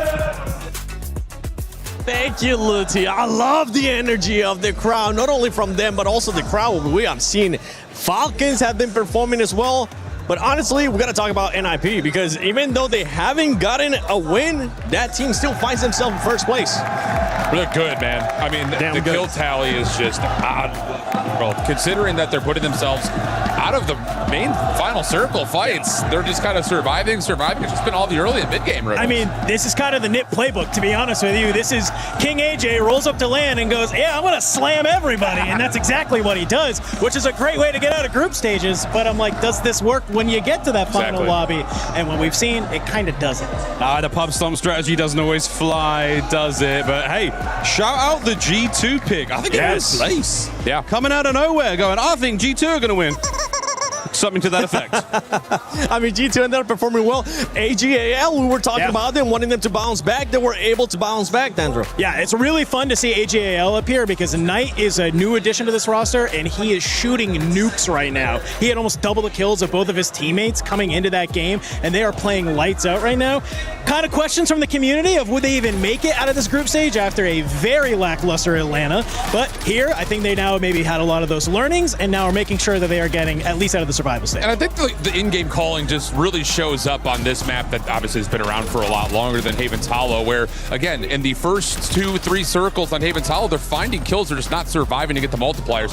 Now, all of a sudden, you go back to what we've been playing for the last 3 years, and they're like, okay, we know where we're dropping, we know how we're rotating, and if, like you mentioned, Knight, if he keeps shooting like this, these guys have a real solid chance to make it not just out of their group, but potentially top 5 if they can place well. And on this last match, we saw Godlike being able to just hold that boat for the longest time. And it was none other than let me actually see if I get this. Trick. Yes. Trick was just straight up just getting all the kills. Yeah, Trick needs some help. He needs some help, man. I mean, it's has been the story all year long is that Trick is going huge, but I'm waiting for those games where Nate Dogg and Intex can start to get into the mix because that's when the team's having success. It's not enough just for Trick to be going sicko mode. He needs both of the teammates to help him on out as well. Dan, as the long-term resident Warzone expert, are you seeing anything in this stage so far, or at least in this group, that's a shock to you?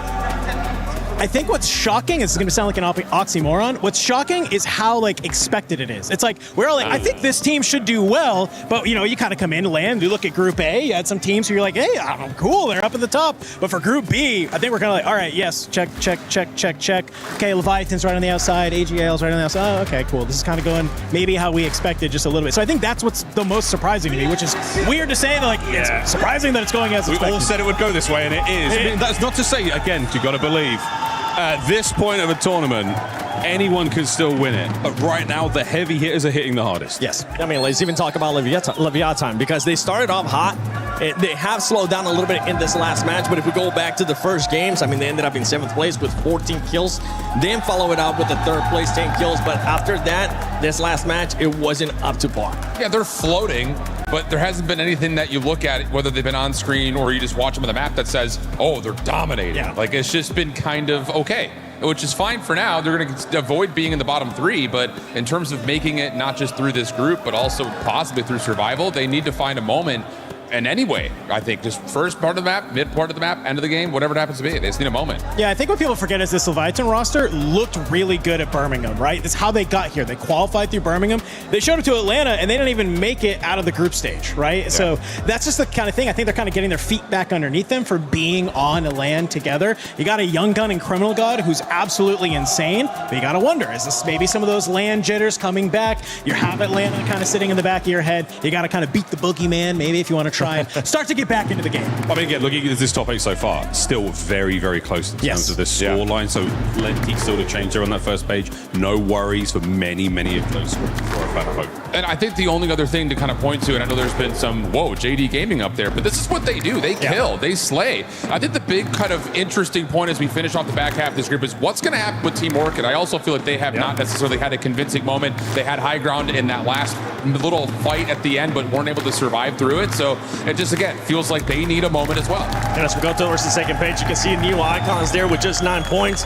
Godlike, honestly, luckily, they had a good match in this last one. If not, it would have been looking terrible just like Neo Icons right now. Yeah, and I think they just need to kind of pick it up. I'm also surprised to see For Fun at the bottom as well. I think this is For Fun. Their biggest competitor is themselves. I think they need to do a little bit better. Hoping for a bit more. They were my pick coming into this one. I mean, I saw the social media posts. I'm excited to see a turnaround, but mate, it's not too late. It's not too late. There's plenty of time.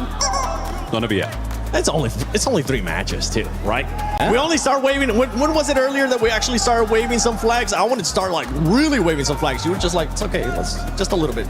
I mean, still have a full day. But yeah. At the point of, if you find yourself in the bottom half of that second page after day 1, you're scrambling. So need to step it up if you're one of those bottom 3 teams in particular, especially if you only have 9 points. What are we doing? Yeah. You gotta hit the VOD review. That's all I gotta say. Spend your night. Don't wallow. Hit the VOD review. Hit the firing range. Fire your gun. Please do something. Or they're going to be hoping that they can do something here in Rebirth Island coming up. If not in the last 2 games on Fortune's Keep as well, they could be looking to maybe see their fortune change a bit. Hey, hopefully. I mean, Fortune's Keep, as far as maps go, again, I love how each map really does have a different flavor. Some teams looking a little nicer on them than others, but at a competition like this, you have to have a deep pool. 3 doesn't seem like a lot, but you have to be consistent across all 3. Well, that's what's so exciting with the Esports World Cup is because like every LAN, we've added a map to the map pool. Yeah. And before coming into this, when you looked at, like Atlanta and even just in the community, it was teams were either really good at Haven's Hollow and dog water at Rebirth, or they were the flip. Now that we have Fortune's Keep here, there's actually like some opportunity where if you're not good at one of those maps, you say, okay, we just have that 3rd map in our back pocket. We can get some stuff. And especially where Fortune's Keep, it's very defensive. You saw it in Group A. We had that map where you have Resurgence get disabled. We still have 13 teams in the lobby, right? Everybody is just trying to do what they can to stay alive. I love that we have this new edition of the map. The only bad news is Falcons are currently the best team on Fortune's Keep as well, I think. So you had a choice. So we're expecting another 2 wins? Is that what we're saying? I don't know about 2 wins, but top 5s for sure. I mean, they already gave us 2 wins out of 3 matches. I think it's maybe possible and doable for them. We saw Soki just go, calm down, all right? Just calm down. What we do. He Come wasn't wrong. Come on. Everybody, calm down. They ended up winning those 2 matches back-to-back as well. Going into the second half here for Group B, which team are you going to be looking at, Dandor, to maybe either step it up or just continue on that consistency? I mean, it's a couple of the teams that we mentioned, right? I think I am looking at Godlike and For Fun, who we know can be, a much, much better team. I am looking at teams like Leviathan, who we're got a lot of fans here. I think they need that energy. Hopefully the break helped a little bit. It's just a couple of those squads that you really expect to do super well that aren't right now, that I'm like, okay, this is your opportunity. You had your break. You went to the bathroom, get some water, recenter as a team. Now play like you know you can. I'm looking at Team Orchid. I think with just the recent buzz and the trend that they've been able to put together, I'm going to see if they can actually convincingly win a moment. Just have any sort of a moment as we finish off Rebirth and go to Fortune. I'm not going to be biased whatsoever, Miles. I think I'm going to be picking Leviathan because I want to see it. Not biased whatsoever. I'm hoping that they'll end up performing well. And I know across them that we do have Team Falcons, which Lace is currently with them. Well, I found myself with the Falcons fans, and this is just after 2 back-to-back wins. Now, obviously, you're going for the Team Falcons, and them to have 2 wins in a row. Is there anything you want to say to the Falcons players? Actually, it's not our first time. We're back. We're going back-to-back. We already went back-to-back the World Cup. We have 2 World Cup now, and we are coming here to just support Falcons because we have, let's say, we are believe in this team. In all 8 games, we will win this World Cup. We will take it triples at their time in the row. I mean, it's only the group stages, but you're saying the Falcons are going to win the entire... Falcons! We will take this World Cup to Riyadh. It's an arm. بطول بالعرض فالكون هز الارض بطول بالعرض فالكون هز الارض بطول بالعرض فالكون هز الارض. We will talk this cup to Riyadh. I mean, you can feel the energy. You can hear it in for the Falcons. And of course, these guys are going to be rooting for them for the whole thing. Let's go, Falcons! Let's go, Falcons! Listen, man, I love LAN events. Like, audiences like that, crowds, teams cheering themselves on. It's so dang cool to see folks cheering on their favorite team and saying, no worries, we're going to win everything. And right now, I think Falcons fans are probably the most confident for good reason. Coming to Paris, I thought the Green Sweets would have their hands full with vitality in terms of crowd presence. But seeing Leviathan show up, seeing Gen G show up, Falcons show up, there's so much support from all the different regions that we have right now for the Warzone Resurgence series, and that's the part that I love for these guys. Because you can look at the stage, you can see the Falcons go back-to-back on Haven's Hollow and Rebirth Island, and, maybe Hisoka wants to stand up to calm everybody down, but he doesn't need to get hyped because he's got his fans behind him getting loud for him. I mean, it's great to see the presence from the community. It's great to see the fans show up. I really like what the desk talked about. I think there was a lot of fantastic points, and I agree with all of them. The one that I could slightly disagree with, if I could be so bold, is the fact that, yes, everything's going to script, except for one team in particular in my mind. NIP, I know they hyped them up, but NIP should not be doing as well as they are right now. They are crushing it if everything was going to script. So this is a big one. And they haven't even won a map.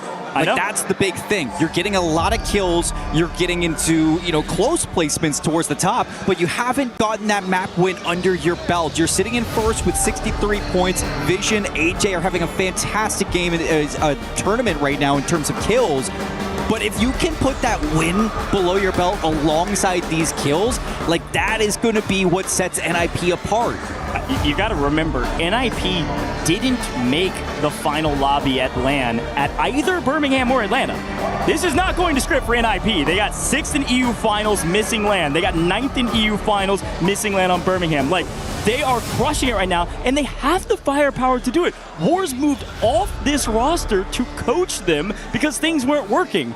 It's now working. They got to keep up the pace. I got to shoot some content with them, too, the other day, and it was like, just trying to get any strategy out of them was impossible. They were so locked into the tournament. You could tell that their focus was just on performing, being there for their organization. They got to boot camp with NIP before coming to Paris as well out in Sweden. So the fact that they're getting love from their organization, they're starting to piece the whole puzzle together during champs. I mean, they're hitting strides at all the right times. Yeah, it's a big moment for them. Of course, we are still in group stages, and we're still day one of group stages. So hopefully this is the light at which they desperately needed to hold a flame and wave in the air, and that will continue. But very easily, that light could be snuffed out quickly, even if it is on day 2. Well, let's kind of shift our attention away from, the success story of NIP. We saw the bounce back from G2 as well, but we had Gentlemates start off the day with a win, and now they're caught in a little bit of a stalemate on Rebirth Island between both NIP and Leviathan. And I think that that's something that we got to talk about, because the desk made that precedent of, okay, what's going on with Leviathan, because they were like top 4 coming out of Haven's Hollow. You go to Rebirth Island and you're just playing the regain over and over again. They were struggling in their drop towards Stronghold against Gentlemates, and NIP holding them. Well, good news for Gentlemates fans is that they are a strong Fortune's Keep team. Currently on our rankings, they're 3rd overall in just raw points. There's not as much data for Fortune's Keep, but they actually have a pretty strong position on Keep once we get there. If things don't go catastrophically, papers in the air, everybody throw their strategies out the window and land on some of the top teams. So with that in mind, I think you just want another solid passable game from the Gentlemates here. Hopefully they maybe get a southern zone this time and be able to play through Living, maybe win out in Stronghold or something like that. But either way you look at it, they're not in a bad position. There's no question about it. And then for Leviathan, it's just hold Stronghold like as best as you can. I mean, it's one of the toughest positions to break from any team. So if you get a good zone pull, you're able to not get bullied away from your POI, then that's where Leviathan can also battle against those two teams as well going into game 2 of Rebirth Island. Here we go. See these drops. Exact opposite story for Leviathan. They need to get back online soon. Fortune's Keep has not been favorable to them. Let's see how things change. Second map of Rebirth Island. A lot of things to talk about, but the first one is we see Leviathan landing prison. They're in showers right now, trying to figure out if Stronghold's not the game plan. Let's get active. And it's because the zone pull right away does not lead Stronghold's side. They leave Gentlemates alone. We don't want to deal with you. Let's just make sure that we get some good position and some early KP. Here's NIP already getting some of those kills that they need. Put some points on the board early. They've been doing this every single game and finding decent multis. Looks like NI not going to go down without a fight. Quick look at the scores on the right-hand side. Continues to tell the story that we've been telling. Gentlemates, Falcons, NIP, and JDG, who, yes, have been doing what they did in Atlanta, but even a little bit better, averaging over 14 kills a game right now through the first 3. JDG on a heater. Let's see if they can keep it up. Yeah, they're technically the second highest in kills right now. And that's 5 off of NIP. And they were regaining all game Rebirth Island. What? Watch out. Leviathan are eliminated. Leviathan first team out confirmed. Do not see them on the map. They change things up and they go deep into the blender. They're going to be on the second half of that leaderboard going into Fortune's Keep. They desperately need to turn the tides. But back to the action for fun. Another team now bottom of the leaderboard trying to work their way up. They're trying to win out in control. A little bit different play from them, and they swing through and immediately get the trades. Well done to put KGV on their heels. Weren't expecting this aggressive of a push from For Fun, who believes they can win this fight. And so far, They're 100% correct. And it's exciting to see what's going on in Control because you know Godlike is in the docks and they had such a good game on Rebirth Island. Trig was firing away. So you look at Control Center to see who can battle against Godlike and what's going to go on down there as we kind of bounce around, see what's going on. There's actually been some movement over towards Stronghold and Gentlemate's down there now playing up against a team contesting them. That's going to be Nemesis. You can see that happening in the kill feed. Claws of Current for Fun still trying to win out of Control. Vidati's actually on 4 up on the north side, the top side rather, of Control, so doing a good job of picking up some freebies, but For Fun feeling like they hunt one down and they're able to do just that. A 3v1 is quite easy for Fun, but they desperately need some kills and they need a banger. Not a good game, a banger, because they are way down at the bottom of the leaderboard. Quick check-in though at Factory. Let's see what F&C are doing. Only a couple kills to boot across the board and trying to figure out if they have control over Factory and can go hunting or need to play defensive and hold this POI. For now, nice and easy. Predict's already on 4 kills as well, so that is big for VC down towards the bottom of Factory. And they're also a team that's going to look to give Fnatic a little bit of a tough time. You can see Predict is farming right now. 6 kills off the bat in Factory. He's going to move Fnatic elsewhere as they try to regain. Oh man, that's a bummer. Look, we all have broken legs. Everything's fine, but 2 down means you need to desperately run for your lives. More action on screen here. Well, our team continues to hunt down JDG. JDG do slap back. Slappy on 5 currently. Get the heck off our boat here over the Factory side. Unfortunately, gets put in too much of a blender this time around. A little too cracked for his own good. FLS floating in the water, trying to keep his team up and not get full wiped. As somehow the Vicious Brett has 7 kills playing through Factory.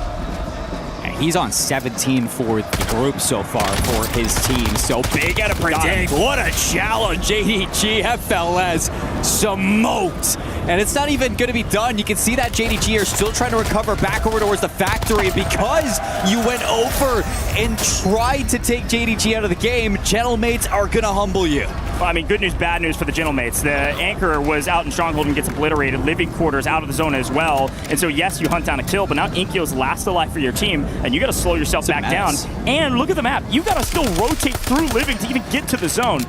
A fairly identical zone to the last map. This one, a hair more north, should pull up onto the Control side for the late part of this game. There's about 25% of this map that's maybe not solid right now. You're either in the water or you just can't play in it. So that is going to leave a lot of questions for this rotation in through Factory and Living Quarters, as a lot of teams are coexisting towards the bottom of this hill. Moving into Headquarters is going to be difficult. You can see that NIP are sitting there watching. And we look towards the north side. You see that AG Global, again, good map 1 on Rebirth. See if they can follow up with the good map 2 as well. Yeah, I like that quick check-in there with AGAL. Knight on 5. Team's doing a great job of controlling Turbine. It's actually For Fun leaving Turbine to go play Control at the very beginning of this map. Let AGL kind of breathe a little bit more on the map, and they seemingly have found a foothold on a great spot in zone, and with some kills to boot. AGAL having some momentum right now. Take a look at the Falcons, though. We haven't checked in with them in a while because they've been chilling. They go get really aggressive over at G2 and immediately get obliterated. Yes, Anchor and Chem. Yes, Falcons will be fine, but even still, G2 hold their own against the top dogs. G2, again, a big story coming into Rebirth Island was, can they bounce back after a terrible map 1 and 2 on Haven's Hollow? Map 1 of Rebirth, the answer was yes. Map 2, so far, they're putting Falcons in their place, so it's good to see that from Anxiety. Still in the kill feed with Big Man 2. 15 trios still alive. Closing in on the second circle, just a minute 13 to work up the hill towards Headquarters for a lot of these squads. And again, NIP getting Headquarters for free gives them so much flexibility on this map where their fraggers can go get kills, whether they're playing defensive and teams try to chow them after they've established their foothold, or if they're just picking up freebies up at the top of the tower. Either way you look at it, NIP, a great spot here in Rebirth Island. I'm not sure they're going to have things like this for free in the next later stages, but for now, take it while you got it. As we swing back over to the fight at Control Center, Godlike trying to finally get some action and cause some chaos rather than wait for everybody to come to them. Does look like they've got a decent position here on the second floor of Control. A couple teams underneath and on top. Yeah, but because they gave up docks, Gentlemates have kind of had the free rotation into the circle to take control of the boats, so that's going to be difficult for Godlike to retake it. Yeah, you're going to remember Gentlemates had to regain somewhere, and it felt like the boat was mostly free. Usually to the water we go. Flank sends one back up into the skies. That's 3 for him. For fun, doing a great job of still battling in the blender that is Control Center, but they continue to find a foothold. Now everybody's going to be moving over towards the docks. This is where, for fun, if you really wanted to, can third-party a couple of these teams. It's about to get pretty messy down there. Yeah, kind of. Sometimes it's tough to leave Control Center, though, because this is such a power position in the current zone. If you leave to go get kills, great, but you have to be able to come back and retake it. It's a risky play, and it looks like For Fun gonna try to stick into control while the fight happening at boat continues on. We take a look at the Falcons. They are gonna have to rotate. It's actually JDG who's got FLS out here. Wow. Winning a 1 against Dongi, does get traded out, but got the full regardless. His team's safe over at Turbine. They're chilling, pushing out AJAL.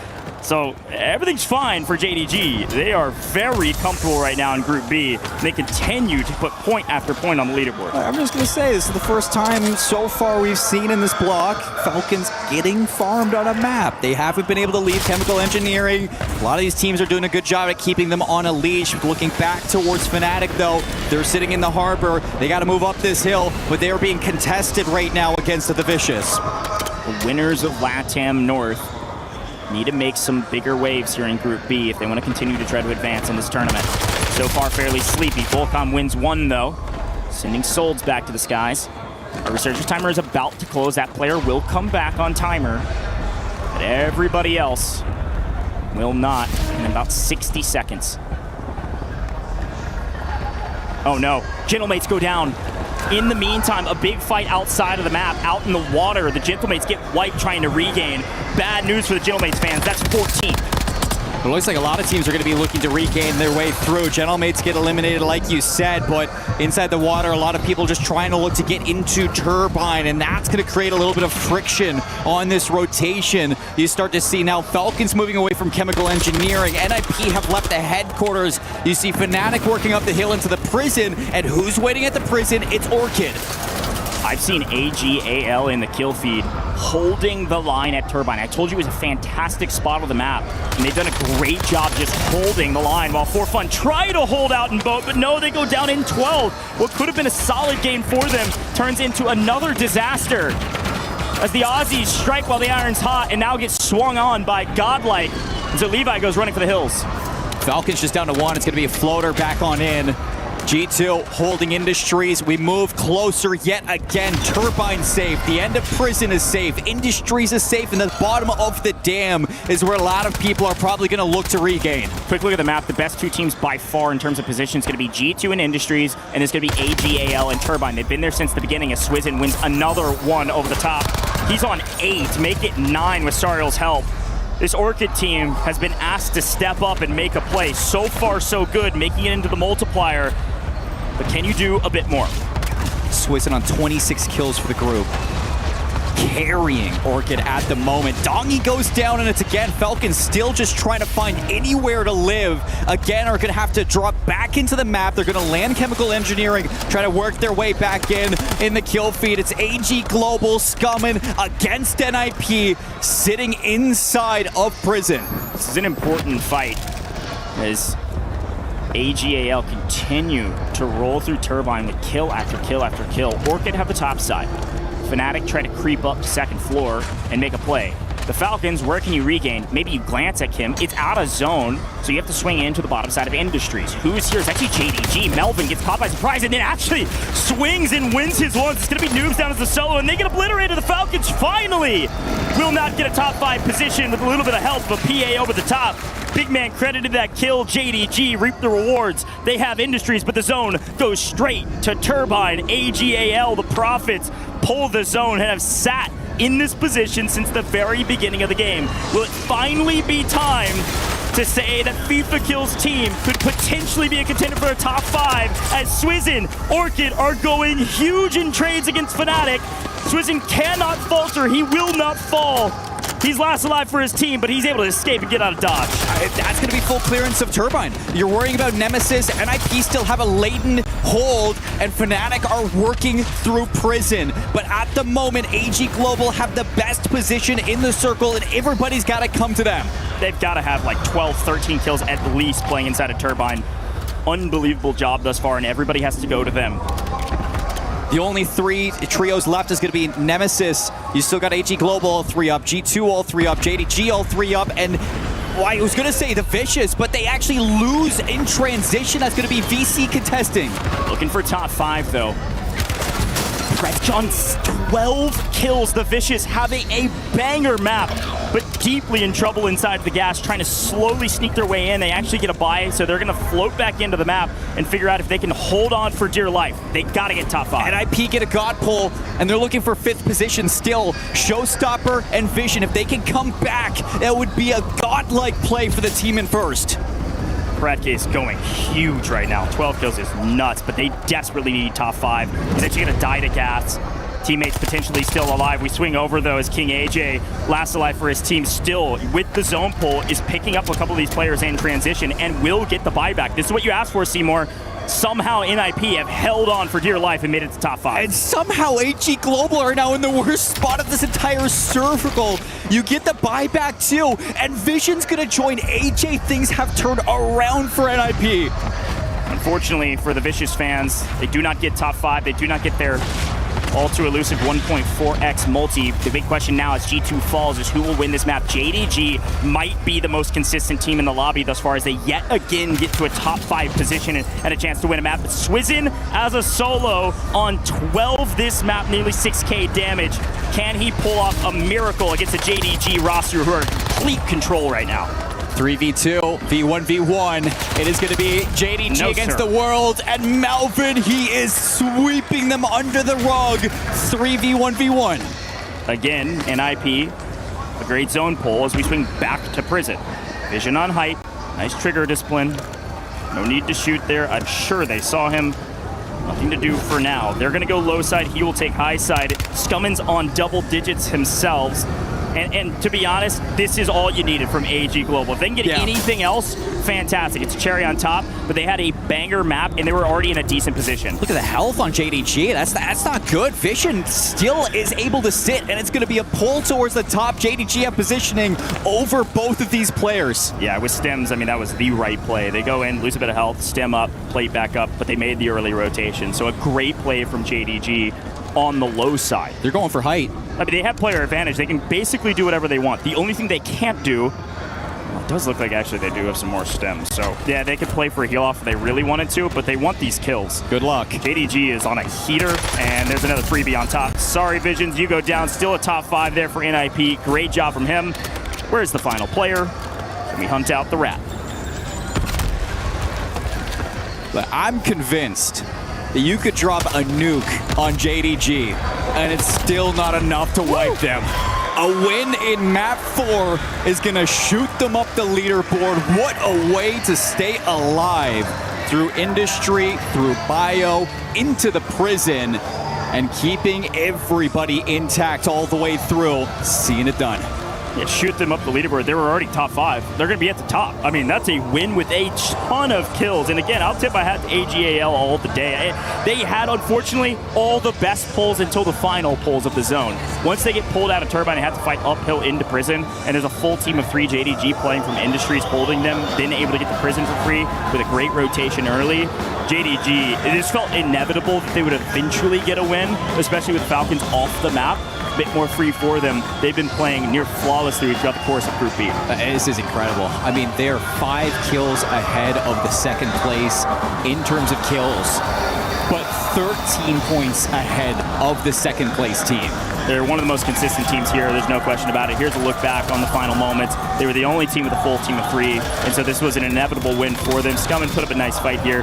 Nice little play over the top. Almost trades one out on Slappy. Let's listen in.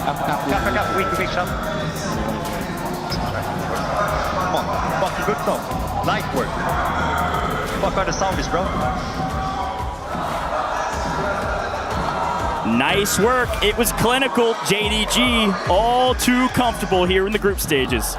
And I gotta say, I mean, this is a team that going into EWC, we knew that they're consistent in just staying alive, getting to those end circles. If they can start kind of putting together the puzzle pieces of kills to go alongside it, that's where JDG levels up.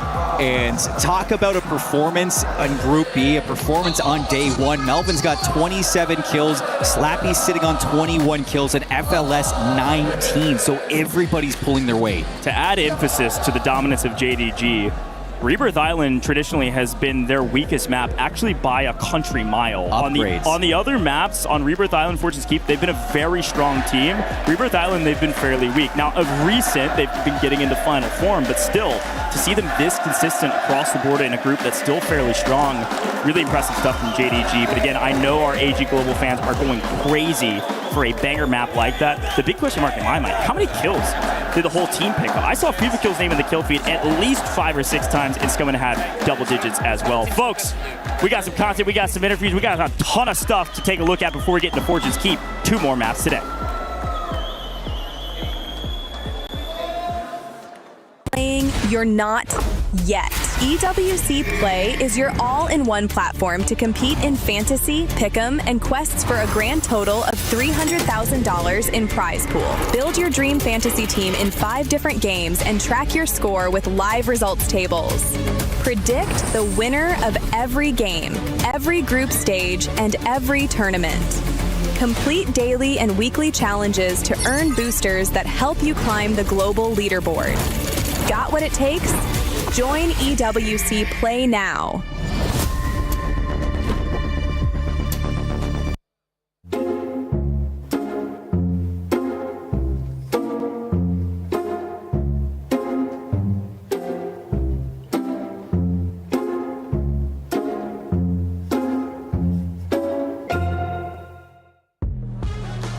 JD Gaming, our winners of match number 4. I kind of feel like this is a bit of a sleeper team. We've been talking about the Falcons, we've been talking about Gentlemates, but JD Gaming have just come out of nowhere to reach that top enigma. Yeah, they certainly have. They're led by a fantastic leader called FLS. He's a Swede, he comes in. He's known as a bit of a brutal player. He's very critical of his teammates and will chop them if they don't perform. So stepping out here, delivering for them. He's making those comms, putting them in the right positions, and the boys are flying. So yeah, lovely to see them up there towards the top of the board. We all knew they could do it. It was whether they would do it, and they certainly are. I mean, sometimes, you know, it comes down to the pressure of a LAN event, but it seems like they have just brushed that off their shoulders. Now, I want to move your attention maybe more to the middle of that leaderboard. And I was talking about G2 at the start and saying that, you know, these may be the underdogs and underdogs of Falcons, but it looks like they're not really being cohesive as a team. Do you have, like, any input or insight as to why they're probably not performing as, you know, best as Falcons? We've talked about them for a long time as a squad that is fantastic online, less impressive when we get to LAN. Now, they did perform in Atlanta for the first time, and we were talking about them as, okay, this is the moment where they've stepped over that hurdle. Now it's about going to the very top of the podium. And unfortunately, it feels like some of those jitters are returning. We will give them time yet, but they have to start to figure things out because the questions don't just come from us, they'll come from inside the team too. Yeah, I mean, it sort of draws me back to, I think, to match number 2. They were able to sort of control that west side, but then I think it was Leviathan that actually just pushed them out immediately. There was no kind of contention there, and then I found that Big Man had to deploy himself, like, I think it was in Mansion. Then he was able to flank a team, take down that 1v3, and finally finish in that 3rd place. And this is the kind of thing that you want to see from them, but more as that squad and more as that cohesive team. Yeah. And I mean, hopefully they can bring sort of something like that back. But like I said, yeah, the kind of the vibes sometimes hit a little bit different at a LAN. They most certainly do. I mean, you've heard the crowd in here, you feel the lights, you can see the lights as we tan underneath them. They are, of course, feeling that pressure. They understand what it's like to step out on these stages. And when things don't start going well, it's easy to feel the pressure even more. Again, got time, but you have to start to step up and deliver. Anxiety, we know what he can do. We know the ceiling he has. It's the other two. Can they reach that same level? If so, they will fill that Dark Horse title. Yeah, I absolutely feel if they can get that together, they can definitely succeed. And AGAL as well is something that I've been watching a close eye on too. In the earlier matches, they weren't sort of doing too much, and when they would take a contest against another team, they would fall flat. But now, I think they're sitting at about 3rd place. Yeah, they're a very hot and cold team. They have the capability to take over lobbies. They also have the capability, unfortunately, to watch themselves get cut off a little bit at the knees. They've got to get off to them hot starts. And they're a very vibey team as well. They're feeling good, they're looking good, and obviously we want them to do incredibly well today with FIFA on that roster. A lot of us got a lot of love for him. This might be his send-off moment. Hopefully not, but if they are going to do something today, that would be a great way to send him off. Well, speaking of vibes, I know two casters that have the vibes. Seymour, Goj, let's take it into our next match. Thank you so much, Lace and Enigma. That was a great little segment there. And I got to say, I love the tip of the cap to AGAL. They had 27 kills that map. 27! Are you hearing me? Yes, this is the same FIFA kill, the same scum, and these are the same guys that popped off a long time ago. We haven't seen them pop takeover like they are right now in so long. This is a different team. They're Lanimals, and it's paying off. Punk still got it. That's crazy. That's all I can say right now. This is great from AG Global. And it's not even just that. It's like that's back-to-back Rebirth Islands where they get top placements, top 3, top 5 placements out of this squad. So getting into Fortune's Keep, this is a turnaround for AG Global to see if they can keep things up now that they're in second place. I mean, it's a big key factor. Fortune's Keep is a fairly new map, although a return to form for those that know the lore, but it's a new map in terms of current competitive space, and therefore it's a little bit untested for some of these teams to prove that they are a team that can keep up the pace, like JDG, like AGAL, on a map like Fortune's Keep. Things could totally flip on their head. Falcons are still top 5 right now, and I know it's crazy to say this, and I'm not wishing an ill omen on them. I expect them to win this entire competition. There is a chance they could drop out of the top 5 here on Fortune's Keep, depending on where people drop. This is going to be the most important part of our group stages, at least today, in preparation for tomorrow. Where are people landing on Fortune's Keep? It may play a little offensive, it may play a little slow, but if the Falcons are alone, they may not find themselves with a ton of points. Yeah, Falcons second place game 1, first place game 2 and 3, and a 10th place finish in game 4. So no surprise that they're going to drop down a little bit. What do we get here, Coach? Where are we looking at for the drops? A couple really important notes on this map while JDG is getting mixy is Falcons go up to Keep. They are not playing in Town like usual, which means Town is wide open, which means Gentlemates have the most real estate to work with by a country mile. NIP, again uncontested. Over in Winery, those are the two big moments as, oh no. Godlike is already wiped. Hot contest, they're gone. A couple teams uncontested. The Falcons trying to put some other folks in a blender. Leviathan also on your screen now. Desperately need to step back up. Play for some good positioning, shake things up. And we are going to be in for a good day of Warzone. Falcons up to the Keep, like you said, leaving Town open for the Gentlemates. We're looking at JDG, though, all the way down towards the pier, and they're hunting, man. They're hunting, and look who's just around the corner for them. It's NIP and Leviathan, two teams that have been having, a good day for NIP, a hot and cold day for Leviathan. So JDG, they might be happy to hunt. Yeah, I mean, it's just Slappy hunting, and he took down 2 of them. Almost could have played a 1v3 on Lighthouse. A little bit of help with the cluster over the top, just push Leviathan out, but we swing over to another fight. KGV been in a blender today, and unfortunately, doesn't look like they're getting out of it. Fnatic causing that blender for now. So it looks like Gooey's gonna try to, actually does land the molly and the wall bang. Gonna show up for 1. Can he show up for 2? Yes, he can. A nice reach out there to pick up 2 right in their faces and say, come again another time, my friends. Gooey, a 2-piece, but more in the area. Very centralized circle on Fortune's Keep. Amir shut down by Gooey. 3 kills for Gooey. Already down a trio. And lots of Fortune's Keep to have for our first drop-in right away. So what are we going to be seeing for a lot of rotations? It looks like Falcons have actually pushed everybody outside of the Keep. So that's going to force the rotation down through mid, out towards the terraces, and creates a lot of traffic for teams that are going to now rotate through the middle of this map. And I think that's going to create some issues for teams that wanted to drop towards Smuggler's Cove. Gatehouse might have to move up the hill. So far, a sleepy Cove. Gonna be hanging out.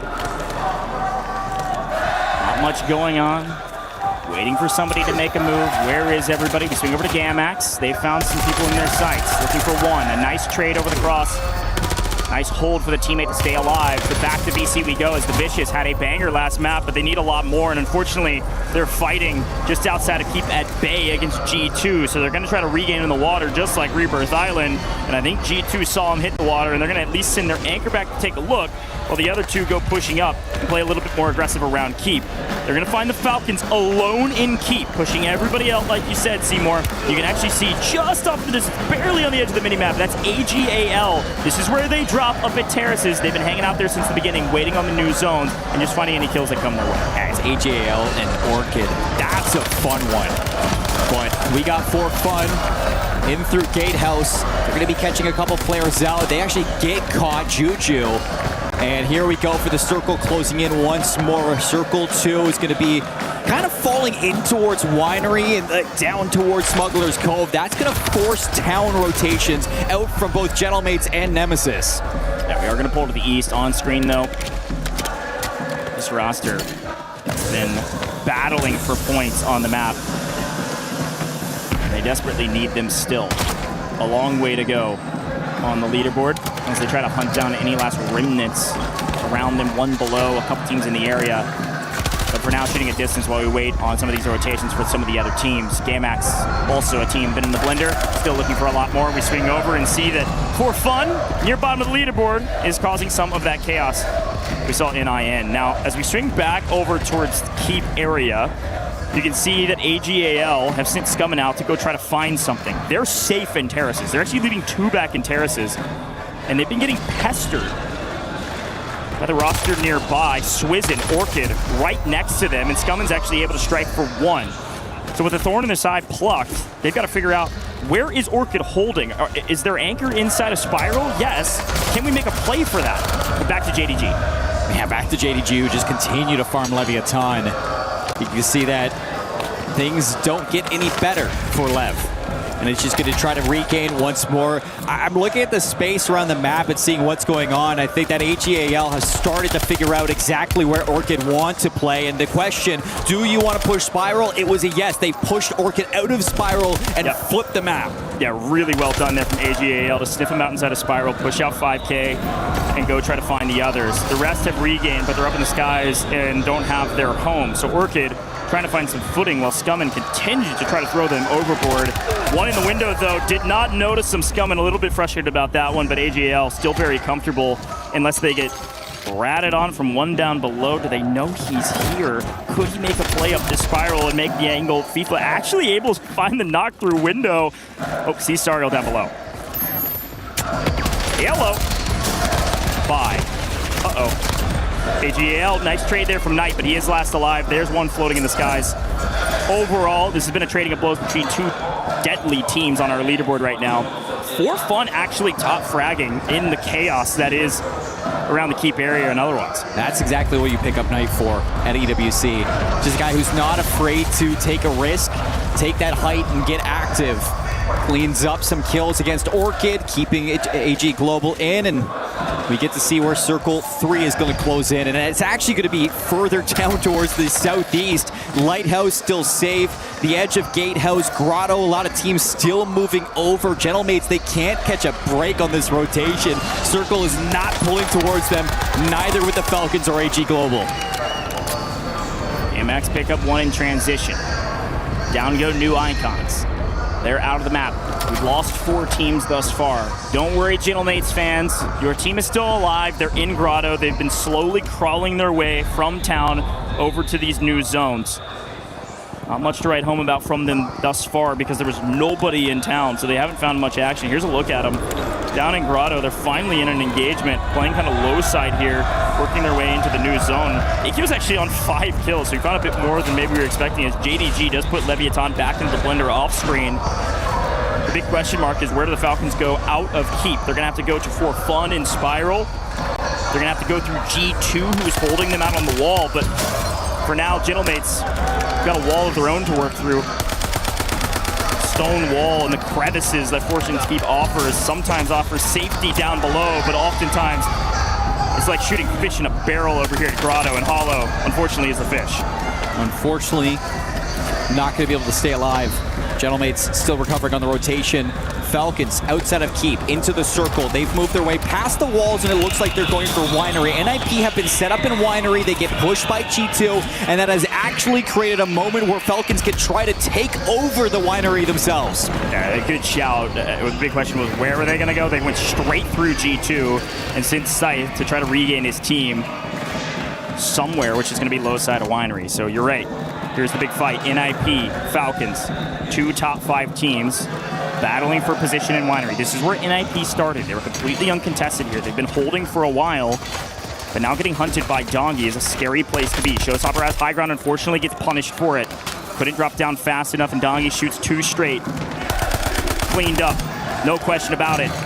NIP in trouble. Finally, could be the first time they go down without a multiplier if they fall here in 11th. Yeah, which would be devastating considering the pull that they had. Fortunately enough for Winery, there's a lot of escape that you can have, and it looks like NIP are just going to get the heck out of there, give it up towards the Falcons, and we see the circle close even more into no man's land around Winery. Outside of Lighthouse is going to, again, force the rotation out of players from the west side. Grotto from everywhere. moving in. Everybody. AG Global's got to move. They're still in Keep. And you are walking right into For Fun Esports that will be trying to gatekeep you. For Fun gatekeeping north, you're right. And the Winery fight will continue as it is still technically in zone. NIP stay alive, but here comes AGAL. They have to go through either For Fun or swing around far west, and that's what they're going to do first. They'll find Gooey, get him weak, wipe his teammate, Kadzu down. Scummin making things look fairly clinical on this rotation, and no team's in a comfortable position. There's not enough cover here, or at least not comfortable cover with teams fighting each other all on edge of zone. AGAL, if they can survive the PA, which they certainly do, they can rotate in mostly for free, pending this hold here from Team 11. Yeah, I was going to say, I mean, you got in front of you Gamex and For Fun, 2 teams that you've just had their number all day long. You just had a 27-kill game. If you can cut them down here and move into the circle, this is going to be major value for AGAL. Let's listen in with AGAL. They're banging one out. Let's see it. Anything, I'm in. They jump down. They jump down. Squad's running at us. Squad's running at us. Okay. Look at me. Get inside. Get inside. I can't. Okay. I'm throwing a mini on me. They're backside. Close the door. Wait, we get shot for across. I'm down. Can you smoke and res? No. Dead. Just chill. They're on the roof of the building next to you. They're pushing front door right now. Okay. Front door a little weak. Got a plate. You're good. Just chill. He's still on your front door. We can drop down if you want. Jump down where? There's kids down there. Drop down, you're dead. I think they're coming up. Chow this. 3. Nice, good dog. Nice, watch out to loot. Watch out to loot. Chow that. Nice, good shit. Alright, you need top 5, okay? Close to the left. You're good right now. Go down. You have money. Oh, unlucky. Yeah, there's another one down there. That's okay. Oh, it was a great chow. Unfortunately, there was too much fire to handle, man. It was too hot in the kitchen and too many teams swarming around them. A great effort. They get top 10. In the meantime, we do see, yes, AGAL go down. We also saw the Falcons go down with only the 1.2x multi. They did pick up 10th place overall, and I don't think they had a ton of kills. As dominant as they were at the very beginning, they're starting to fall behind on this leaderboard. Still some paths, bottom Winery, still some positioning, bottom caves through the grotto. You can see that's being held by Gentlemates trying to gatekeep Leviathan, and that actually blows up in their face with some beautiful shots from Criminal God. Right now, best team in the circle is going to be JDG, looking to go back-to-back. JDG could go back-to-back for Ultimate 3, and unfortunately, Gentlemates get cut down. For Fun get cut down, missing their top 5 that they desperately needed. Again, it is NIP and JDG, and Vision's got to pick a target. Finally gets FLS, but can he get the help as Melvin just clears a full squad off screen? Top 5 for both of the top 2 teams today, and they're going to maintain a position at the top of the leaderboard as Leviathan goes down. This could be NIP's moment. They've been waiting for a win all day long. They've been at the top. They've been slaying. Can they close? They got G2 and JDG. That's it. Couldn't get the reses either, so FLS is just battling for his life to get the zone and does get caught up in transition. It's going to be a solo for JDG if they have enough stems. In the meantime, what's the main fight? There really isn't one. If these guys can sneak their way in and replay back up, maybe. But NIP completely have them pegged on the backside of Lighthouse here, working their way into a Winery on the south side. Immediately, Melvin down. The only player left is a solo for G2. and 1 solo still alive for JDG. This is an NIP win, unless it's the most generational throw of all time. FLS is going to be able to self-res. There goes G2. And it is all FLS. He's into the circle. This would be magical. 1v3. NIP looking for their first win of the day. FLS is him, but I don't know if he could pull off a 1v3 against an NIP that's moving this different right now. They pick him up. They've got the intel. They've got the zone. Just a question of when, not what. Taking the high ground position, could he at least trade one? No sirree. NIP consistent all day today, but finally get their first win in map 5 of Group B. Woo, these guys are moving different. And this is what could really cut down the difference between top 3 and outside of that right now for NIP. They looked for that win. They got it. They got the placement. They got the kills. And they're looking to skyrocket their stocks into the last map of the day. Big win for the boys. Big win for the program. And a moment that these guys, they don't want to let go of. And this is a roster that had a lot to prove coming into LAN. And they're proving it on day 1 of group stages. Quick look back at the finals here. Really nothing to write home about. Anxiety tried to at least play spoiler to 1. Could have made things a little bit more feasible. Let's listen in. Try to jump up. Jump into this mid. He's on the top. Good shot, boys. Nice play. This is what I'm fucking talking about. Come on. Let him right through.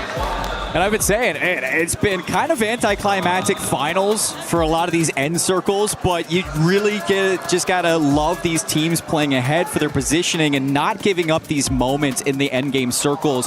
For NIP, they started at Winery, they finish at Winery. They had a little bit of a fight against both the Falcons and G2, but they come up on top, and that is huge for these guys.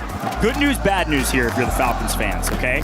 You've got a team that you know can win games. You've got a team that's probably still in contest of around a top 5 position to go straight to the finals, pending how tomorrow goes. That's maybe kind of good news, bad news in one form or fashion. The other good news, bad news for them is that the same teams are winning over and over again. The same teams are doing well, which means you're really not being contested behind you on the leaderboard. I mean, gentlemates are kind of sniffing at your backside, chomping at your heels a little bit. Other than that, though, I know the Falcons didn't have a great game, but they're still going to be probably top 5 or very close, even though that's another, barely top 10 finish and hardly a kill. Crazy. Got a lot to look at here before we move into the final map of the day, folks. Don't go anywhere. It's about to be crazy on the last drop.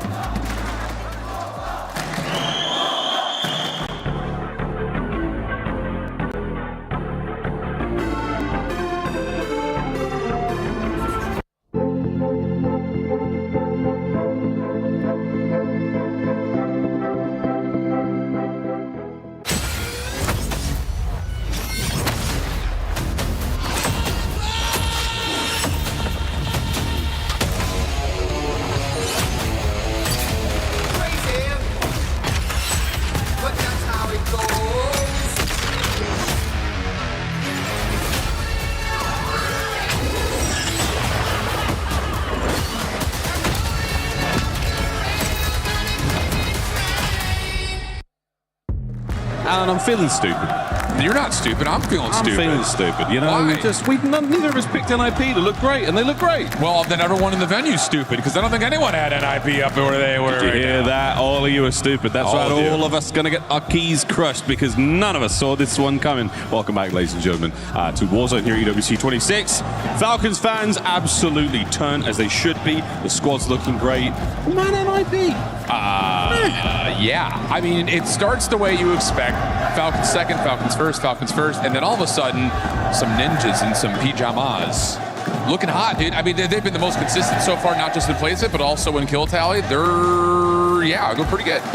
All the makings of a team looking to get out of groups. Very, very exciting stuff. What a cool tournament we've had so far. I mean, nearly finished. We've got a couple more games to go still, and it has been a very, very exciting first day of Warzone here. We're going to take a little stroll down this incredible set here in Paris. And as we said before, the crusher behind us, the keys of all of our teams here in the tournament. Tomorrow, we do indeed crush, destroy, not just the keys, but their dreams and hopes as well. Here for that.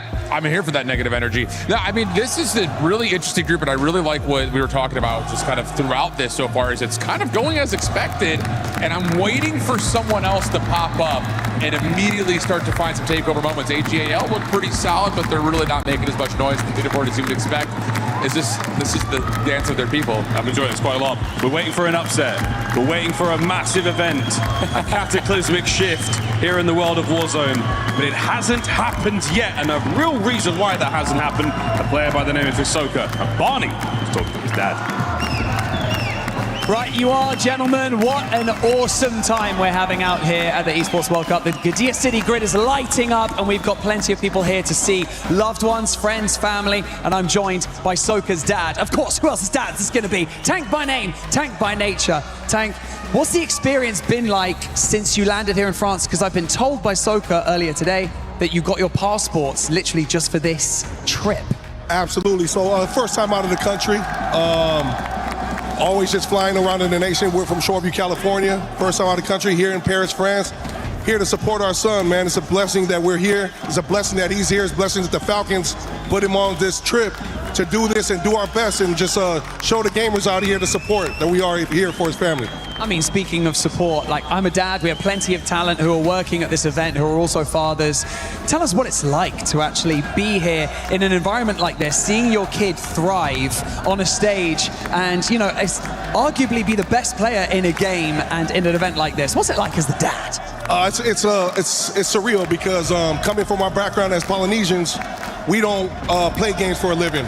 We like to play football, play rugby, you know, do something physical, but this is a different avenue to show our people back home that we can do this. We can hang with all these cool kids over here that, you know, wear glasses and all that, you know what I mean? We're about to close out the group stage. So if you could say anything to Soka right now, leading into these final games, and you know, the group stage, he seems like a relaxed guy. You can see him on the screen right now. He's really calm, cool, collected. What kind of words of encouragement would you give him? Hey, just know back home, man, you got plenty of family here, plenty of family back home. We got your back no matter what. Win or lose or draw, we're here. God bless everybody. Inshallah. Falcons on top. Thank you. I'd love him to be backing me up. I thought I went to the gym, but holy smokes. Right, we're going to go into our next game of the group stage. It's time to close it out. Tastas, over to you. Thank you, Barney, and a great interview, as always, with my man, Tank. Dude, I've known that guy for years, and he has been nothing but supportive for his son and, frankly, the whole community. It's been really cool to see him. I mean, I think he, like, tore down the bars at ATL when Falcons won and just, like, sprinted into the player area to go hug his son. Like, it is that level of support that can drive a player like this to be truly great. I don't think I've ever seen a Warzone event where he hasn't been here for Hisoka. Yeah. That is, like everybody knows that, everybody can see that, and I think it's always great to see that he's got that support. Yeah, 100%. Well, folks, we're moving into the last map of the day. This is it. Not for group stages, mind you, but the last map of the day. This will put us to halfway point through our group stages as we do it again tomorrow. We move into Fortune's Keep, and NIP is on top, man. This is crazy. Well, we got JDG leading the leaderboard at first place, 121 points below that for Ninjas in Pajamas after a win in Game 5, 108 points. They are trailing JDG, but still in position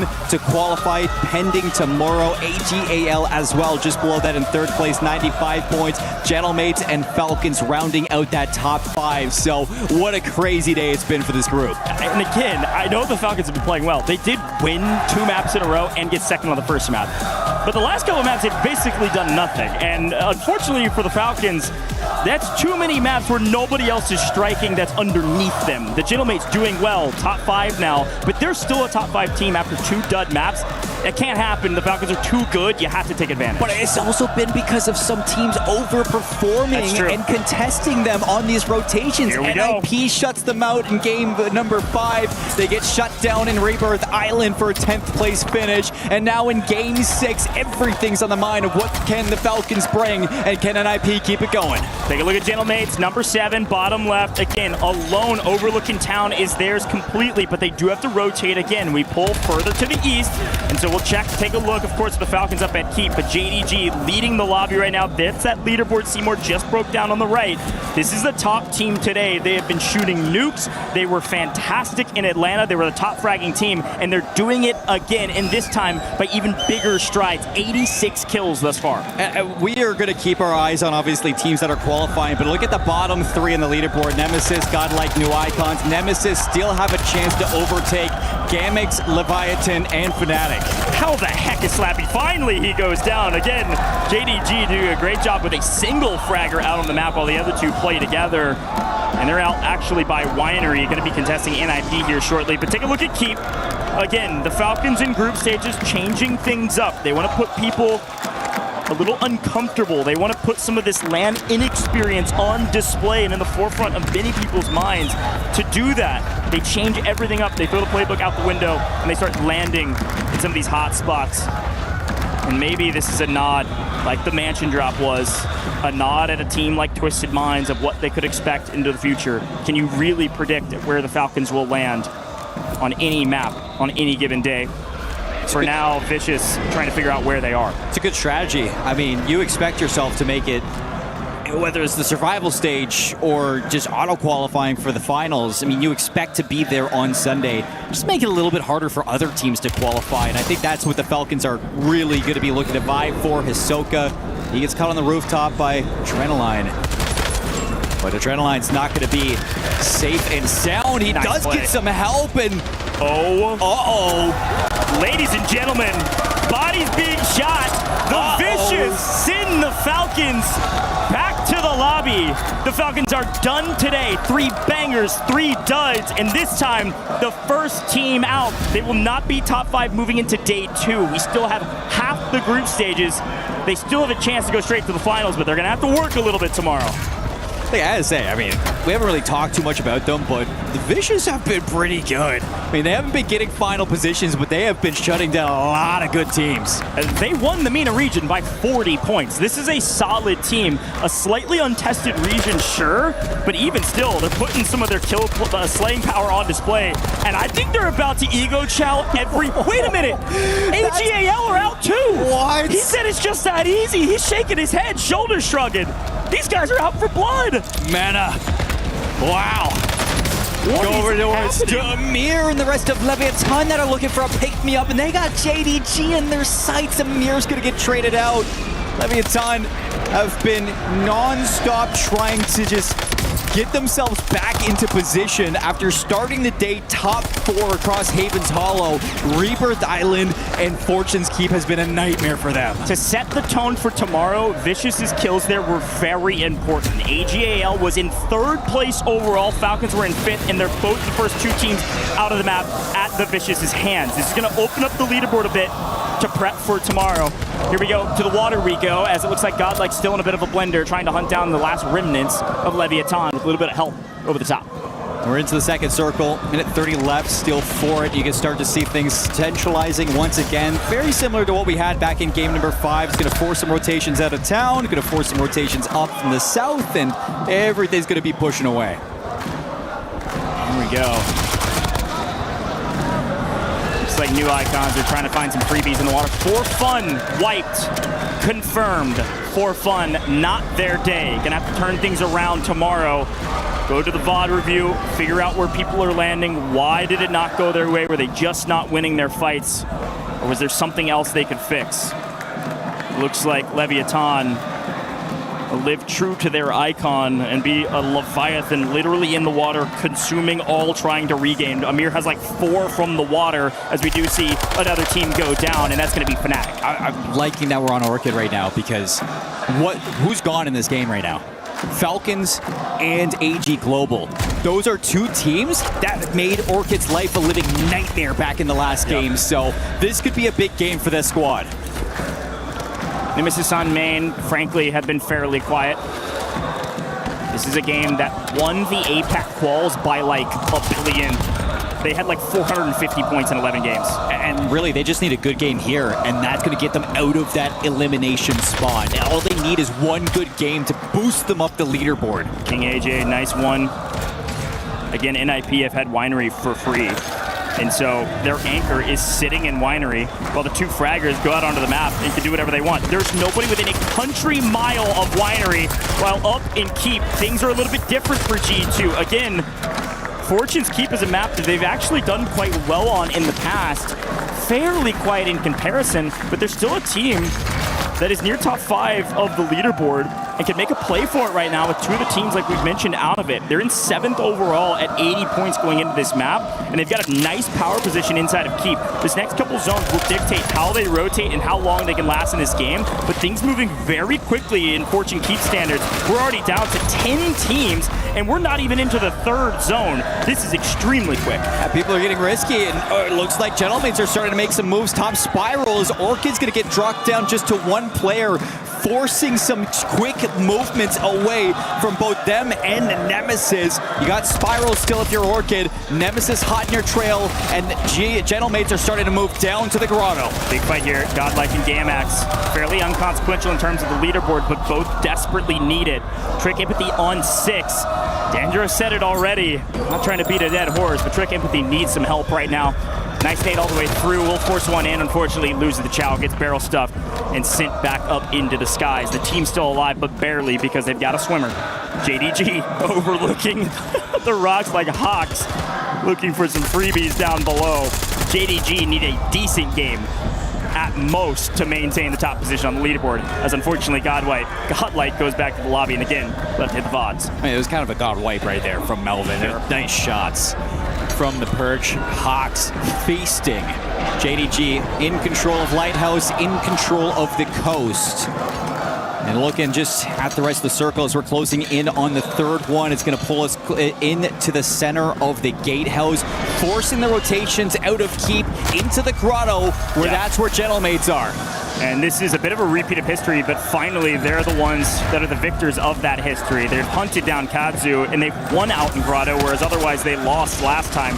Big question right now is, can they wipe? Yes. Now, can they get the heck out of here? This low ground can't be quite dangerous unless they want to play for late game here. I don't love the position, and I'm not sure the Gentlemates do either. They're going to head to the coast and look for some more kills. There's a couple of strong battles going on right now. It's NIP versus G2 and Orchid versus Nemesis. Both of them looking for high ground control in the rotation of the final circle. Play from Spiral here. On the edge. Gatehouse, yes, the edge of Keep.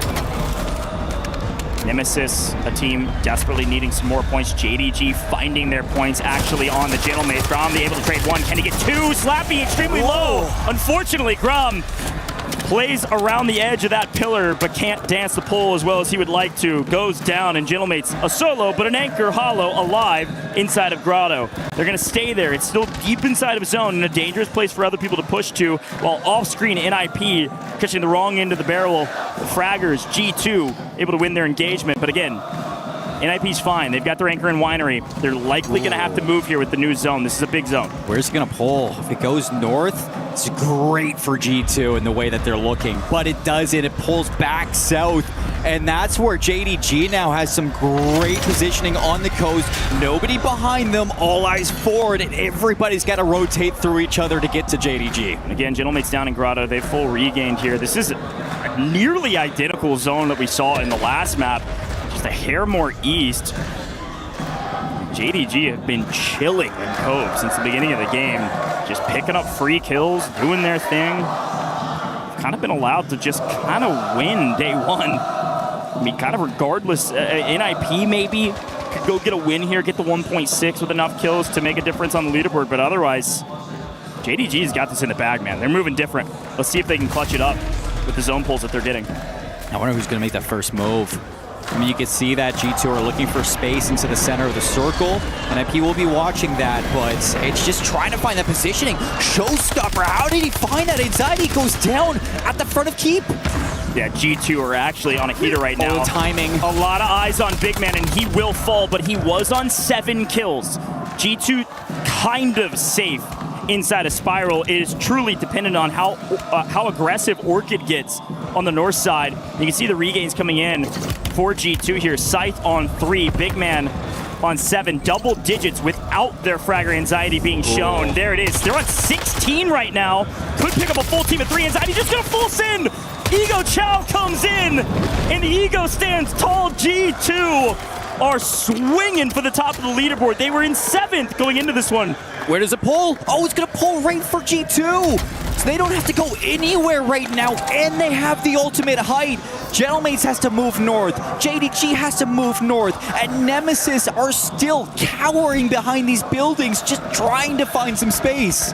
A big wipe on Team Orchid. Very consistent Team Orchid, but no crazy bangers. JDG gonna have to make a pretty tough rotation here.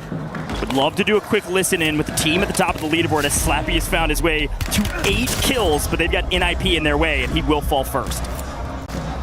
Left, no cover, no cover. Same. I'm trying to look left. Yeah. I can't get up to it. You can't.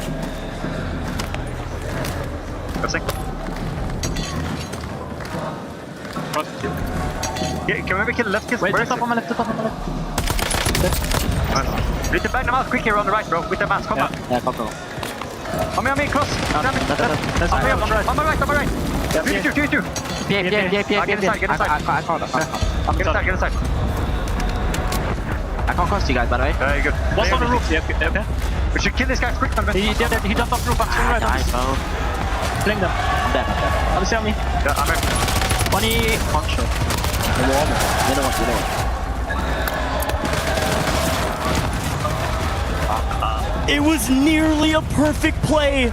They struck while the iron's hot. They felt like they had an advantage, and they full sent in, and they got to zone. But Gentlemates shot him in the back. Gentlemates have lost some in transition as well, and it's NIP's King AJ last alive for his team. G2 are going to win this map unless something catastrophic happens. The only team that can really fight them is Nemesis. It's a 3v3, and Gentlemates bring themselves back, and they're going to be full squad again.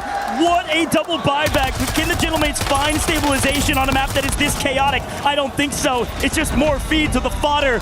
Anxiety's on 9, and G2 wipe the regain Gentlemates and say thank you so much for the points. Limax with a nice angle. Anxiety goes down. G2 have the zone, but Nemesis have the player advantage. Bottom 3 team versus a top 6 team. What a moment this would be for the APAC. As Big Man proved that he can compete on LAN. All eyes were on this man right here. Anxiety, top fragging for the roster, but Big Man right behind. Anxiety getting the help he needs to make G2 a top 5 team going into day 2 of groups. Now they got a chance to win. Can we get that all too elusive 1.6x multi with 1 going down? It's possible that res will pop through. They've got to get some advantage when they get 1 down and they don't get anything. The only thing they've gotten is a nice rotation. Look at Big Man. He's already played out far right side. I don't know that Nemesis have seen him yet. Gonna shoot first, maybe at Levi? He's got to find a kill. Uh-oh. Nemesis also sending 1 to early rotate, but they haven't seen each other yet. Bray right next to him. He hears the shots. He goes, oh, shoot. Levi's down. A 2v2. Big Man having to be a hero. Limax? Got a chance. Limax gets gunned as well. G2, are they going to win a 2v3? And they make it look easy. They've finally done it, folks. This is G2's first map win on LAN ever. And they do it with a crazy amount of kills. What happened to Limax? I mean, you just look over the side, he just bleeds out. 2v3 for G2, and look what it means to this squad. Atlanta, Anxiety, top of the fragging leaderboard. No map wins. They looked good, not good enough to take a win. But you go to champs, you go to EWC, and this G2 squad, although slow start to the group, they end on top. I know the big conversation with Group B is that everything's gone to script. And I think the only wrinkle in that idea is NIP, but G2 truly proving that. Everybody said it's finally G2's time to step up and step out. And that's exactly what's happened in day one of the group stages.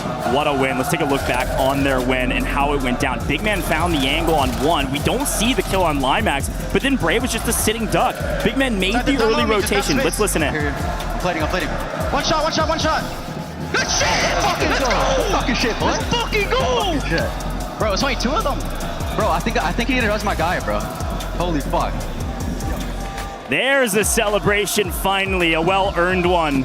Their first map victory, but it felt like clinical for them, frankly. What a banger map. And it started, remember where it started. They end up winning out in Keep.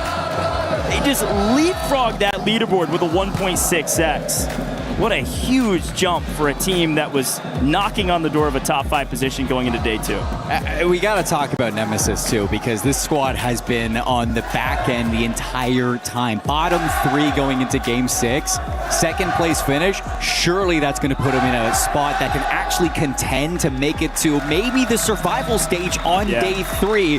And everything in a comparison, they were side by side with Leviathan. I mean, they gotta be neck and neck going into tomorrow. I mean, it's actually a fairly good comparison between Leviathan and Nemesis. Leviathan started super hot and then slowed way down. Yeah. Nemesis started super slow and then ramped things up here at the very end. And again, it's about setting yourself up well for tomorrow. The road is going to be easy for some of the teams at the top of the leaderboard. Falcons will not find themselves in a top 5 position going into day 2. Will they be top 5 at the end of day 2? Maybe. But G2 have certainly moved up to the top 5 position. Folks, let's head down to Barney with a quick interview. Team that got day 1 has now come to a close and the groups are absolutely popping off. Speaking of popping off, I got FIFA Kill here from AGAL. Dude, let's talk a little bit about today. Obviously that final map wasn't how you wanted to close out day 1, I can imagine, but a solid day nevertheless. Tell me about today from your perspective.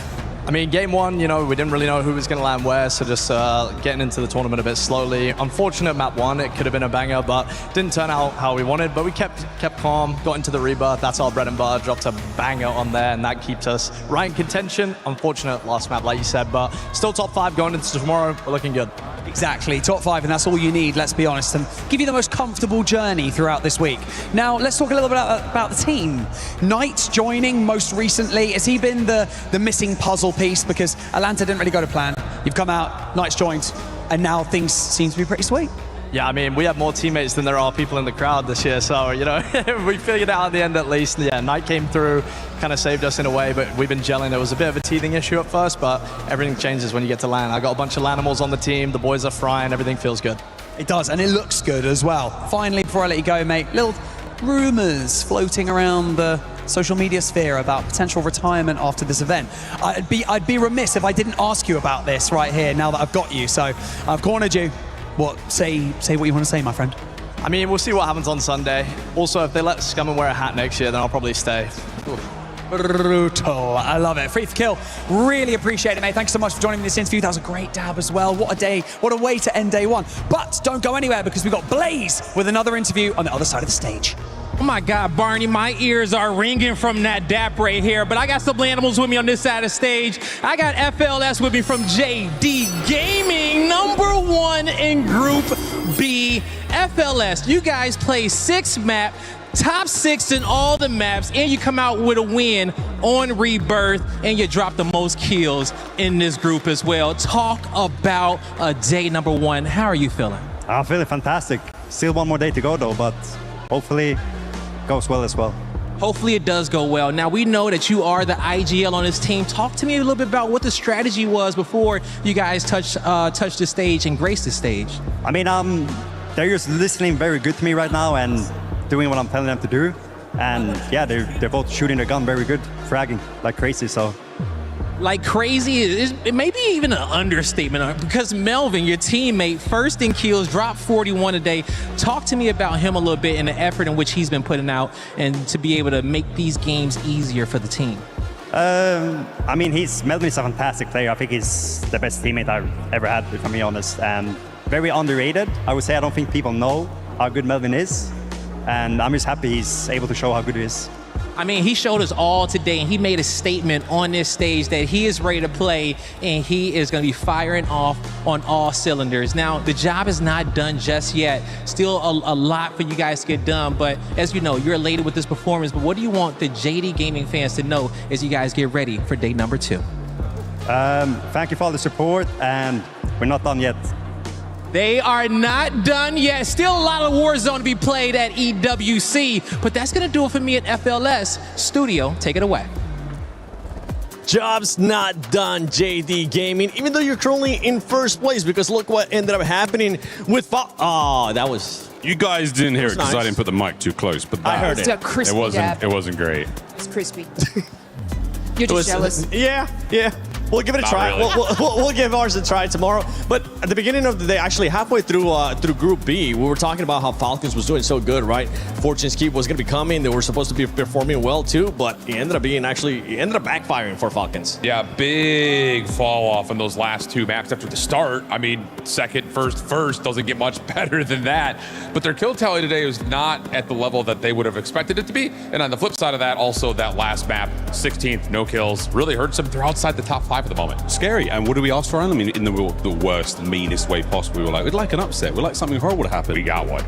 There it is. Look at this one. Yeah, you might have been spot on with this one. That's actually great. There you go. That's very creative. That's very creative. Especially halfway through that match. But I mean, honestly, let's talk about AGAL, because that was a team that was able to bounce back too. They were able to get, I think, in game 4 is when they ended up getting 27 kill slays, and that's something that they needed because their first match they ended up in 16th place. Yeah, we were sort of having that conversation about them. Where were they for the first couple of games? Because I don't know, I wasn't watching and I didn't see it. But somewhere out of that gate, they obviously made it back. And this is a team that is obviously dangerous when they get the ball rolling. And I mean, placing in that top 5th, that's where you want to be. That's exactly where you want to be, especially if you want to go directly to match point finals. As you can see, Team Orchid as well, currently being outside, but it is close enough because of those top teams. JD Gaming there with 146 as well. NIP was very consistent today. Unbelievable. JD actually finished his top kills on the day and second best average placement on the day, just behind Twisted Minds. But Lace, G2. You called they were your pick. G2. I said they're going to finish top 3. Currently, we're both right. Let's go. Yeah, I mean, they were like super steady throughout the day, but they weren't doing anything, groundbreaking. But obviously getting that win in that final match is thank you, G2. They made my dreams come true. Yes, thank you. It's not all about me. But look, the consistency flowed through them. They were able to get those kills on the board. And I mean, yeah, to end in that position right at the last match, exceptional job from G2. I'm just happy to see For Fun out of the bottom 3 for now, but a shocker there for Leviathan. Of course, their fans have been behind us. They've been very wonderful. They're gone now. That's a tough one. That's a tough spot to be in. But hey, what a crazy, crazy day as well. I mean, outside of some major changes there, I think for the Falcons, game plan looked, I think there's going to be some adjustments going into tomorrow. But what I'm excited for is it's not the easiest journey. Getting back into that one. That's a solid 20 odd points they were down. Yeah, it's an interesting competition now. Everyone was talking about how easy and smooth and predictable it was. My ass, ready to rock and roll into tomorrow. It was starting to look like that, honestly, especially after those first 3 games. They ended up going back to back. We thought we're going to end up rolling through it. But also going into tomorrow, don't forget, we will have Group A once again. The last 6 matches for that group, top 5 will get a chance to go directly to match from finals. Bottom 3, those keys will be crushed. And same thing with Group B. And right now, we're getting a lot of surprises with Group B. Anything that surprised you today, besides Falcons just kind of slowing down there on the second half? NIP? I mean, it's the easy one without question. JDG had some metrics to lead us to believe that they were going to be good, maybe not this good. So I think just in terms of where we would have expected this group to have laid out after the first opening, Falcons outside of the top 5 is a big surprise. NIP this high up, big surprise. Nailed it. Thank you. Honestly, you know what? Make sure you tune in tomorrow because COD Warzone Resurgence Championship at EWC 26 continues with day 2 of group stages. Falcons maybe making it to the top 5. Will Twisted Minds just continue to dominate? All those questions will be answered tomorrow. Make sure you tune in. None other than Miles Ross, Lace, I Whole Shift, and the 7WG. We'll see you guys tomorrow.